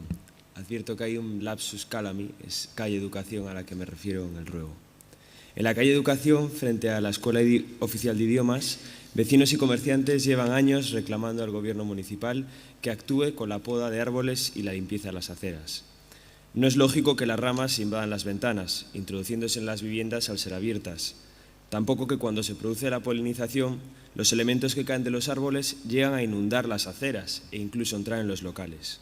Así, lo que podría parecer una nevada no es más que la falta de limpieza y mantenimiento del Gobierno municipal de Inés Rey. Por este motivo, ruego que el Gobierno municipal actúe y dé solución a los coruñeses afectados. Ruego oral relativo al mercado de San Agustín. En el Pleno de julio de 2025 realizamos un ruego para que Inés Rey tomase medidas urgentes para la reparación y mantenimiento de la cubierta del mercado de San Agustín. Estamos en diciembre de 2025 y la situación ha empeorado, tal y como muestran las fotos aportadas de la cubierta. Por todo ello, el ruego del Grupo Municipal del Partido Popular, una vez más a Inés Rey, que solicite a los servicios municipales correspondientes que se tomen urgentemente las medidas adecuadas para la reparación y mantenimiento de la cubierta del mercado de San Agustín y que se acelere, ya que se está acelerando el deterioro de la misma por falta del más básico y elemental cuidado que la ciudad debe dar a un edificio de estas características. Buenos días. Ruego oral relativo al barrio de Iris. Los contenedores de vidrio y cartón se han cambiado de ubicación y se han situado encima de la acera en la esquina de la calle de Daván. Al no tener ningún tipo de anclaje, se están desplazando hacia la calzada, sobre todo cuando hace viento. Por otra parte, obstaculizan el paso por la acera, por lo que los vecinos solicitan se coloquen en la zona de la calzada donde estaban inicialmente, que está debidamente delimitada y se utiliza ahora como aparcamiento. Se adjuntan fotos en las que se puede comprobar. Por este motivo, ruego que el Gobierno municipal atienda esta demanda vecinal. Muchas gracias. Ruego oral relacionado con las escaleras mecánicas de San Agustín. El Grupo Municipal del Partido Popular ruega que la alcaldesa solicite a los correspondientes servicios municipales responsables de vigilar el cumplimiento del contrato de mantenimiento existente para la reparación de manera inmediata y urgente de las escaleras mecánicas que unen la calle Pío XII y Plaza. Este mismo ruego oral fue presentado en el Pleno de marzo del año 2024, abril del 2025, noviembre del 2025 y diciembre. Espero que con el comienzo del nuevo año, de una vez por todas, las escaleras mecánicas, estas e botas que tamén fallan reiteradamente junto con o ascensor que tenemos aquí próximo sean arregladas por este ayuntamiento. Nada máis e muchas gracias. Moitas grazas a todos e a todas. Aquí remata o pleno ordinario correspondente ao mes de decembro. Dispensamos ao señor secretario e señor interventor da súa presencia. Agradecemos tamén aos alumnos e alumnas da grande obra hoxe que nos acompañaran. Agardamos que a sesión fora productiva, alo menos, e tamén a quenes agora se incorporaron á tribuna de convidados. Comezamos polo escano cidadán, dándolle a palabra a don Javier Fernández Martín. Benvido, señor Fernández Martín. Xa estivo noutra ocasión neste escano e coñece o funcionamento, así que, cando queira, ten a palabra. Bo día a todas. Interveño en resposta á comparecencia do Concelleiro de Cultura de Xullo, na que se identificou esta como eventos, produtos, aforos e retorno económico, imaginario que reduce a política cultural a un calendario de actividades e medicións cuantitativas limitadas e tantas veces intencionais. É urxente incorporar instrumentos que obxectiven a cultura con rigor e apliquen os dereitos culturais. Non abonda con indicadores numéricos, fan falta marcos analíticos, metodoloxías e ferramentas de avaliación que acompañen a complexidade do cultural. Indicadores cualitativos, mais tamén cuantitativos que non están nas políticas deste goberno, que ubiquen a diversidade de disciplinas, formatos e públicos, a continuidade e sostibilidade dos proxectos, a accesibilidade económica, lingüística e funcional, e a capacidade de xerar pensamento crítico, innovación e hibridación. Estes estándares internacionais básicos deben formar parte da análise municipal e orientar as políticas e nomealos non chega, hai que implementalos. Tamén indicadores de matriz social, implicación comunitaria, alcance dos contidos, relación con centros educativos e sociais, contribución á cohesión, pegada ambiental, benestar percibido, en igualdade e diversidade cultural e activación de memoria. Precisamos dun mapeo cultural vivo para distinguir os patróns de relación que non se miden ou pesan, senón que se cartografían. Así, colectivos, espazos, artistas e proxectos se observarán nunha ferramenta digital aberta que permita coñecer o ecosistema real. Compre avanzar en datos e informes abertos e plataformas colaborativas para avaliar necesidades e impactos e entender a escoita como un desprazamento. É fundamental activar o capital cidadán, mediante metodoloxías participativas de avaliación e de decisión de políticas e programacións, con foros estables, xurados rotativos participados tamén por públicos, además de profesionais para valorar proxectos financiados polo Concello, e enquisas cualitativas tamén a persoas que non participan. Metodoloxías para o traballo colaborativo, gobernanza distribuída, diseños de fluxos de ideas, prototipados, métodos visuais, códigos de boas prácticas, traballos de roles e responsabilidades, documentación efectiva, regularidade. Están na web do Concello experiencias que apuntan neste senso, como foron o Colab e hiperespazos desenroladas nun momento de gobernanza cultural, me permito decir, máis inspirada. Cabe lembrarnos neste punto que a participación non é ideoloxía, é tecnoloxía. Engado que reunido co Gabinete da Alcaldía se me trasladou desconfianza cara aos mecanismos de participación. Resulta paradoxal considerando que promovedes parte destas políticas e que no Consello Municipal de Cultura o concelleiro calificou de abstractas estas metodoloxías e minusvalorou as competencias do Departamento de Participación, deslexitimando o traballo profesional e cidadán, evidenciando a falta de comprensión dos estándares contemporáneos de gobernanza cultural. Se internamente se cuestiona o sistema, compre revisar procedementos e reforzar a coherencia institucional, pois a xencia política emerxe mediante tecnoloxías de relación. Ao activarse só algunhas, os resultados tantas veces son limitados. Por último, non quero marchar sen sinalar un problema de índole estrutural que é a Unión de Cultura e Turismo. Este deseño orgánico fai primar criterios como asistencia, volume de eventos e a ficción dun retorno económico xa desmontado con datos, concentrando recursos públicos nunha serie de promotores a miúdo discrecionalmente que impide desenrolar unha política cultural con criterios situados. As razóns do aparente éxito do modelo son as mesmas que explicarán o seu declive. Anticípense e funden unha concellería de culturas, participación e benestar social. O exposto require de traballo técnico e dirección política clara. Dada a falta de avances e de plan estratégico, da distancia cos asuntos da cultura como dereito, da falta de ferramentas profesionais, da contratación insuficiente de persoal, da ausencia de concursos públicos e curadorías para os centros, da perda dos apoios á creación, do estado das supostas residencias, da escoita instrumental En fin, é necesario abrir unha nova etapa que garanta estándares mínimos de planificación, traballo e transparencia. Por favor, abrídela. Grazas, e por certo, señora Inés Rey, solicitei unha reunión formal con vostede. Grazas, señor Fernández. Recibín a petición, está pendente de despachar na alcaldía, pero sí que me consta. Señor Castro, brevemente ten a palabra. Bo día. Estimado señor Martín, en primeiro lugar, quero agradecerlle o ton, sinceramente, o ton da súa intervención, que é constructivo, non? E que plantexa, pois, efectivamente, propostas, non? E unha visión do que debe de ser a política cultural que creo que en esencia compartimos. Creo que efectivamente hai que mellorar as ferramentas de acompañamento, non? Da política cultural en xeral e sobre todo tamén ir cara a unha política cultural baseada nos dereitos. Polo seu coñecemento do propio Consello Municipal da Cultura, de súa condición de membro que ten manifestado aquí, sabe vostede que aí se está a construir de forma participativa unha canle onde o sector cultural coruñés de forma horizontal e vertical, partindo da súa diversidade, desde a cultura de base, do patrimonio, das artes vivas, das letras, das industrias creativas e de outras expresións culturais, fai que, efectivamente, se traballe nun ecosistema moi rico, moi diverso e, sobre todo, moi reivindicativo e moi crítico, que creo que isto é fundamental. No Consello Municipal da Cultura e nos grupos de traballo que se crearon, que empezarán a reunirse este luns día 15, se achegan reflexións, metodoloxías e observacións que contribúen a que haxa un debate cada vez máis informado e, sobre todo, a que se trasladen aos que temos encomendada democráticamente a xestión pública da cultura unha realidade que a veces, efectivamente, existen dificultades para evidenciala.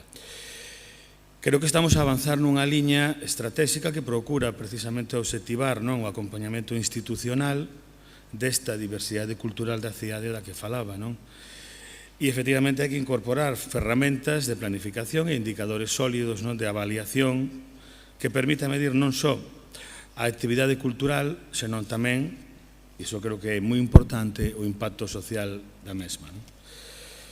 Efectivamente, este proceso debe incluir, e na nosa cidade, de forma, eu creo que vanguardista, imos a incorporar os inquéritos Barbieri para medir a participación e o consumo cultural con criterios efectivamente que obedecen á diversidade, ao acceso, á motivación, á experiencia e á calidade, máis alá, e eu creo que niso estamos de acordo, de métricas tradicionais baseadas na asistencia, que creo que aportan unha visión distorsionada, por non decir outra cousa, da realidade. A orientación cara ao uso de indicadores homologables ao do Observatorio de Cidades Creativas da Unión Europea tamén é un dos obxectivos que perseguimos desde o Goberno municipal.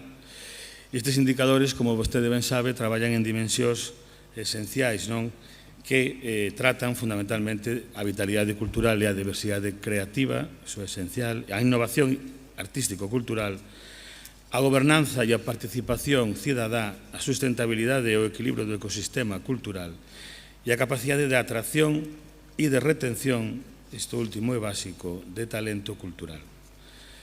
Efectivamente, isto vaise a facer e se está plantexando con unha colaboración estable coa Universidade da Coruña, co que estamos a desenvolver un sistema municipal de monitorización cultural baseado nas prácticas, digamos, nas mellores prácticas europeas, con indicadores de valor, de impacto e de transformación social.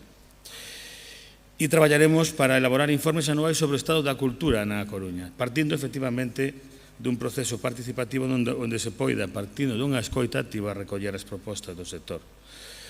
Hai que partir dun enfoque ecosistémico, avanzar en metodoloxías que estén na realidade e, sobre todo, superar a lógica estricta de eventos e calendarios que creo que non permiten, efectivamente, analizar realmente a saúde cultural da nosa cidade.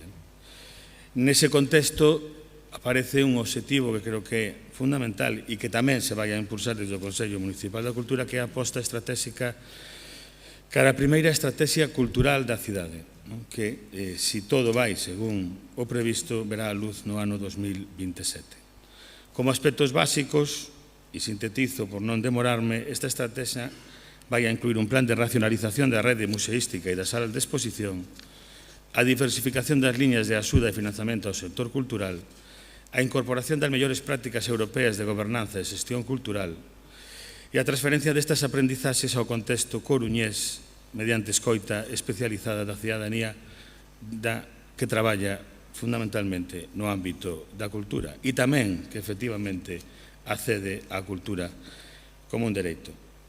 Creo que, efectivamente, unha cidade culturalmente forte require de institucións e de mecanismos de participación que sometan a avaliación pública constante o seu traballo e que se relacionen con rigor, fundamentalmente con rigor, cos seus asentes culturais. Coruña é a día de hoxe unha referencia estatal e, además, isto non o digo de forma grandilocuente, os feitos así o corroboran tamén en políticas culturais. O que non debe facernos esquecer que hai moito por mellorar. Temos, efectivamente, obxectivamente, un ecosistema moi vivo, con moita iniciativa e capaz de xerar iniciativas de moitísimo valor engadido e, sobre todo, unha función social indiscutible. E isto require dun proceso de escoitativa de participación e, sobre todo, de ordenación consensuada co propio sector. Isto non o digo eu, isto decíamos, incluso no día de onte, dous xestores culturales cuyo nome obviarei, pero que están ao máximo nivel de recoñecemento e de prestixio estatal nunha reunión que tivemos eu máis o meu equipo, o equipo da Concellaría, e que efectivamente trasladaban unha visión moi positiva do que se está a facer na cidade, pero non obviaban que temos que traballar no ordenamento de todo isto. Eu convido, e ademais eu creo que é moi importante, a participar activamente deste proceso de creación civil, diría que comunitaria e profesional, dun novo paradigma que tamén creo que temos que avanzar cara aí no ámbito da xestión pública e, sobre todo, da colaboración público-privada no cultural. Proito, efectivamente, desa visión que se ten no Estado positiva en xeral do que se está a facer na cidade, este luns e martes, día 15 e 16, vais a celebrar a 7ª Conferencia Estatal de Cultura, organizada pola Federación Estatal de Asociacións Profesionais da Xestión Cultural, en colaboración coa Asociación Galega de Profesionais da Xestión Cultural, onde se vai a falar fundamentalmente, e convido efectivamente a que participe activamente da mesma, creo que é moi interesante, no Centro Ágora, o día 15 e 16, se reunirán os maiores expertos en xestión cultural do Estado para falar de dereitos culturais, dos desafíos dunha xestión cultural compartida. Xa finalizando, eu creo que debo de nomear unha frase de alguén que sirve de guía, e me sirve de guía a diario no meu quefacer fundamentalmente político. Creo que non merece nin a pena que diga o nome, decía alguén que non lle poñades tachas á obra na mentras non se remate, o que pense que vai mal, que traballe nela, hai sitio para todos. Grazas. Moitas grazas, señor Fernández, señora Castro López, doña Beatriz, benvida ao escano cidadán. Non sei, creo que é a primeira vez tamén que participa e ten 3 minutos para facer a súa intervención. En canto remate, eu teño por cuestións de axenda que marchar, pero queda a segunda teniente de alcaldesa presidindo e dándolle a palabra á concelleira que lle vai a contestar, pero non quero marchar antes de que vostede remate, así que ten a palabra e benvida ao escano cidadán. Gracias, señora alcaldesa. Señoras y señores concejales, comparezco hoy aquí para trasladarles la preocupación y también la frustración de los vecinos y comerciantes del barrio de Los Mayos, que llevan demasiado tiempo conviviendo con una situación que vulnera su tranquilidad, su seguridad y su dignidad. Me adelanto ya, porque sé que no tendré posibilidad de réplica, a la respuesta de que el Ayuntamiento sí está actuando y que debemos dejar claro que esa actuación por lo menos no está siendo suficiente. Los focos de la problemática están perfectamente identificados. Zonas como calle Vizcaya 58, Ramón Cabanillas número 13 y la zona 0, Ronda de Outeiro 137, desde donde parte toda la problemática. En estas zonas se produce un trasiego constante de personas vinculadas al consumo y a la compraventa de sustancias. Revientan portales a los que acceden para consumir drogas, hacer sus necesidades e incluso dormir en descansillos. Las escaleras del aparcamiento de los Mayos se han utilizado también para lo mismo e incluso se producen frecuentemente episodios de prostitución.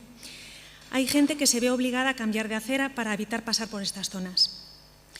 Los estudiantes que vienen de fuera cogen taxis desde la estación teniendo en cuenta la distancia mínima para evitar la zona. Personas mayores más vulnerables tienen miedo. Estas no son exageraciones, son vivencias diarias de familias que cumplen con sus obligaciones y que sienten que el ayuntamiento no está en ese momento con ellos. Solo hay que darse una vuelta por estas zonas para ver la realidad. Y quiero dejar claro algo importante. También queremos que se ayuden a estas personas con programas de rehabilitación, reinserción social y laboral y que reciban en definitiva alternativas reales.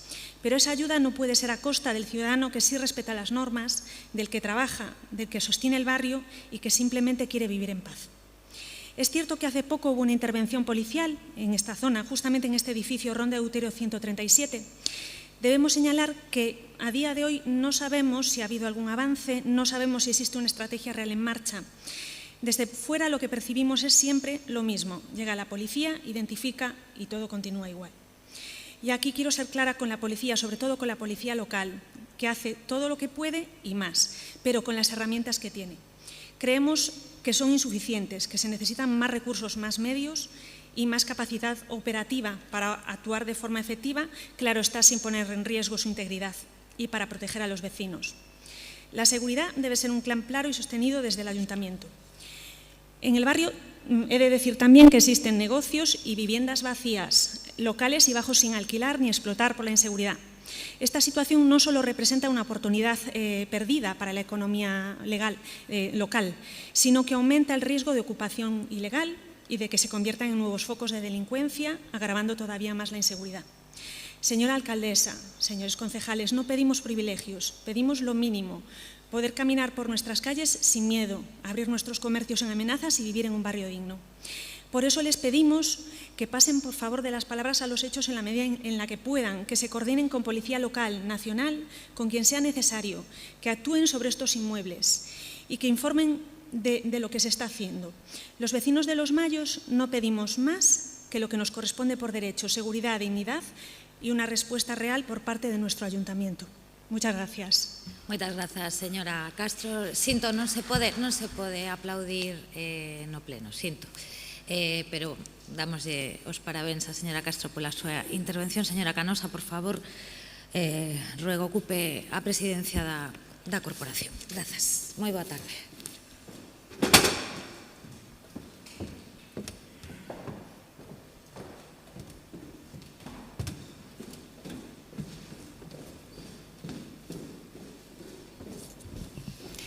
Señora Paz. Buenos días, señora Castro.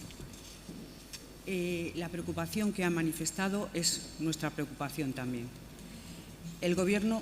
No, ahora sí, perdón.